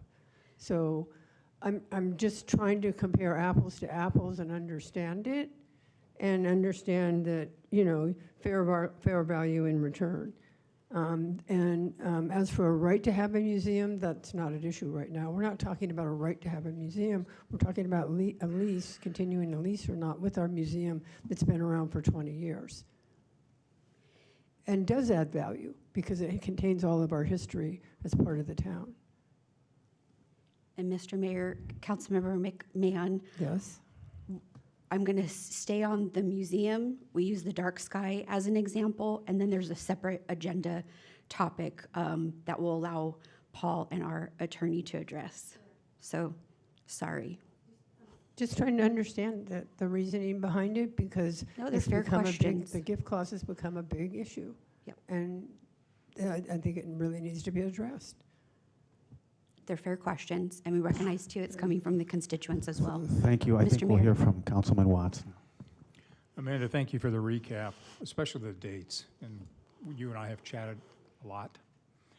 I think what we're looking for is what we're giving them and what we're getting back. And I could even support something along the lines of, well, we're not getting the full $75,000 back, but we may be getting $15,000, so your rent's only $60, or $37,500, something along. You could somewhat rationalize that. But the problem I've got is that the financial statements that they provided initially were flawed, and that's being gentle about it. What we've asked them to do is give us a business model.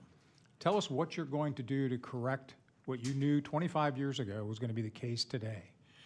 How are you going to do it? So they put together a list of bullet points that are word salad as far as I'm concerned, because they have no substance, no data behind them. I'm happy to support them, but they got to give us a business model that says, here's how we're going to accomplish this in that year, 2 years, 3 years, whatever that duration is. with data. How are you going to increase your membership? How are you going to increase participation and events going there? How are you going to do these things, and by what amount, and what are the charges? All of the things that any normal CFO, CEO understands that they have to do when they go to actually ask for a loan, and that's what they're asking us for. We have to be able to substantiate what we're going to give them, and without that, I can't be a supporter. Option 2 is what I would favor. Thank you. I hate that mine squeaks. Is that it? Okay. We know you're coming, though. Somebody's coming. Thank you. So, not to be judgmental or anything in this, but I know you can't answer this, but if they're listening, which I know they are, just what are they spending their money on if they don't? They're not paying rent, they're not paying utilities. That they can't. Obviously, they're not taking in, I guess, enough there. So, what do they need the money for? And the other thing is, their membership dropped tremendously by 50% less, I believe, or half of their membership from 23 to 25. That's not a real good, they don't seem like a good company to invest, or sorry, to invest money in. And piggybacking off of what Rick, Councilmember Watts said. And then my other question was, not that we know, but how much of their 5,000 square feet is being used for storage? So maybe the option of them, coming back to us with something else, maybe going down to 1,000 square feet or whatever, or sharing with us. But I still stick with option 2, which was however it was before. Thank you. And Mr. Mayor, Councilmember Earl, you are correct. I can answer some of those questions. There's been some attempts, but brought my notebook, so can follow up if we're needing those questions answered. Thank you, Mr. Mayor.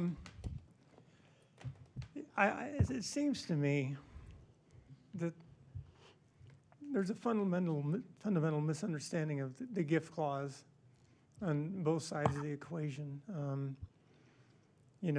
And I don't want to throw any of the people that are the beneficiary of it under the bus, and I want to just keep it directed to the River of Time Museum, because some of the arguments that you used today about economic return on value also apply to data centers, and the courts are ruling them, sorry, you don't get the gift clause applies to data centers, even though they expected a bunch of revenue coming in to those communities.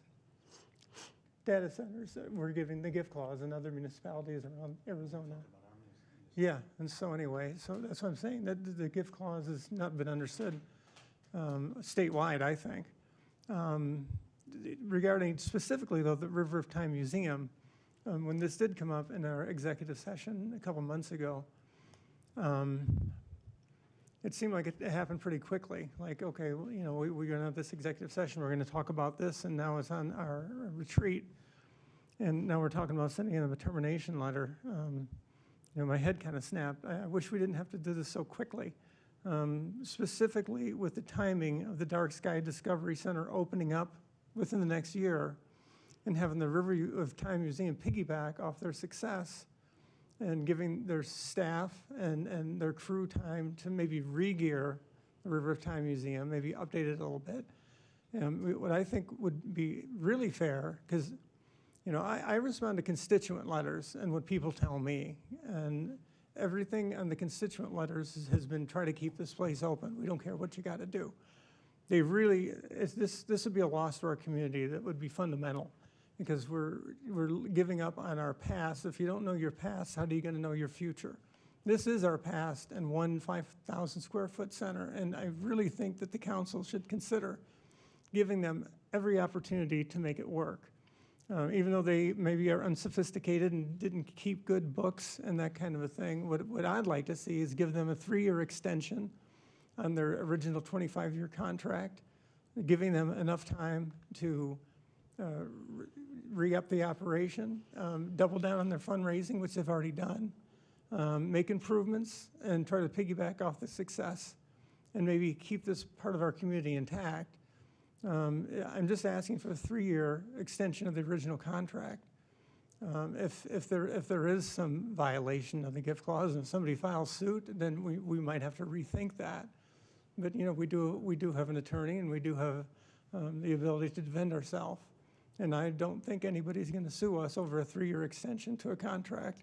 That's something that should be preserved. And so what I'm asking this council is let's give them a little bit of time to square their books and time, and then to agree on where we can go forward, because this happened awfully fast.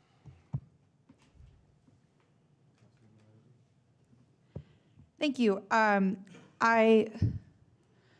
was expecting a lot more agreement on this. It's interesting to me how talking points change when we're talking to the paper or in a public meeting than versus maybe the executive session. But when it comes to this situation, I'm gonna keep a consistent opinion. The same thing I would say to anyone in the museum if I really wish they were here to work with us on this issue, because there are a lot of questions that need to be answered. Something that Amanda, I understand if you don't have the answers to these, but if it's okay, I'd still like to ask the questions. Do we know if the museum is planning to close over the summer again this year, considering it resulted in, it looks like a $40,000 loss? Mr. Mayor, Councilmember Larrabee, I'm going to say right now I'm unsure. In the fall, Manager Goodwin and I met with their current executive director. I'm going to be here almost 4 years. That was the second executive director I worked with, and she said they were going to stay opened. We've now been informed she unfortunately had to resign. There's now a new executive director as a week or two ago, so I've not had the opportunity to speak with her.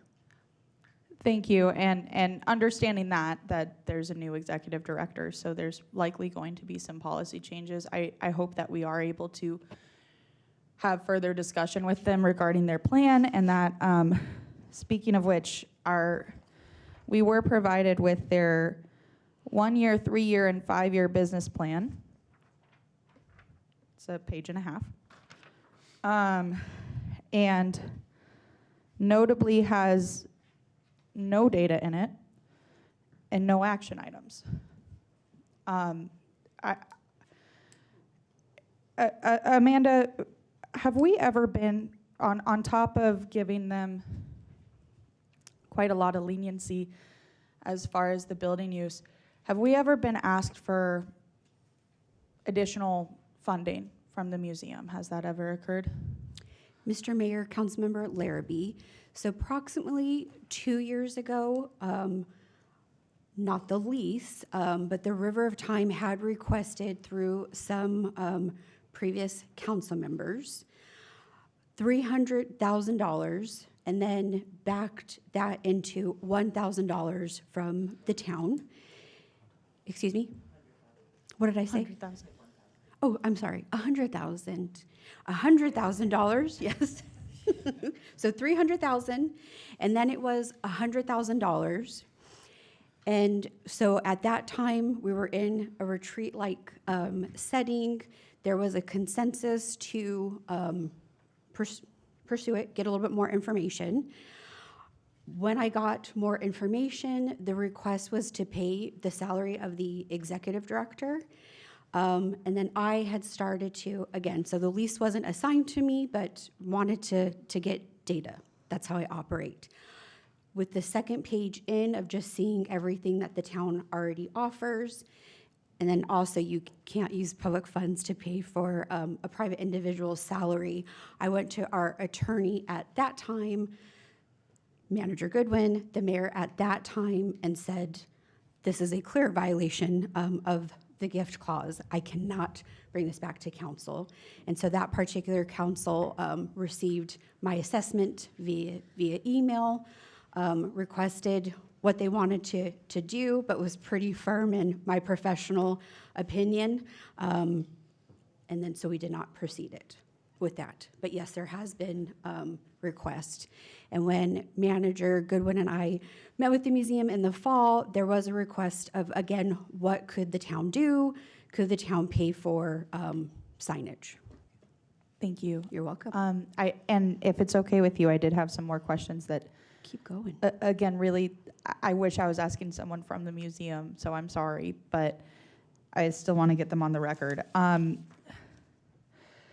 What % of their annual budget goes towards staff salary? Mr. Mayor, Council Member Larrabee, I will have to get back to you on that. And then just to, in fairness, because this is a workshop setting, and again, it's nice to ask questions. They were not invited. So just again, for the public behind me watching, the 1,000 or 4 people, to be fair, that this is just a work session between this body as well as staff. And again, you don't usually negotiate in public. Right. Would there be, a public meeting where they're able to answer some questions? Because it sounded to me from your presentation that there's several things that you haven't been receiving responses on. That has me very concerned. If we're asking for a pretty big favor, I would expect someone to be here to listen to the conversation. And please know this isn't you that I'm frustrated with, right? But I am frustrated that there has been a lot of efforts in getting the community riled up, and there's no one from the museum here to hear the concerns, and they don't appear to be answering your requests for their budget or information. And you know, I so appreciate your efforts at researching for an apples to apples comparison, but you know, it's really not at all surprising to me that we're struggling to find someone who is given $1 a year, all maintenance and utilities included, lease to someone for 25 years. I would be surprised if we were to find someone else who did an agreement quite like that for an organization that, and I can appreciate that they want a year to figure out what Dark Skies will do, if that will help them stay afloat. But the entire idea of an agreement like this is that that's what's helping you stay afloat, so that you can bring tourism, not so that you can benefit off of someone else bringing in tourism, and also benefit off of paying $1 a year for a building. I find it very hard to be, how do I say this, sympathetic toward this situation, because they have had 4 years of pretty significant revenue loss. They had in 2024, between 2024 and 2025, they lost $103,000 in revenue. They don't appear to be bringing in any tourism, and they want to pay us $1 a year for a 5,000 square foot place that we pay the maintenance for, that we pay the power for, that we pay the water for. And is a significant amount of that's being used for storage. And from my understanding, not being treated well. I'll say it now, I'll say it tomorrow, I'll say it to the paper if they want, I'll say it to the museum. I am not in support of re-signing anything until I see significant improvement in their future planning, in their accountability, and in their, frankly, skin in the game.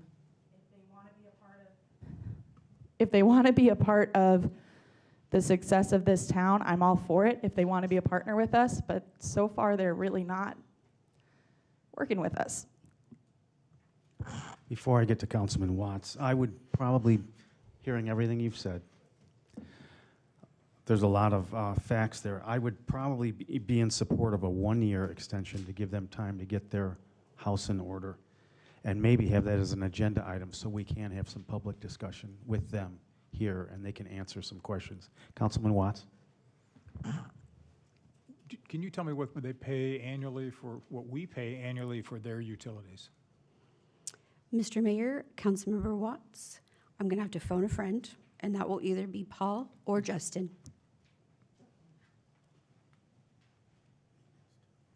Yeah. Mr. Mayor, council member, the electrical meter for this campus is 1. So all of our buildings run off of 1. And in order to do a load summary for a single building, we would have to pay an electrical engineer. We're not at that stage. In regards to the water, it's 1. It's a meter that services that area.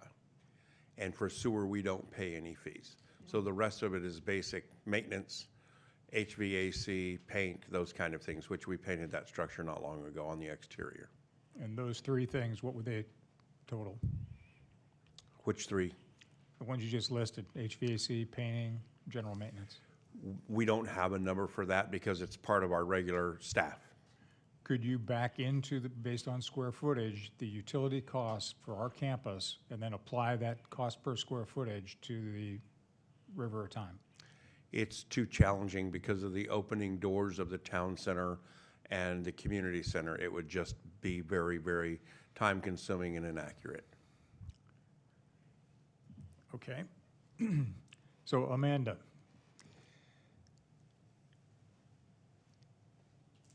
can you help me understand why the onerous to find a solution for the River of Time falls on us when they knew 3 years ago?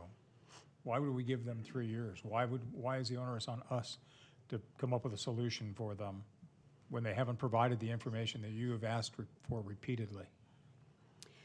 Mr. Mayor, Councilmember Watts, that's a fair question. It's because, there's a lease, right, between 2 parties, the town as well as the River of Time Museum. And then based on, we will not regurgitate my presentation, what you have shared, what Councilmember Earl said, what Councilmember Larrabee said, is why staff is recommending option 2, which is hard, delicate, but that's why we're leaning towards option 2. If again, we were just received direction on option 1, so we've heard from Councilmember Calavianakis, the mayor, Councilmember Larrabee, it sounded okay. Okay, 2. Okay, it seemed like maybe there was a little bit of an opening. We're going to take that back. But even with the 1 year, they have been remiss in providing any substantial information of how they were going to turn things around in that year. Nothing. And Mr. Mayor, Councilmember Watts, again, you're absolutely right. And what I had shared earlier, again, it's very, I guess, generous of a 1 year instead of requesting a 25-year on behalf of the tenant. But again, professionally speaking, seeing their strategic plan and several of the objectives saying objective, determine objective, implement, identify a plan. And again, Councilmember Larrabee showing the 1, 3, 5-year plan. When I received a message over the weekend that this was going to be delivered to me, I was expecting 50, like 200 pages, not a page and a half.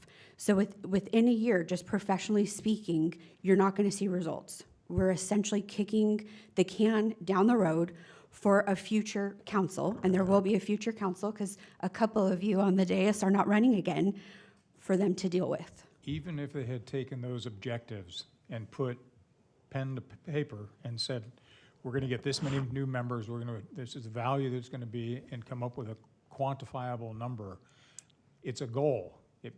We don't say you have to achieve it, but they haven't put any of that to paper yet to give us anything substantial to be able to identify and give us reason to help them through something that they should have known not only 25 years ago, but as recently as 3 years ago. So to me, I can't help you, not you, but them, if you don't help me, is really what it comes down to. So I don't think I could support the 1 year either. Thanks. So I do have a couple of other questions. Maybe we can get a quarterly update from them if we decide to give them 1 more year and find out exactly how they're advancing a plan for us. But do you know how many board meetings they have? Mr. Mayor, I do not know. I know they've been meeting a little bit more frequently. I don't know if that's by design or if they Because when I went out to their traditionally meet. website, there's people on this board or members or whatever that are listed here that are out of state, and I'm not sure how they could participate and what they bring to the museum at this point. Mr. Mayor, it has been confirmed that the board of directors listed on the website is inaccurate. It is outdated. Okay. Councilwoman Earl? Thank you, Mayor. I just have a quick question, and I guess to our attorney. Now that, I mean, we have established that we're not following the gift clause, and that's why we're making this change. How is it that we can legally give them another year or 3 years? It seems to me like we couldn't.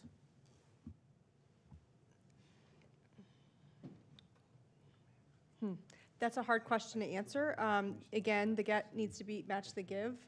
So, you know, if we were to extend 1 year, which I would presume that means $1 based off of the current contract, I think that would be hard to justify under the gift clause and, you know, is of concern. Does the get and give have to match, or do you just have to give and get something? So could we do some sort of proration of sorts? If they could provide something and say, we're not going to be able to do the whole thing, but maybe we're going to get 10% of it.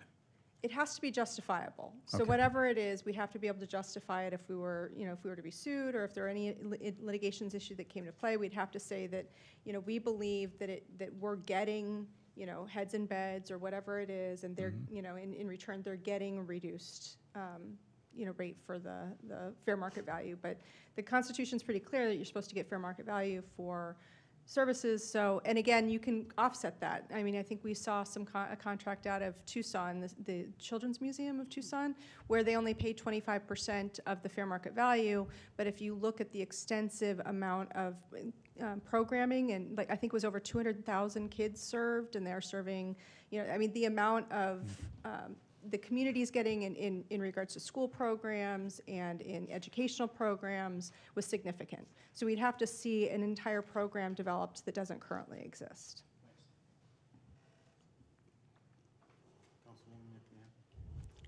Thank you very much. Is the gift clause specified that it has to be money? It has to be value in return. Correct, and that's Right. what I just said. So I said in Tucson, they're getting 25% of fair market value, then the other 75% is based off of the programming that they're receiving in the community. So, you know, the value, it could be that people see that it's our history, you know, the whole story and that we've heard before, that it's holds our history, et cetera, is value to them.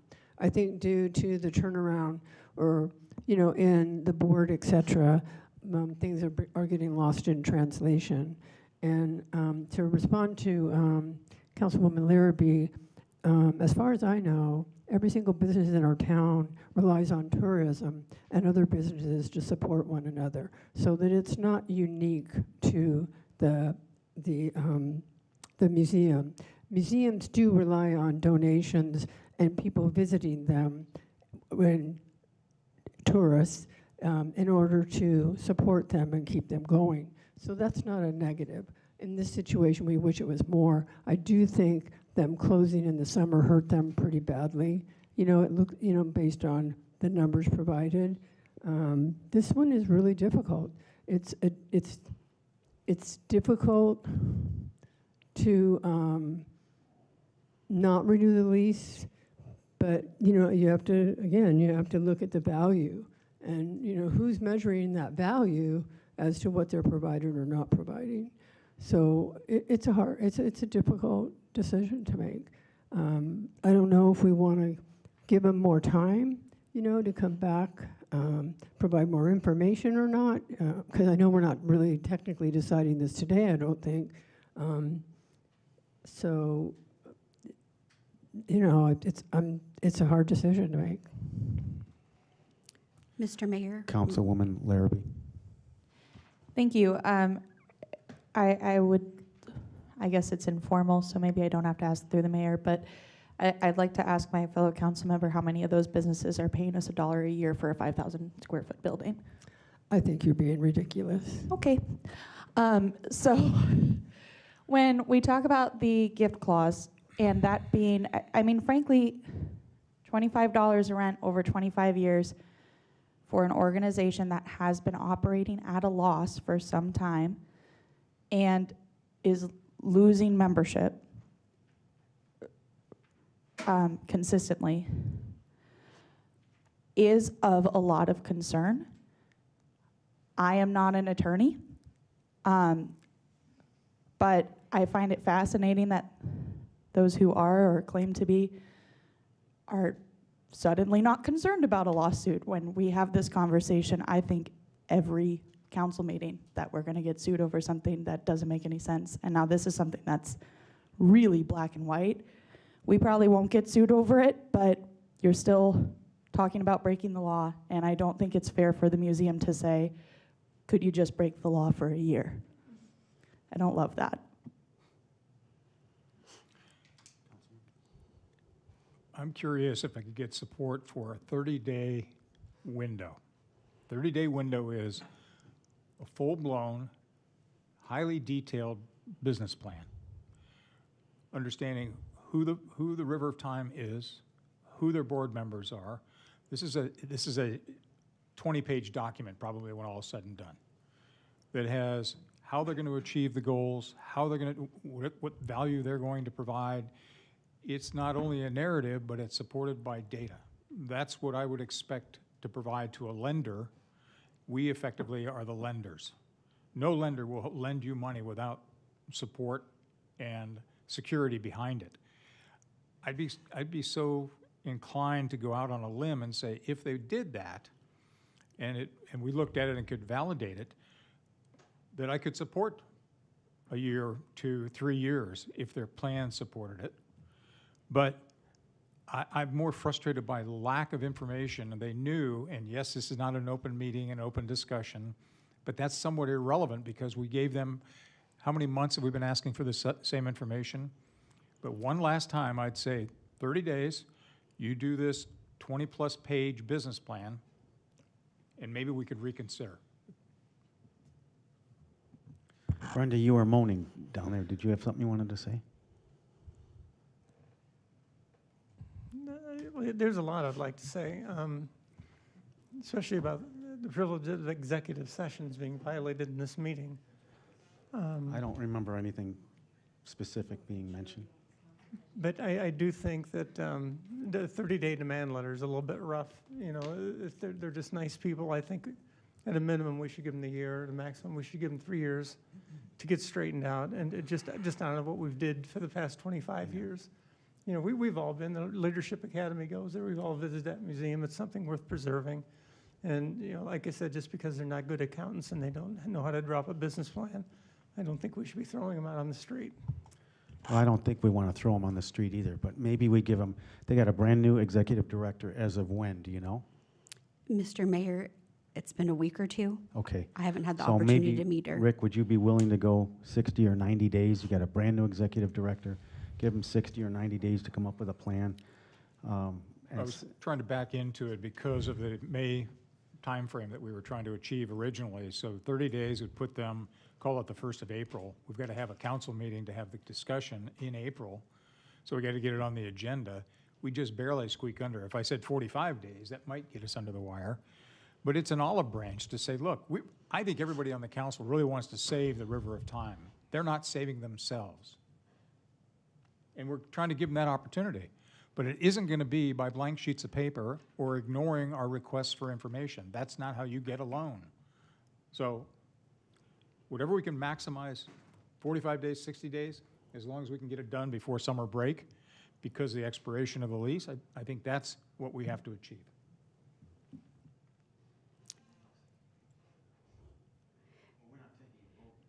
No, Mr. Mayor. No, there's no vote. We're just giving direction. Yes, and it's been, so there's 6 of you, not 7. So you guys have hopefully heard each other. It's pretty mixed, almost a 3-3, option 2, option 1, or we'll take Councilmember Larrabee in an earlier discussion and option 3 or a hybrid. What I would recommend, Mr. Mayor, Council, because it's been very split, is to let staff get back to you.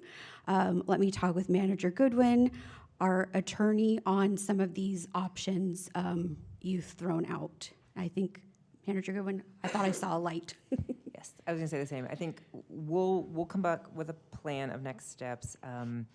If I imagine if you haven't checked your email today, I believe the new executive director actually reached out earlier today, offering an invitation to meet, et cetera. So perhaps we want to follow up on that. But to the point that Councilman Watts said, this is time sensitive. So whatever we do, we've got to get a move on and make some final decisions and final direction. So we'll either need to bring this back either as a separate work session so that we can have conversations. If we need an e-session, we can certainly do that. No, you cannot have one with them. That has to be public. So whether it's a work session where we invite them and we have this kind of dialogue with them, and or a public meeting to make final direction to staff. So we'll work through that and then come back with a plan for that. And Mr. Mayor, Council, I know that several of them were going to be listening in again with their 1 year, 3 year, 5 year. You saw that note where it said they were going to be meeting tomorrow and actually getting that approved. So again, that document, the 1.5 page, is not officially approved. So I'm hoping they'll sense the urgency. So I've been jotting down several pages of notes. So we'll reach out to them. Anything else, Mr. Mayor, Council? Thank you. You're welcome. Thanks, Amanda. This conversation sort of dovetails onto the next, which is our community contracts. There's been a number of questions about our community contracts. So this sort of dovetails. Actually, we're going to go out of order. We're going to go down to the properties and leases. Is that right? Sounds good, yep. Yep, sorry. That works. This is where, Mayor, we talked about reordering. I hope that's okay with everybody. We're going to flip-flop G and H because this, again, this conversation is extending to other properties that the town owns, not just the museum, but other leases for town-owned properties. This is going to be kind of a shared. I think, Paul, you're going to take the lead, but I think Justin's here to support since he handles a lot of this as well. Yeah, so Mayor and Council, Finance, we compiled this information. Most of these are not high revenue generators. Most of them have a slight financial impact to the town.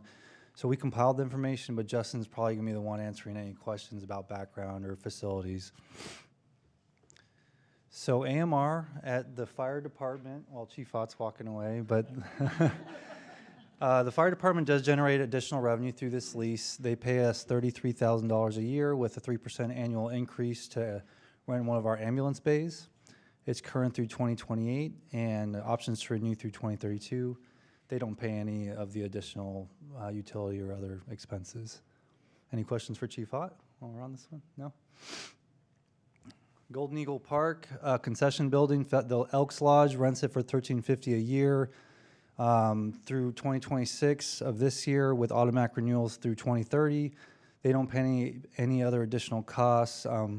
That's been out in the news quite a bit, right? They use their proceeds to help community organizations, and that's a newer lease that we've had.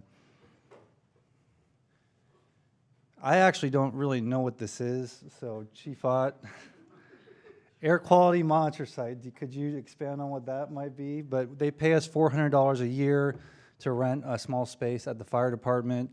It's current through 2028, and county options to renew through 2038.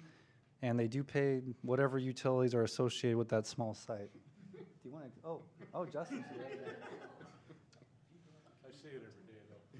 The aforementioned building, if you're entering the lower driveway of the fire station, is on the left-hand side. A couple of small structures where they literally just do air monitoring. They provide all of their own maintenance, and they don't have any additional utilities. They have a little bit of a backup generator if they need one. All right, thanks, Justin. You might want to stick around. The IDSDC, this lease agreement came on last year for the land. It's $10 annually for a 50-year period. They do pay an annual parking lot maintenance, basically shared costs for the parking lot over there and the landscaping associated with it. For this current year, it would be $9,835. That $9,000 amount will increase with inflation annually, but the $10 remains the same. There's an option to renew for another 50 years, and they pay for all their own expenses, their own utilities, and they pay for those shared costs as well. And again, this is a land lease rather than a facilities lease. We didn't contribute to the capital improvement of building the building. The community garden, for that land right next door, they pay $1 annually to us with no increases. This is current through June of this year, and the town and FHCCA may agree to annual renewals, and they pay their own water and trash.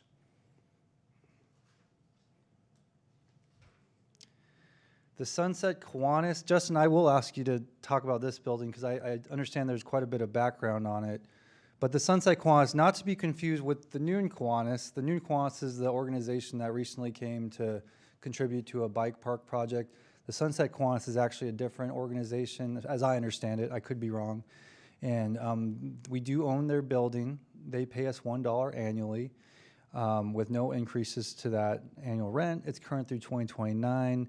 We may agree to renew, and they pay for their utilities, but we do pay for a lot of the maintenance, although I understand there hasn't been a ton of maintenance costs recently, but we would pay for the exterior of the main building, the roof, the parking lot, and the HVAC system. Justin, would you mind giving some background? That one I think is kind of interesting. Sorry to pull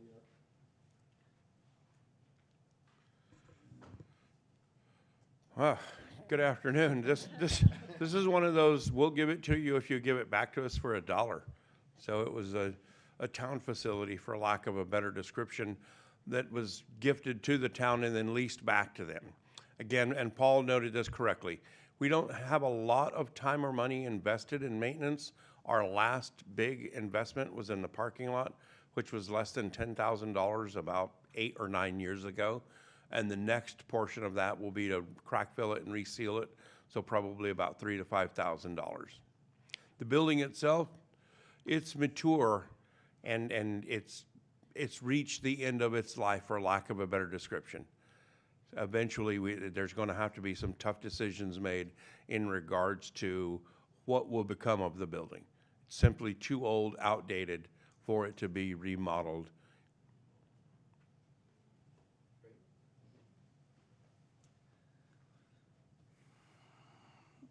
The River of Town we just discussed pretty much at length. They don't pay operating and maintenance expenses, and the term is through August of this year. We did look at the electricity costs. While to Councilman Watt's question, you know, Justin's right. We have the 1 meter, but we do allocate based on the building. So a very, very rough estimate of what the museum probably costs the town for electricity is around $15,000 a year. Rough estimate. Just want to clarify, very rough. But that's about what it costs us. The library district, the main building in the library, the term for that IGA is through August of this year as well, so that will come back to council at some point soon for a 5-year renewal. The library does not pay any operating or maintenance expenses, including utilities. They do operate the library out of the building, and so that's one of the things, to the town attorney's point, that's one of the things that specifically stated that the town can spend money on, and that's part of the consideration of this agreement with the library district. Friends of the library, so Justin surprised me with this one. If you walk into the library, you see on the right where they sell books, donated books. They are an organization that sells books, but there's no lease agreement. They're just granted the use of the building. No annual rent, no terms, no paid expenses to the town. And that's the extent of our leases of town facilities and land. Paul, do you know if maybe I'm going to direct this to the town manager. There are a couple contracts that look like they're coming up for expiration in '26. Are we going to be taking another look at those? Having a larger conversation about whether or not to extend them, charge them rent, full rent, et cetera?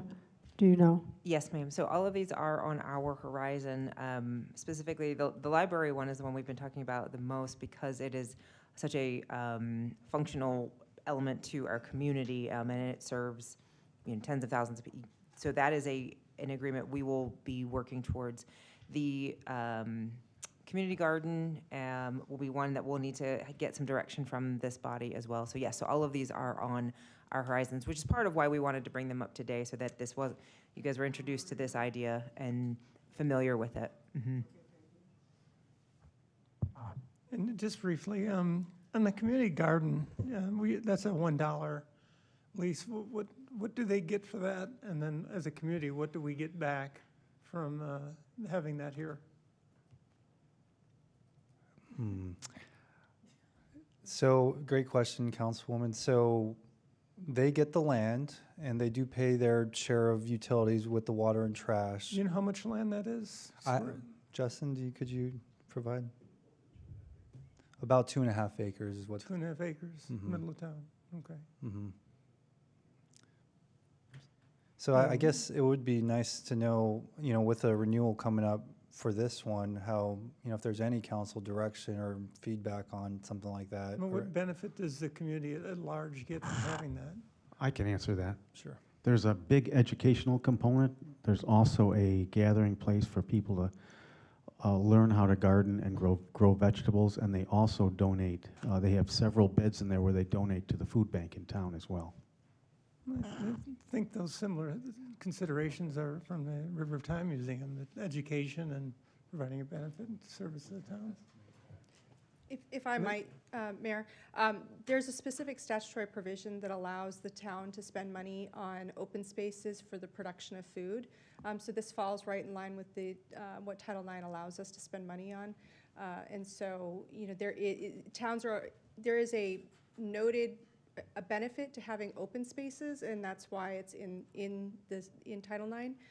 So that's kind of a difference. There is no allocation for museums or even historical, because I did look through to try to find something that would enable us to expend money on those things. And there's no, mostly historical societies that you see in other towns and communities. Those are still privately, organized, and they manage the history, which is a great thing to have. But it's also not something that the town is supposed to be expending, that is authorized statutorily to expend money on, whereas open spaces is something that's specifically provided for, and specifically open spaces to make food, which is what this is doing.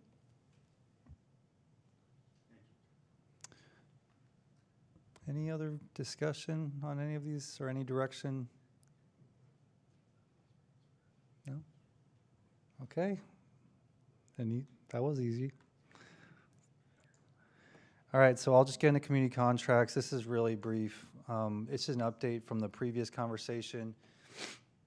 We do budget for community contracts, and most of these contracts we've been funding for a long time as a town.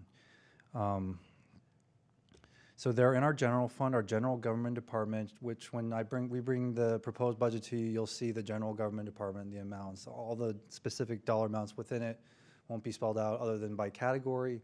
But within those categories, we have budgeted about $120,000 for this purpose for really many years. And $73,000 of that has been allocated and paid out this fiscal year.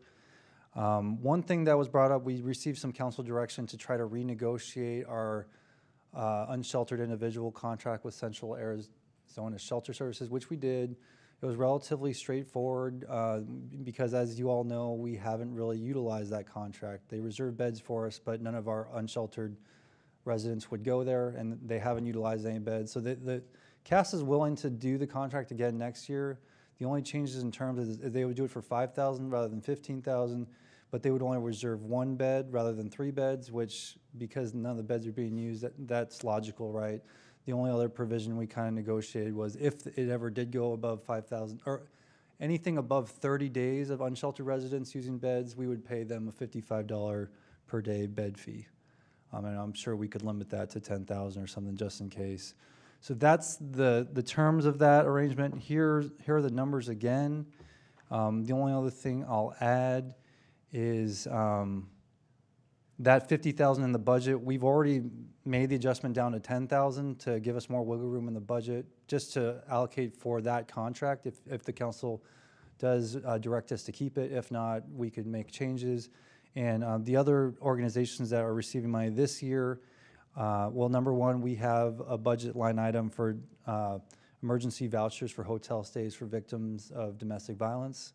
Hasn't been used much, but it's been in the budget. And So that's one of them. The Boys and Girls Club, we've been paying them about $24,500 per year for many years now. And Extended Hands Food Bank, $24,200 again for many, many years. And the Sister Cities, which is a little bit more relatively new, about 6 years now, we've been paying them about $10,000 a year to run that program. And so any direction from council? I'm just questioning if those can be adjusted.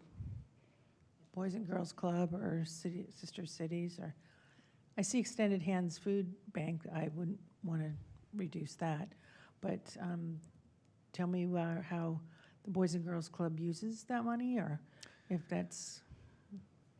I can share a little bit. They have a lot of after-school programs for youth in our community, and they also have like flag football, baseball, all kinds of stuff to keep the pickleball too. I think, don't they? No, Do they get monies other places as well? I'm sure they do, but they're right here in our community. And then on the Sister Cities, that's new, something, and how do they benefit from, or how does it benefit the town to pay them? So there's a cultural exchange between the sister cities and the town of Fountain Hills. The various cities, we send students over there, and they send students back here as well. So there's a student exchange as well. So what is the money spent on the 10,000 then? So, and I don't know that we have it in the packet, but when they presented a couple of council meetings ago, they gave an accounting of what they've done and where their money has gone. So it's something I can certainly forward to you. I'm sure it's in the packet, but I don't remember. It's not in today's packet. Not in today's packet, no. But essentially, that 10,000 goes to offset their expenses for the program. Just like Boys and Girls Club, you know, I'm sure 24,500 isn't a specific line item. It goes to offset their cost of operations to provide after-school care and the different recreational outlets. I know they're really big. The flag football and the basketball programs are what they are most popular that I'm aware of. So I understand how if we needed a domestic violence, someone needed a place to stay, or if we need a place for someone to stay, you know, through the homeless. Boys and Girls Club, if you're helping after-school kids that need a place to be. I get that. I understand the food needs for food. I don't understand the Sister Cities part, the 10,000 to that exchange. How is that helping? I mean, the other ones are like in a completely different category than Sister Cities to me. I think that Jared, this has been going on a long time with Sister Cities. This has been really consistent. There's exchange students. I think they also probably donate some of this money to scholarships, I think, for some of the high schoolers so that they can do the exchange. So they do provide value for it. We can ask them. I mean, I'm sure that she'll be more than happy. I mean, she just presented, and I'm sure she'd be more than happy to provide the presentation that she did. But I do think they provide community value. And just to add to that, my understanding, Councilwoman Earl and Councilwoman McMahon, is we've been funding this contract for about 6 years, but before that, it was a town commission. And so at the time, whenever we took away that commission, the Sister Cities organization took that over. And so at that time, whatever determination was made to help fund that program. So that's the background I understand. And the only other thing I'll add is the Sister Cities has started to provide me their monthly meeting minutes. So that could provide additional information. I could include it in a packet again, or I could send that to you to get a better understanding. And that's all I have for that. And just a reminder for this body, these numbers are set by you guys. This is what we've consistently just held them from year to year, we've just held steady so that there's predictability for our budget as well as for the budgets of each of the recipients. But these are set by council direction. Absolutely.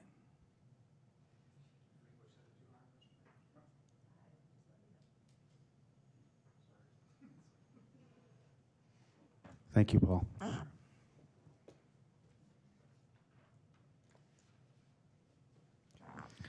All right, I think we're down to our last staff item, which is a presentation and update of the downtown.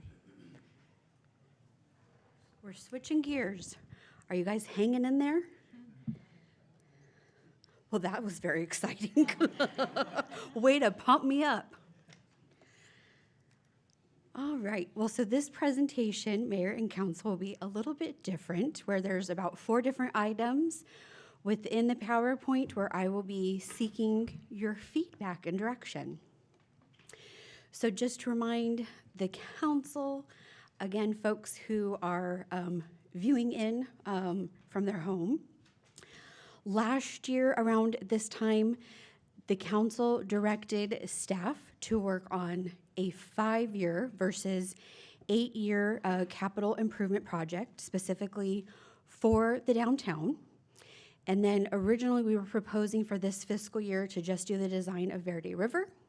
And then because of your excitement, you're like, if we can do the design of Verde River and Parkview, can you guys do that?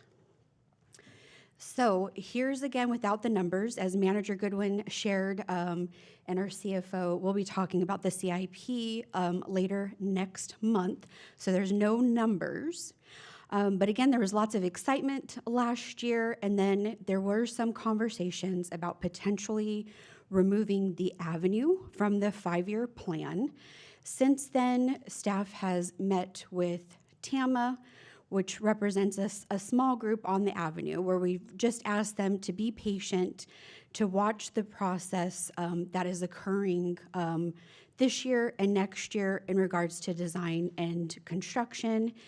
And then also in the fall, we asked the council to attend an evening tour with us to just show our vision. And so those who were interested attended that meeting. And part of it was to share the vision and then to talk about a vibrant downtown. And some folks say, well, what do you mean by that?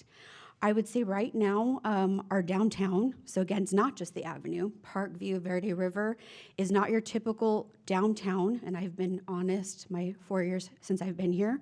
But if you look at Verde River and Parkview, one may ask themselves, what has happened here? It is very dark. And then as several of you walked with staff in the fall along the avenue, you may have noticed, again, too, it's pretty dark. And I think we met at between 5 and 6. There were a lot of businesses closed. And so we're trying to change that. I'll share just a small bit. Usually I don't like to call out businesses, but Snowbird Ice Cream has been gracious. But last month, Betsy Lavoie, Councilmember Calavianakis, and I conducted a site visit, and we asked them, okay, it's been 4 months. How are you doing with this 10 p.m.? And things are going wonderful. And then they also shared that Oka Sushi had typically been closed on Sunday evenings and are now opened. And so they're getting customers from there. So again, they've had their sushi and then they go and get ice cream. So what we're trying to do is, again, position ourselves from an economic development standpoint to continue to proceed with this project, and staff continues to recommend that we include the avenue as part of that. And so this is just a check-in with council of, are we including the avenue as part of the 5-year plan? Don't all speak at once. Yes. Thank you. Yes.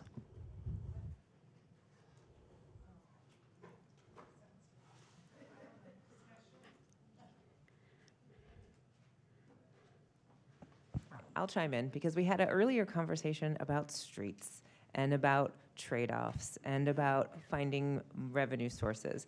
So the mayor jokingly, but not jokingly, kind of said, Amanda, sorry, they're going, that's your downtown fund. So this is one of those situations where if this is the priority, awesome, let us know and we will keep moving forward on that.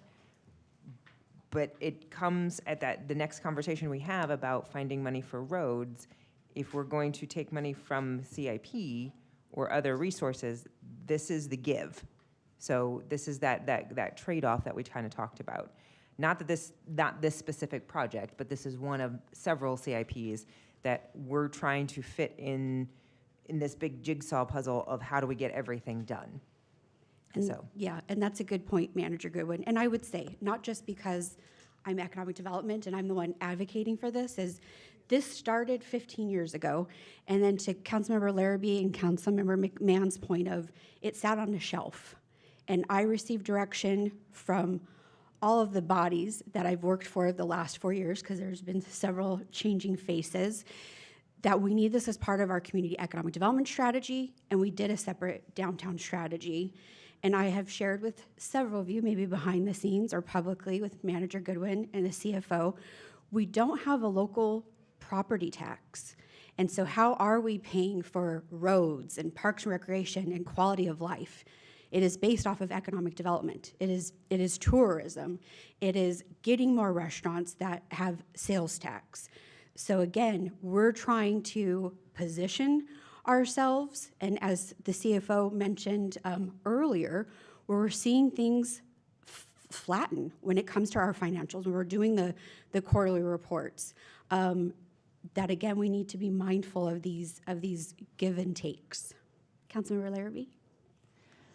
What Amanda said. But to expand on that, just like I said earlier in the day, I think there's a false dichotomy being put here that's like not straight up said, but being implied. When I say cutting CIP, I did not say all of it, and I did not say downtown. So yes, I am not contradicting myself by saying I want to continue with this plan that I advocated very hard for when we passed it, and I want to be creative in how we approach our streets. And CIP was just an example of something to cut from. There's other ways that we have been able to do that in the past, and I stand by what I said earlier, that we can transfer more money into streets without also kicking something down the road again for another 15 years. Mr. Mayor, I've only heard, and again, we're not voting. I've seen nods, but people at home can't see it. And then sometimes a couple months goes by, and then it's like, well, I didn't say that. So, Mr. Mayor, if we can have a little bit more dialogue besides just from Councilmember Earl and Larrabee, which we appreciate the support of. Do you want us to continue along this path and bring it forth in a 5-year with everything, including the avenue, when it comes to March? Yes, Thank I do. you. I think that we've had some detailed conversations about this off and on. I think that it's reinvesting in our community and our businesses. I think that having been discussed with our business and stuff, they kind of expect it. I think we're talking about a restroom downtown and other things. That's all part of developing our town. The facade program that just happened, improvements and things like that, I think it's all part and package. And I think it's something that we have to do in order to improve our business atmosphere and support our businesses. I didn't nod my head because there's more slides that I thought were following that were the monument signs and that sort of thing that are in the package, so I'm jumping ahead of you.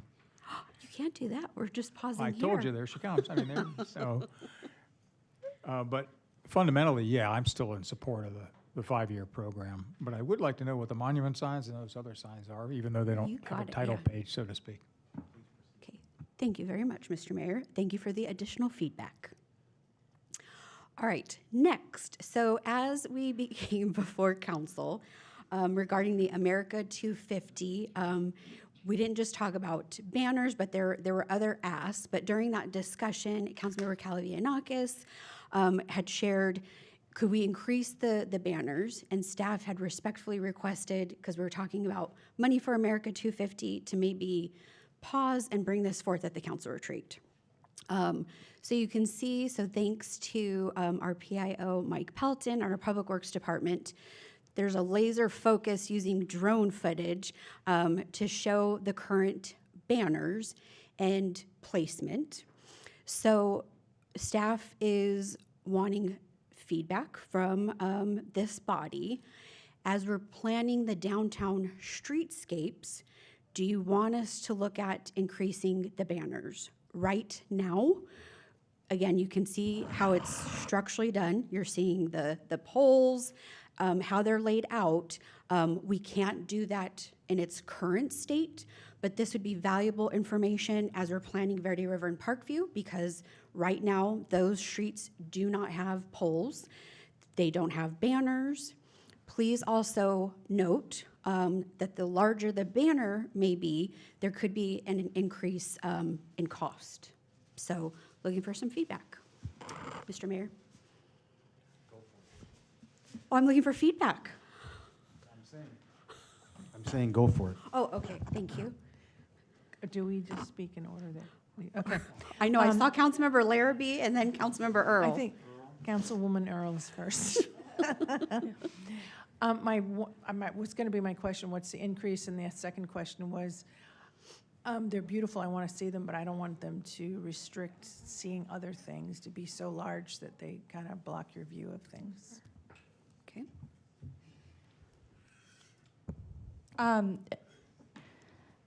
As you know, I'm a huge proponent of the downtown updates.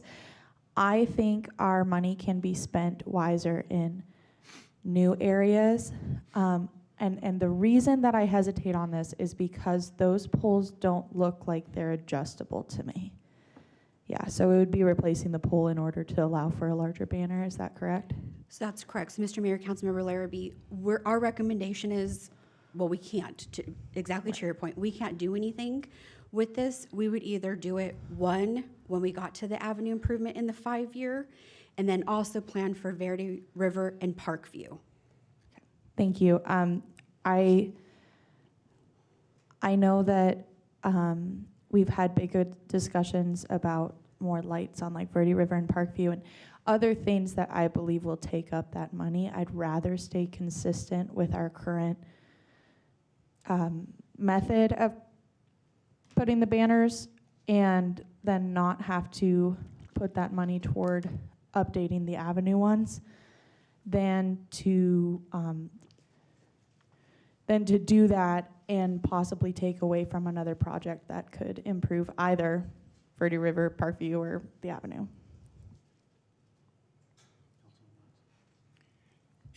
The slide on the right, it just looks like the signage is too close to one another. And I'm not talking about the perspective of the sign on the left and the sign on the right, but the one that you can see between the first two signs and the one behind it.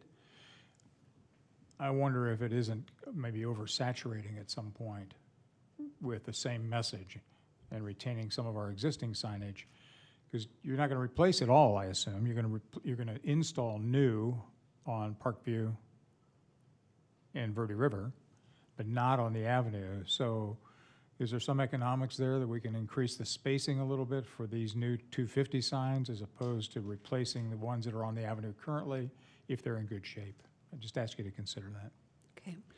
And Mr. Mayor, again, we'll get back to you. We wanted to hear this information, and then we'll work with the Public Works team, who's the project manager of the downtown streetscapes, to consult with Kimley Horn, who was the selected bidder for that process. So this is helpful. So more to come.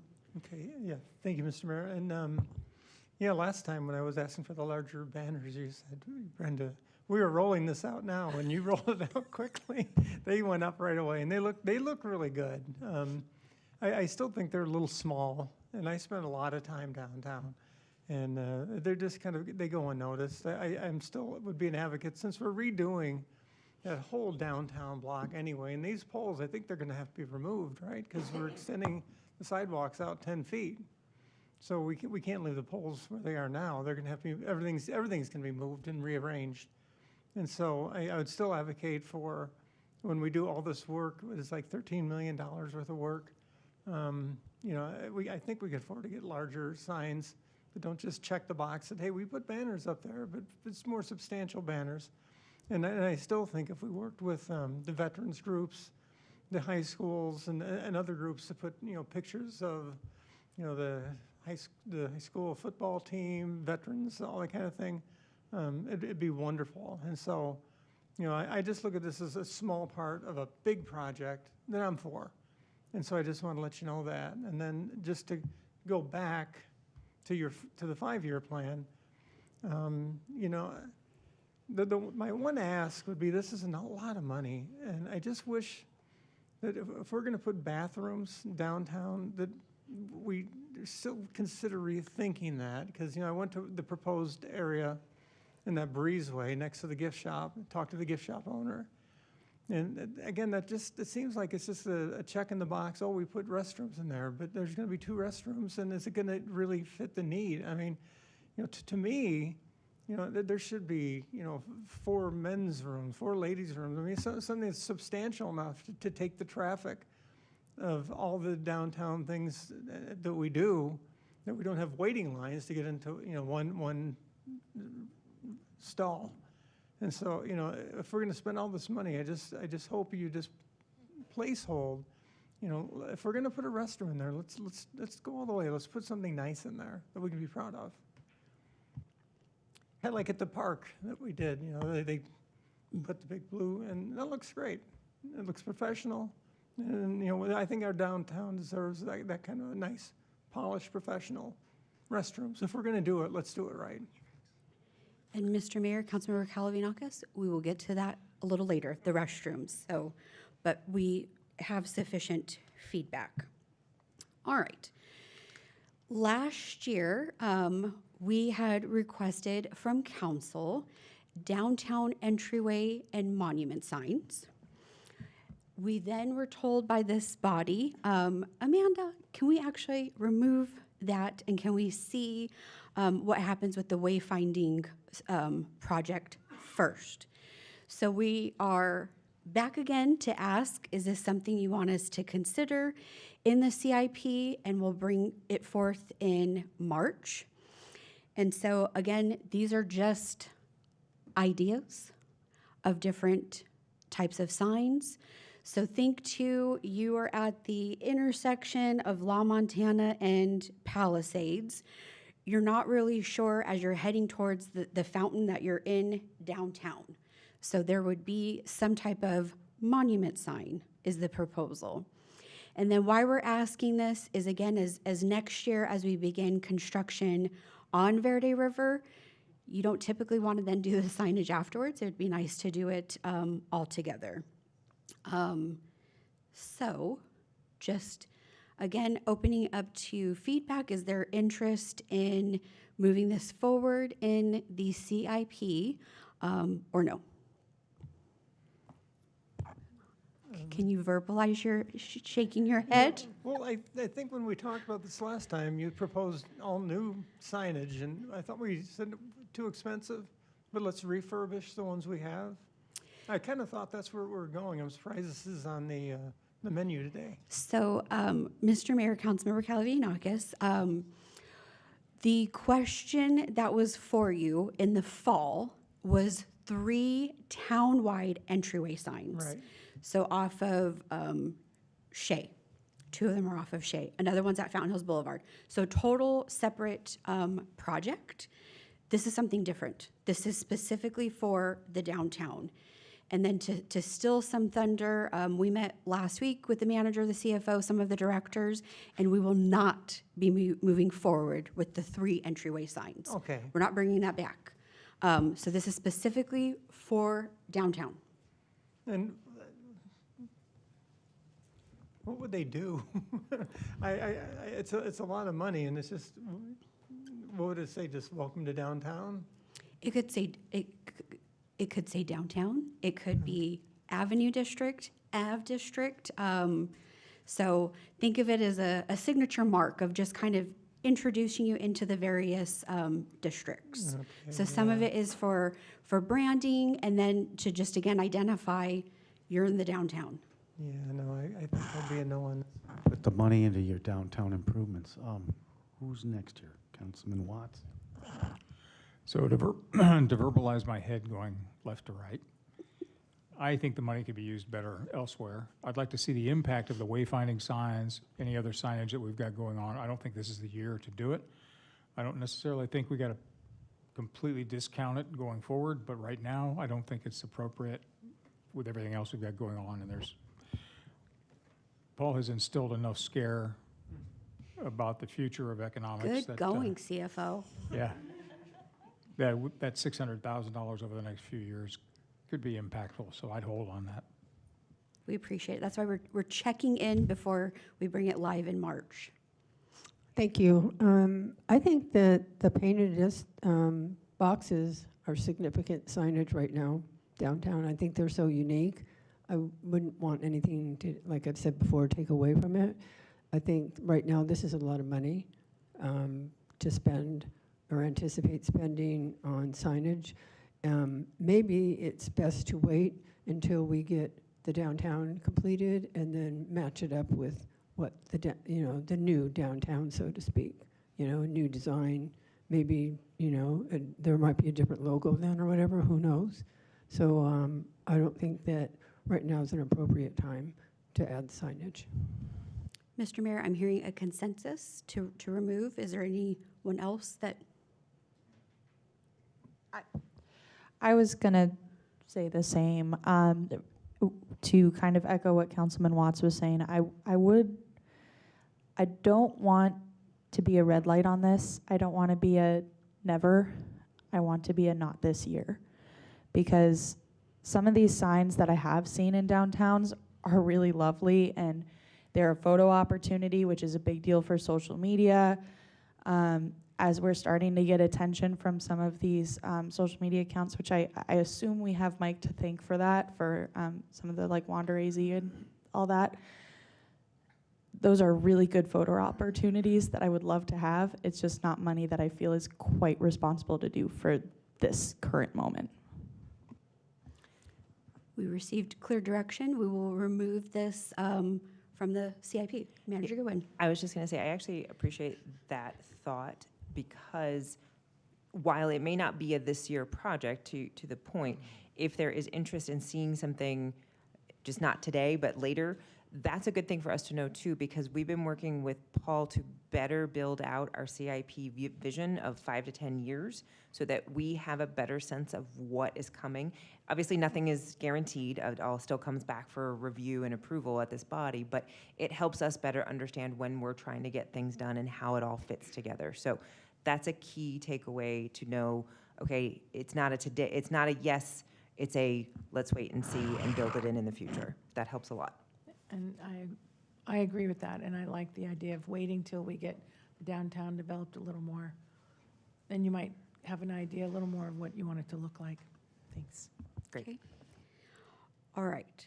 One more topic. Are you guys still hanging in? All right. So we want to provide an update on Plat 28. So as a reminder, we daylighted this, but did not have a lot of discussion back in November. So again, the town and members of the Plat 208 board had met because, again, we continue to hear that there's a lack of restrooms. So we were proposing the east lot near Sofritas for the restrooms. And then on the west lot was placemaking. So the Plat 208 board did approve moving forward with the condition that they were going to start reaching out to property owners. They have heard from property owners, and so they are now requesting officially from their board president that they swap where the restrooms are. So the restrooms would be here on the west lot. While we appreciate that, staff's recommendation would be not to move forward with that. And because you'll see directly across near Park Place, there's a little star there. The town actually owns that property. So why would we build a restroom on a private piece of land when we have land available? And so Sorry, Mr. the origin, and this is the original site we talked about. We've kind of come full circle back to town-owned property. Is that right? Yes, I'm trying to be careful of just what's been public and behind the scenes. Nope, that was definitely a public conversation. Okay, okay. Okay, but wait a minute, are you saying to move it from where, from down near Sofritas to move it up near Town Hall? So their request is then to switch, so instead of Sofritas, near Zabtai, so you see the Star by Plat 208, directly across where you see Park Place and Civic Center, so directly across, that is town-owned property. So, which is adjacent to Park Place, specifically Georgie's, our parking lot, the Sheriff's Department. Yes, so the question is, why would we build a restroom on private property? We appreciate that they still want to work with us, but why place it there? Furthermore, for the public's benefit, a couple years ago, because again, it's probably been 2 years that your economic development director has been talking about restrooms, just sharing the message on behalf of the business community, is you'll see again, so Park Place Civic Center. Why I'm bringing up the Civic Center is there are plenty of, although sometimes there's arguments, restrooms. Monday through Thursday, there are restrooms here at Town Hall. Monday through Friday, Monday through Saturday, the library, museum, that building is open. The community center is opened. So yes, you have to walk a bit further, but there are public restrooms. So I get and appreciate what we're hearing from the business community, from event organizers, that we need closer restrooms. I understand that, but is this the best use of town dollars? And so looking for feedback on how you want to proceed related to restrooms. So are they saying no to the one by Sofritas? Correct, based off of a property owner feedback. They're asking to move it to Zabtai. However, they're still interested, if the council wanted to proceed with the area by Sofritas, then being the placemaking. Placemaking was just an area to sit? Yes. So that does nothing for those who needed toilets? I'd say nix it. And then, I mean, we tried, but this was, I remember when I was sitting in the audience, they were talking about that same spot where they're telling you to put it, right, you go a few more steps and you're at Town Hall. So it's kind of a waste of money. and then Councilmember Earl, if I may, I think you said nix it, if I heard correctly. You did. Is it just the restrooms or also the location. placemaking? It's the location. And I don't think, why would we spend money, the placemaking, I don't, do we need a place to sit there? I don't know. Okay, fair. More discussion? Councilmember Larrabee? I just think it's worth noting, and I want to take a moment to recognize that the amount of work that you have poured into trying to make this work, finding a restroom on the avenue, and thank you for that.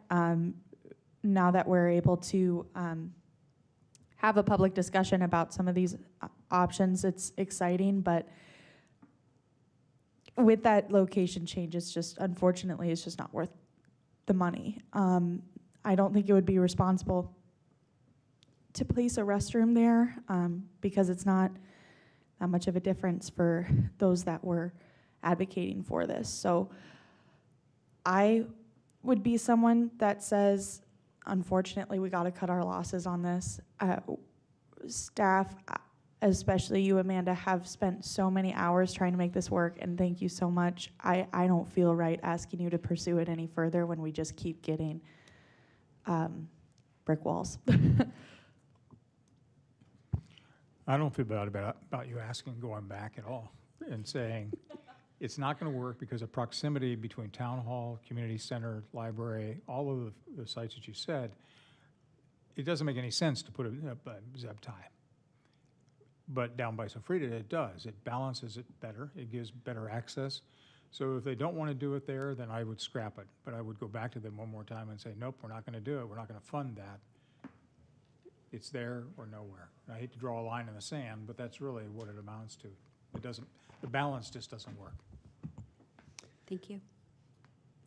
Amanda, is there any other place on Plot 208 POA, not necessarily on Avenue of the Fountains, that might be interested in allowing, you know, a restroom to be placed? I mean, does it have to be on Avenue of the Fountains? Mr. Mayor, Councilmember McMahon, that has been sort of the what Right. we've I received as know. far as direction. And then I appreciate the kind words, Councilmember Larrabee, of looking at this. Again, for the public, we can't get into it too much, but we looked at, you know, public-private partnerships. We've sort of tried everything. So we're in support, and we had sort of forewarned the two representatives from Plat 208 of just some of the rationale of why this most likely won't work, and appreciate that too. They have to look out for their property owners. So a gallery, there's some undeveloped land of not wanting a restroom right in front of their retail shop. Totally get it. Councilmember Calavinakis? No, I agree. Okay. I just wanted to say, I forgot to say thank you. Thank you, everything that Hannah said. I really do appreciate all the time you spent on this. You're welcome. It's been a Thank you team so much. effort, but glad to work on something else. All right, I think that's all I had. Manager Goodwin, Mayor, back to you. We made it. It is now just about 3 o'clock. The last item is really open for any other priorities or discussion items. Anything we didn't talk about today that you want to talk about, that you want to see in the budget, that you don't want to see in the budget, anything that we need to take away, sort of last wrap-up items.